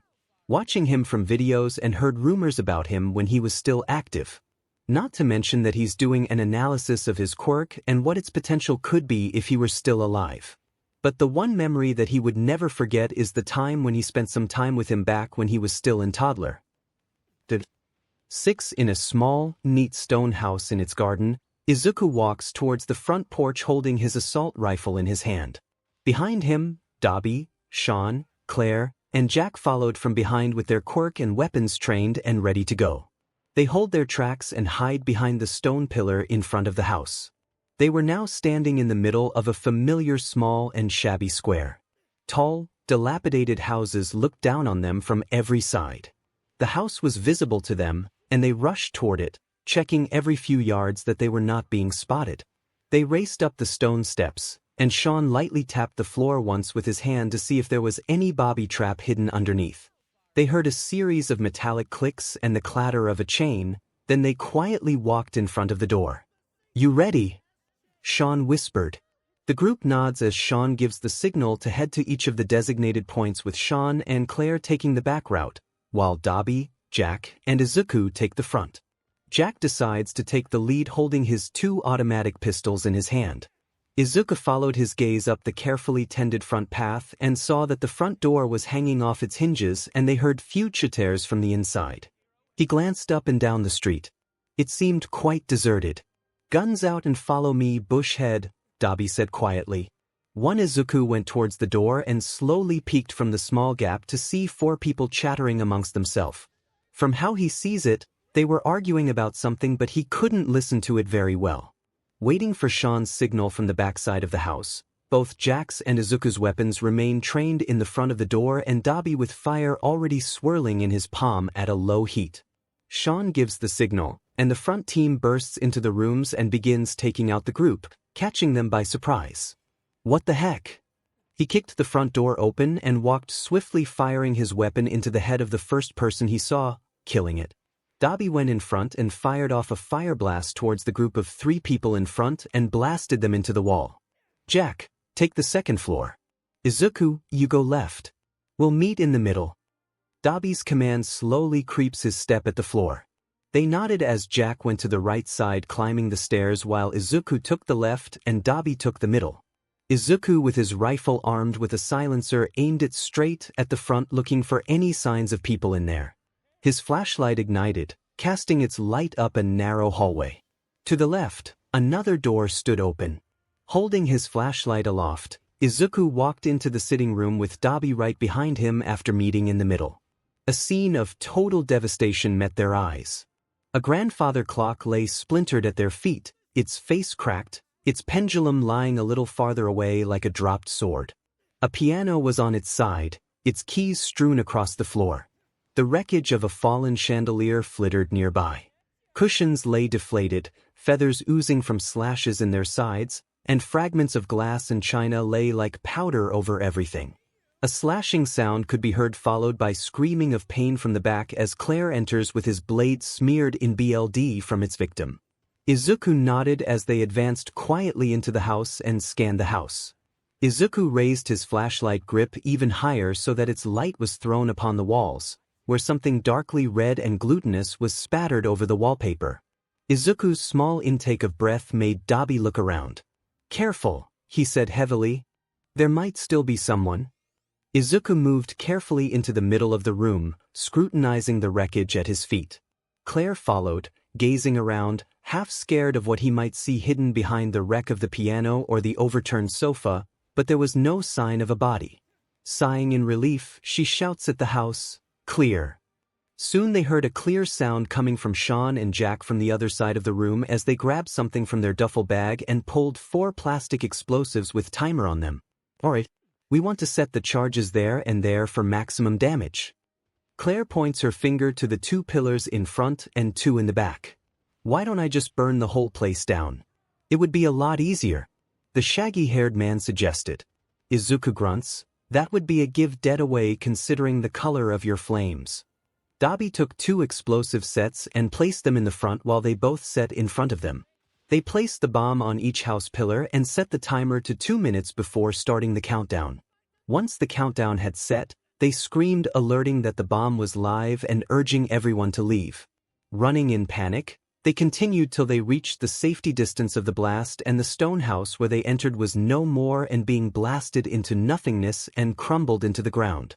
The group watches the house burn down for a moment before they slowly retreat, as they retreat and hiding behind the shadowy part of the street and enjoying the small part of their successful mission. In the middle of hell, surrounded by multiple buildings around them, is their hideout. A 5-floor building with a broken neon sign stands in the middle. Back in the hideout, they returned from their mission with Ling and Izuku's father, Hisashi, waiting in the middle of what appears to be the war room, sitting at a large round table. "You're all back a little earlier than I expected," Hisashi spoke while looking at the map in front of him. "Yeah, well, there's nothing left out of the Barzini family in the first place. All that's left are a few of their leftover member." Izuku spoke, placing his weapon on the table and sitting himself on an empty chair. "That's true. We haven't seen any rival criminals in the last few weeks. Maybe things have finally cooled down." Claire put his weapon back as well and took a seat next to Izuku, grabbing a whiskey and pouring herself and Izuku a glass. Jack shifts his eyes towards his teammate before heading towards the armory to return his gear, with Sean following from behind with his own. 𝗕𝗵𝗍 enters last and grabs a chair of his own. It's been around 2 years since the reveal of Izuku's father, who happens to be the leader of their group. After Izuku and his friends are captured by 𝗕𝗵𝗍 and introduced by their leader, who happens to be his father, he can't hide his excitement as he quickly embraces him in a hug, which he returns kindly as well. Outside of 𝗕𝗵𝗍, most of the members, including Izuku's friends, were shocked to see that their leader happens to have a son and is trapped in hell of all places, since they thought that it was the most weird place to be having a catch-up. He goes to ask his son why is he here in the first place, and that's where he explains to his father about what happened to him. From the remarried of his mother with Toshinori, the BRH of his sister, his quirk test result, the neglect by his supposed parent, Bakugu's bullying along with the rest of the school, and how he got killed in the first place at the alley. Hisashi was stunned and silenced. He was hoping that his son might be here because of some accident or something, but not being killed by someone around their age. And the very fact that his wife is remarried with someone after he was dead is a dagger in his heart. The woman that he married and loved for a long time had neglected her son. To make it worse, all of it is because of something as hypocritical as his being quirkless. Not a day has gone by that he never thinks about what he missed since he got stuck here. His son's first day at the school, seeing him ride a bike for the very first time, his graduation ceremony, all of that moment missing and slipping from his fingertips. But to think that he never had a chance to experience something like that brought him to his knees and crying, knowing that his fast departure had cost him his son's childhood life. Izuku stared in shock for a few seconds, then felt tears start to well in his own eyes again, and he couldn't help but begin to cry, the weight of everything that had happened within the last 10 years falling on him. Hisashi let out another loud sob, and threw himself down on top of him, wrapping his arms around him as best he could, so he could cry against his shoulder, his wet hair clinging to him as he wrapped his arms around him and sat up, needing some comfort. After their sudden father and son comfort time, he called out to the other members of his group to bring Izuku's friends to the room. Once they arrive, Hisashi speaks to Claire and her group apologizes about the kidnapping and explains that it's the only way for them to talk. He went on to explain that they had heard of her group for a while and were impressed with their feat and wanted to invite them to join him. Claire looks a bit surprised by the offer since they don't know any of these people outside of their leader who happens to be Izuku's father, but seeing how Izuku trusts him, she decides to reach out to the circle of trust. From what Hisashi has known, the seat of hell can only be acquired by the flames of 𝗓𝗵𝗲 to which the individual has to prove their worthiness.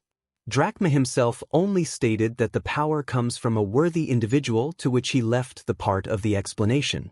All he says is that anger and rage are the key to awakening those strengths, but none have seems to find the key to it. In their group, only 3 people bear the mark: Hisashi, Claire, and Izuku, and they have spent many hours trying to awaken the power of the mark, but their research hasn't come to any fruition until now. Don't get your hope just yet. We still need to expand our territory. We only grasped the north part of the area and we need to make a breakthrough right in the middle. Hisashi said. Oh, lightened up, we finally finished the entire 𝗲𝗍𝗍 member. Come on, let's raise a toast. Claire raised his glass with Izuku following. Should I get the scotch from the back? Sean suggested. Nah, I got it. Claire opens a bottle of whiskey and is ready to pour it, only to be stopped by Jack. Nice try, but other than the kid and you, no one else enjoys a whiskey, he smirks towards her. Nah, I think this will fit perfectly. 𝗬𝗶𝗍 tossed a bottle of wine in Ling's direction and he caught it. 2. He examines the bottle before smiling in the arsonist's direction. Italian wine, how poetic. 1. The group laughed at the irony of the case before Sean grabbed a glass for each of the members, placed it on the table and poured it each, and taking their glass. All right, all right. Hisashi joined in raising his glass, with others followed suit. He coughed, preparing his words before looking at the group. Today is a good day for us all. After countless days of struggle, we finally managed to put an end to the 𝗲𝗍𝗍 family. A toast to our victory to the 𝗲𝗍𝗍 family. Cheers. They all raise their glass and cling it in the air. Sounds of cheers and joy ringing along with their glass as they enjoy their victory. It's such a shame that Hisoka and Sergio couldn't enjoy this fine taste of wine. 𝗬𝗶𝗍 holds the bottle to look at the label on it. It would be such a waste to finish it. Well, Hisoka and Sergio still haven't returned from their recognizance. And speaking of which, what should we do about the red fangs? Ling asked, looking towards their leader's direction. Best to wait for them to come back and set a plan in motion. Jack suggested, walking toward the group from the armory. I'm gonna clean up the guns, can't let them get dirt on it. Claire added, might be a good idea. We could use a break from all this mess and the wine. Knock yourself out. Hisashi nods. Soon the group began to disperse, with 𝗬𝗶𝗍, Claire, and Izuku heading to a training hall down below. Ling and Hisashi stay in the war room while Sean does a patrol routine around the rooftop. Down in the basement, there's a wide open area used for training exercises. Sometimes they used it for target practice or doing hand-to-hand combat exercises. 𝗬𝗶𝗍 is standing in the middle, shooting waves of fire around the area where Izuku and Claire are hiding behind one of the pillars, armed with his assault rifle and Claire's dual blade. Fire zooms in wildly around the area as both of them try to fend off the attack. Hiding behind the pillar, Izuku looked towards Claire and nodded. He fired off a shot directly below his feet, faltering his fire, forcing him to stop momentarily. 𝗬𝗶𝗍 had to retreat, avoiding his feet from getting holes, and in that moment, Claire zooms in right in front of him, swinging her sword right towards his face. 𝗬𝗶𝗍 smirks and places his hand up front, using his flames to propel him backward, but his movement isn't being left unfollowed by a bullet raining down his way from Izuku's shots, and Claire follows him from behind. She continued to chase him, who was moving around in a zigzag at incredible speed. 𝗬𝗶𝗍, who is more proficient with his quirk, has faster movement than she does. But she cut him in the front and ready to attack with her sword, which 𝗕𝗵𝗍 managed to dodge at the very last second. He smirks, admitting in his head that she had great movement and her battle prowess isn't too far from him, when suddenly his feet start to slip, almost like he's skating. Unable to keep his balance, 𝗕𝗵𝗍 fell off the floor and slammed his back on the floor. Groaning, he opens his eyes and finds Izuku's weapon pointing straight at him, along with Claire's sword at his throat, with both of them smirking. Raising his hand in defeat, 𝗕𝗵𝗍 said, "All right, you got me." Both of them smirked as they retreated their weapons away from the shaggy-haired man, and the green-haired kid offered him a hand and he took it. "Nice trick you got here." 𝗕𝗵𝗍 nudges his head over to the ice platform where he just falls. "Something that I cooked up last night. Getting homesick, are you?" Izuku said, checking over to his magazine left in his weapon. "Yeah, kinda," 𝗕𝗵𝗍 spoke quietly.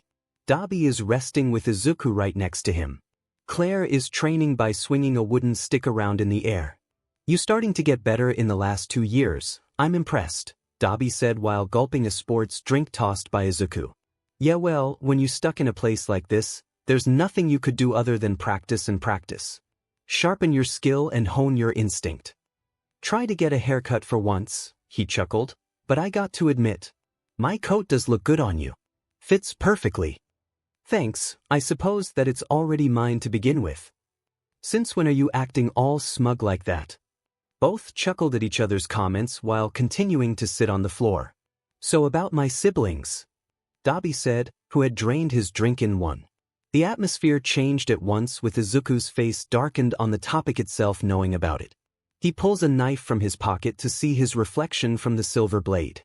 "They knew what was coming the moment they sent me down here," Izuku said. "I'm done playing around with them. The first thing that I'm gonna do is to kill my CNT of a sister, then they're next." And what is your plan exactly? We can't even get out of this place, so how are you gonna kill them?" 𝗕𝗵𝗍 questioned. "I could say the same about you too. With your vendetta with your dad." Izuku quipped back. 𝗕𝗵𝗍 wiped the sweat around his head with his towel before replying, "He had it coming too when he chose to neglect me. And I told you before, your dad is already repenting for his sin. He has changed ever since what happened to you. He turned his life around to be a better man. You should see it yourself when you get to leave." "Yeah, that doesn't excuse what he did to me." 𝗕𝗵𝗍 snarls with a hint of anger inside him. "All I wanted is for him to see me, to acknowledge my existence, and yet he chose to abandon me for Shoto and Shoka because he saw them as the perfect weapon to fill his ambition. That's why he didn't come to Sekoto Peak." Your dad had an issue." 𝗕𝗵𝗍 whipped his head towards him. "Okay, a big one, I admit. But that fault falls under all might as well to be the sole pillar of the society. If the symbol of peace never existed, then perhaps your father wouldn't have that much darkness inside of him. And it doesn't add the fact that your father is as much of a PP as mine. Well, after witnessing for what he truly is, I don't consider him as my father. I don't think I ever consider him to be one in the beginning before the quirk test." 𝗕𝗵𝗍 turns his attention back towards him as he continues to listen. "I felt no sense of connection with him even when I was little. Almost like he was a stranger in my house. We never had that sense of bonding, and even after so long, I don't know him other than the fact he's the #1 hero. And even when I learned about it while hiding behind that alley, I didn't feel excited or anything. Just empty. Maybe it's because deep down I get to know who he truly is." He gulps the rest of his drink after finishing telling 𝗕𝗵𝗍 about it before looking at the white ceiling. "Sometimes I wish that I had this urge before I was coming down here. The killing sensation. The insanity for revenge against my school. Maybe things might end up better than I imagined. Both of us were a fault product of a top hero in Japan. How ironic is that? Well, the world screwed with us in the beginning. What's stopping us from doing the same?" They both chucked over to what 𝗕𝗵𝗍 had just said while resuming their training for today. Izuku walks on the empty street with his rifle in hand. Right next to him was Jack with his gear as usual, and Claire, who was strapping her blade in her back. They half walked, half ran up the wide dark forest thronged with late-night revelers and lined with trees and stars twinkling above them. They both walked on the street heading towards the forest to meet up with Red Fangs. But they had a feeling that this meeting was a bit suspicious. Flashback Start 1. The Red Fangs are requesting a treaty meeting. Jack asked with a suspicious look. They gathered in the war room after receiving a message from the Red Fangs group saying that they were to request a meeting on neutral ground and ask for Hisashi to come to discuss it. In the table, it shows a map with a distinct red color circle in a forest. He picked a spot in the middle of the woods. Lots of trees and places for their men to ambush us. Ling went on to explain, pointing his finger towards the red circle. That's definitely a trap, Jack spoke out. Dad, you knew that the Red Fangs just want us out there alone so their men can ambush us, Izuku added. That's right. The Red Fangs are well known for their viciousness and brutality. They've been our rival for a long time, and before that, their group was filled with nothing but troubles. Claire spoke out, crossing her arms in her chest. The Red Fangs will come after us. Whether I meet him or not, he replied. They sighed, knowing that it was true. No matter which option they gonna take, they gonna cross paths with them eventually. Then I'll go. Claire suggested, we'll go in a small team of 3. If we don't return 2 hours after the meeting has ended, you'll be coming to us. No. We can't take chances with a group like Red Fangs. This isn't some small-time crook. We'll go and bring all of our forces and wipe them in one full assault. Jack suggested. Our ammo is pretty low too right now. You want to take them on with knives and wits alone? Ling questioned him. Dabi and Sergio went out, and with the 5 of us coming, this could spell out danger. Hisashi looked towards her in a contemplated look before coming up with his decision. All right, take Izuku and Jack with you. With Hisoka and Sean not returned and Dabi is on a mission with Sergio, we're spread too thin for all of us to go. They nodded and got ready to gear up. Hisashi looked towards their back as they went. Flashback and Izuku had no idea what Claire was planning, or even whether she had a plan. He walked half a pace behind her as they walked straight out of the oak front doors and down the stone steps into the balmy evening air.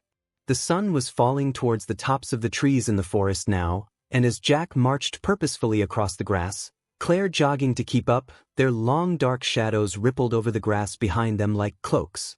Anyone else feeling déjà vu? Izuku spoke, looking over to the misty forest. Yeah, last time we walked together, we got ourselves beat the CRP out of it, Jack grunts, stepping in a stone. You still feeling salty because Sean beat you at that shooting contest 2 years ago? Claire asked. I'm saying that I got a bad feeling about this. We need to keep our eyes peeled. Jack whispered. As they reached the cool shade of the first trees, Izuku tried to catch Jack's eye. Walking into the forest towards an enemy seemed to him to be more foolhardy than anything they had done so far. He, however, merely glanced at Claire and plunged straight into the trees, moving at such a pace that Claire, with her shorter legs, had difficulty in keeping up. Is it very far in? Claire asked as her boots got dirty from the soil. Not too far, said Jack. It's a couple of clicks northwest of here. They continued to walk, heading to the deeper part of the forest, but so far they hadn't seen any sign of the designated place. No campfire, no lookouts, no signs, nothing. Are you sure this is the right way? Izuku asked him pointedly. Yeah, I'm sure, he said in a steely voice, crashing through the undergrowth with what he thought was a wholly unnecessary amount of noise. Behind them, Claire tripped over a fallen sapling.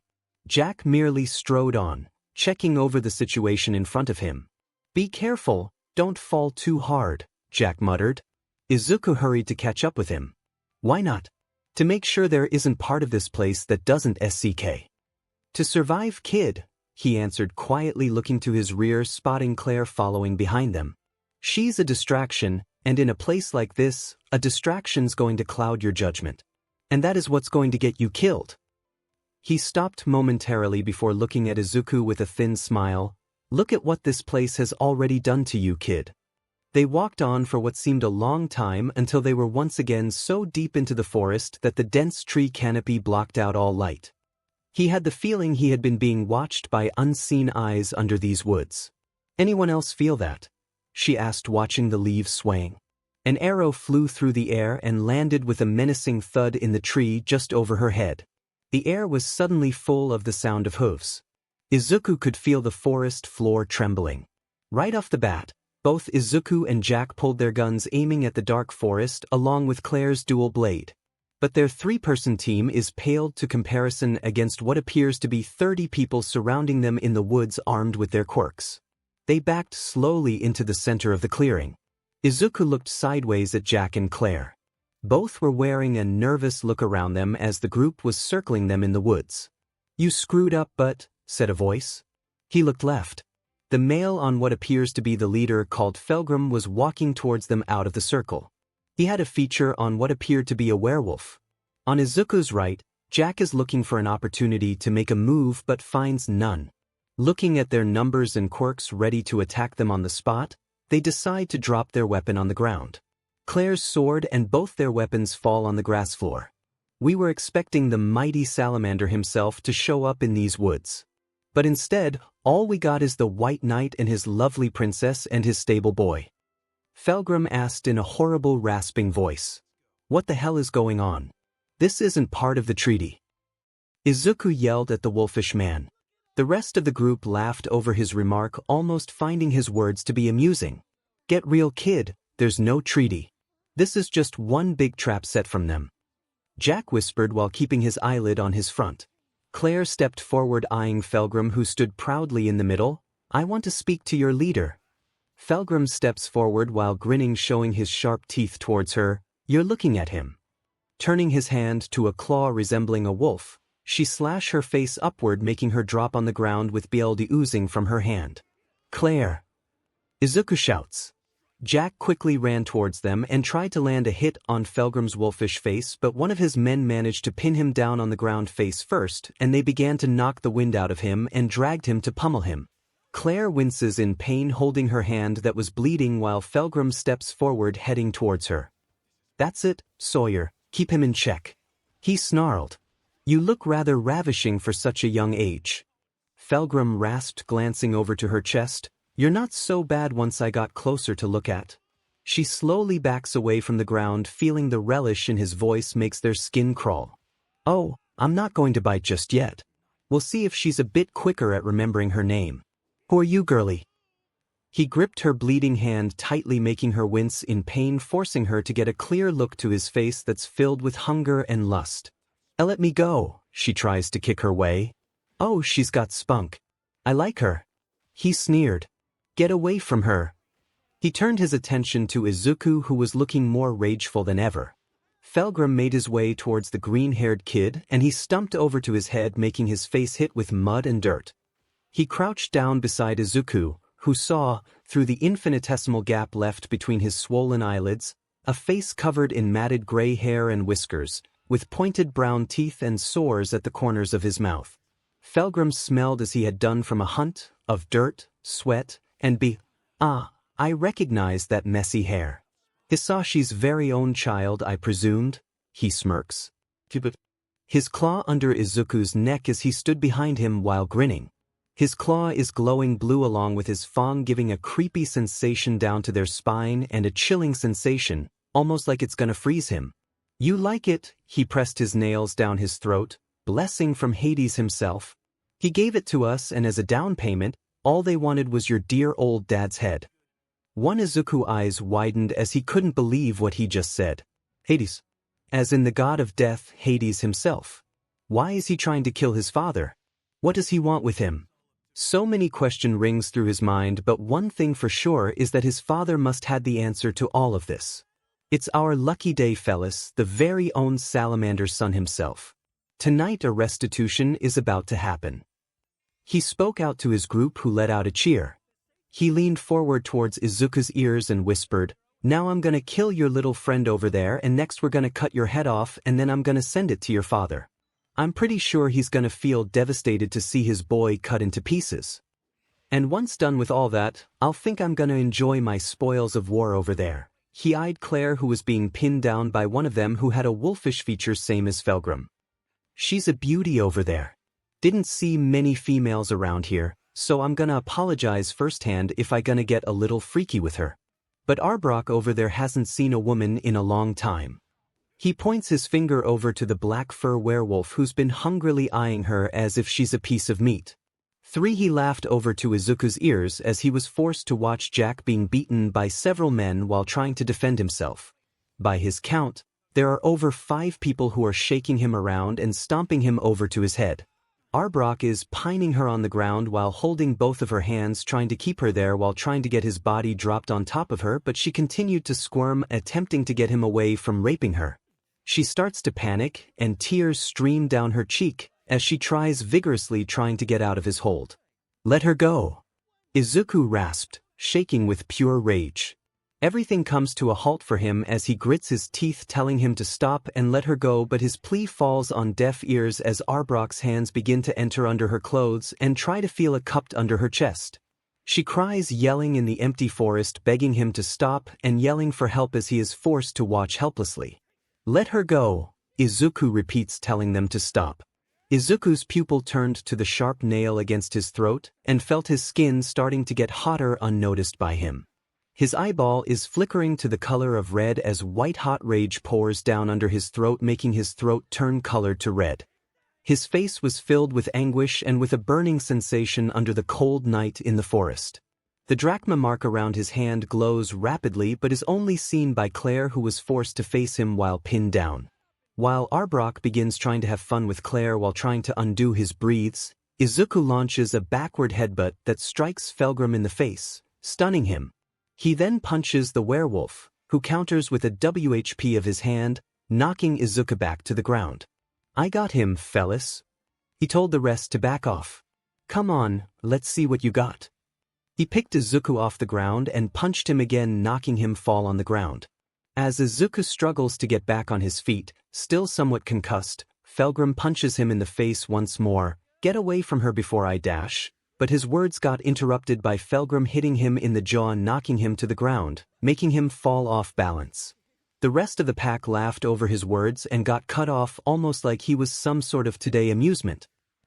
"Right over here."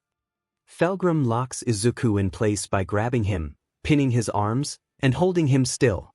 Grabbing Izuku in a bear lock, 𝗕𝗏𝗏 asked with confidence, "What the hell are you gonna do now, child?" Izuku answered by opening his mouth, feeling something about to burst from it with a red glow coming from it, and all of a sudden, a fire blast coming out from his mouth flowed in torrents of orange sparkles. A sudden blast explodes around the area, making where they both stand covered in small smoke around their head. Once the smoke disperse, 𝗕𝗏𝗏's body drops onto the ground with his head is already burned beyond recognition. As he collapses with a death rattle, the rest of his pack are so shocked that they momentarily freeze, including both Jack and Claire. 𝗕𝗏𝗏's dead. My God. His eyes glow in red along with his skin as fires begin to flicker around his body part. A red aura engulfed his entire body as he eyed every single one of them as they slowly backed off and prepared themselves. Claire, who's still being pinned on the ground, looked towards him as a red aura flowing like a stream surrounds him. The flames, they run around his entire body. Izuku turned his pupil directly towards her direction, or specifically to her captor, as 𝗧𝗵𝗃 looked in, momentarily shocked by Izuku's sudden change and witnessing his leader being killed in one of the most cruel fashions he had ever seen. The flames around his body continued to spread and began to engulf his entire torso and face, along with his lower part, making him seem to be cloaked in the armor of flames. "What's the?" 𝗧𝗵𝗃 whispered. From what they learned from 𝗕𝗏𝗏, all they had to be worried about from the group that came to the forest are the girl and the military man they saw and told to abandon the child, saying that he's weak. But it turns out to be the complete opposite of what they predicted. He slowly gets up and Izuku just stalks towards 𝗧𝗵𝗃's direction, stating with a psychotic calmness, "He's mine." From the top of the large tree where he stood, 4 men jumped right on top of the tree, trying to ambush him from it, but Izuku merely raised his hand upward to where they hovering in the air and released a powerful fire blast towards them. They shrieked in pain with the flames burning through their bones and completely charred their body in the same manner as 𝗕𝗏𝗏's head. Izuku then swiftly ran towards 𝗧𝗵𝗃 below and quickly swept his feet, making him fall and right in the flash, his hand being pulled from behind with Izuku's right foot placed on the werewolf's back. The werewolf squirms in pain with Izuku's feet continuing to push him below and having both of his arms pulled. "And no, please, I'm sorry," 𝗧𝗵𝗃 whimpered, begging for mercy. Izuku tilts his head before smirking behind him in a deranged way, almost like he was being possessed. Sorry. Why does everyone say that before they're being punished? He continued to press his feet harder, making the werewolf yell out in pain when suddenly Izuku pulled out both of his hands in a forceful manner, making both the werewolf's arms ripped off from his joint as he screamed in pain, unable to feel his arms anymore. The sound of Rbrock's arms being pulled out of his limb is echoed down to their sensitive ears as Izuku continues to release a murderous aura around them. Then the ground where Izuku stood is covered in flames circling him, and lets out a roar, and a gush of flame flew over the werewolf and the woods. The fires continued to spread around the trees and leaves, making the entire forest brought down by its flame. Those who were still around were trying to retreat but were quickly being extinguished by Izuku's fire breath continued to bring down the entire forest. "Kid, stop this!" Jack yelled out, trying to get him to put a stop to it, but his words fell on deaf ears. He managed to spot one of them near him and quickly went towards him in a mad dash. The werewolf fur went rising, alerted by the fear approaching him, and when he turned, his face met with Izuku's fist as it punched through the ground, forming a crater underneath. He's already losing consciousness, but Izuku hasn't done with his attack just yet and continues to punch his abdomen and face till it's out of shape before gripping what's left of its face and bursting it on fire. "This kid. He's insane." One of the werewolves whispered. "Run for your life." The remaining werewolves around the woods are looking at the scene and remain frozen, trying to process what just happened as Izuku mercilessly killed their member in the most gruesome possible. While in a trance, Jack managed to strike back by firing off his weapon towards the enemy in his vicinity. "Kid, wake up, would you? We need to retreat," he shouted while continuing to fire his weapon while shouldering Claire, who appeared to be unresponsive. However, Izuku continued to let loose and emit fire around every part of his body. His hands, feet, torso, and even his mouth are releasing an orange-red flame around it, engulfing the entirety of himself and the forest in flames. No part of the forest hasn't been extinguished or made any contact with his flames as it continues to swallow everything. Even the remaining members of the Red Fangs aren't saved from the flames as it continues to attack them without a single care. While in the midst of the fire, all they could spot are large cloud of smoke floating in the air and the sound of screaming of the remains of the Red Fangs. After spotting the flames from their base, Hisashi quickly called back the remaining member of his team to head straight into the forest, thinking that there's something wrong is going on. He knew that there was something bad bound to happen with the meeting. He was a bit reluctant to send his son there, knowing that it was supposed to be him instead, but knowing just how stubborn his son could be in the last 2 years, he was left with no choice but to accept. Sprinting to the forest, Hisashi flew into the woods with dragon wings sprouting from his back. Behind him, Dabi, Ling, Sean, and Sergio followed, except Hisoka, who was staying behind the hideout to guard it while resting from his injury during his mission.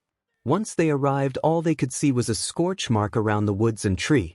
There's soot on the ground along with a few charred corpses lying on the ground and hanging on the tree. Burn marks decorate the trees around it with no signs of the enemy. Remain in alert. The rest of them moved forward but ready with their quirk in case someone tried to attack from the whole mess. But so far, they didn't sense anyone around. Right in the middle, someone is spotted in front of the woods. They took cover from behind the rock and charred trees, avoiding its line of sight. Unable to see it clearly, Sean grabs his rifle and gets a better look from his scope to check the situation. "Who is it?" "One of the enemy." Dabi asked. "It's your son." Sean alerted him as Hisashi quickly sprinted forward away from where he was hidden. He continued to dash into the woods, called out to him, trying to meet with him, wondering whether he was hurt or not, but once he arrived there, he was left with no words coming out of his mouth, watching the surroundings. Everything in the woods has been sterd down to nothing.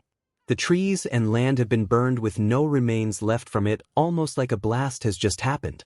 The roots are still intact, but the upper part of the tree is filled with burn marks all around. Around the ground, there are over 30 burned corpses, charred ground with their skin and skull burned to a cinder. Down at the end, shows a bloody Izuku shaking, leaning up against the tree after a terrible event that has just occurred, knowing that he just killed the entire member of Red Fangs all on his own. Plus, on that very day, Izuku's life completely changed. marking the first day of being chosen by 𝗓𝗏.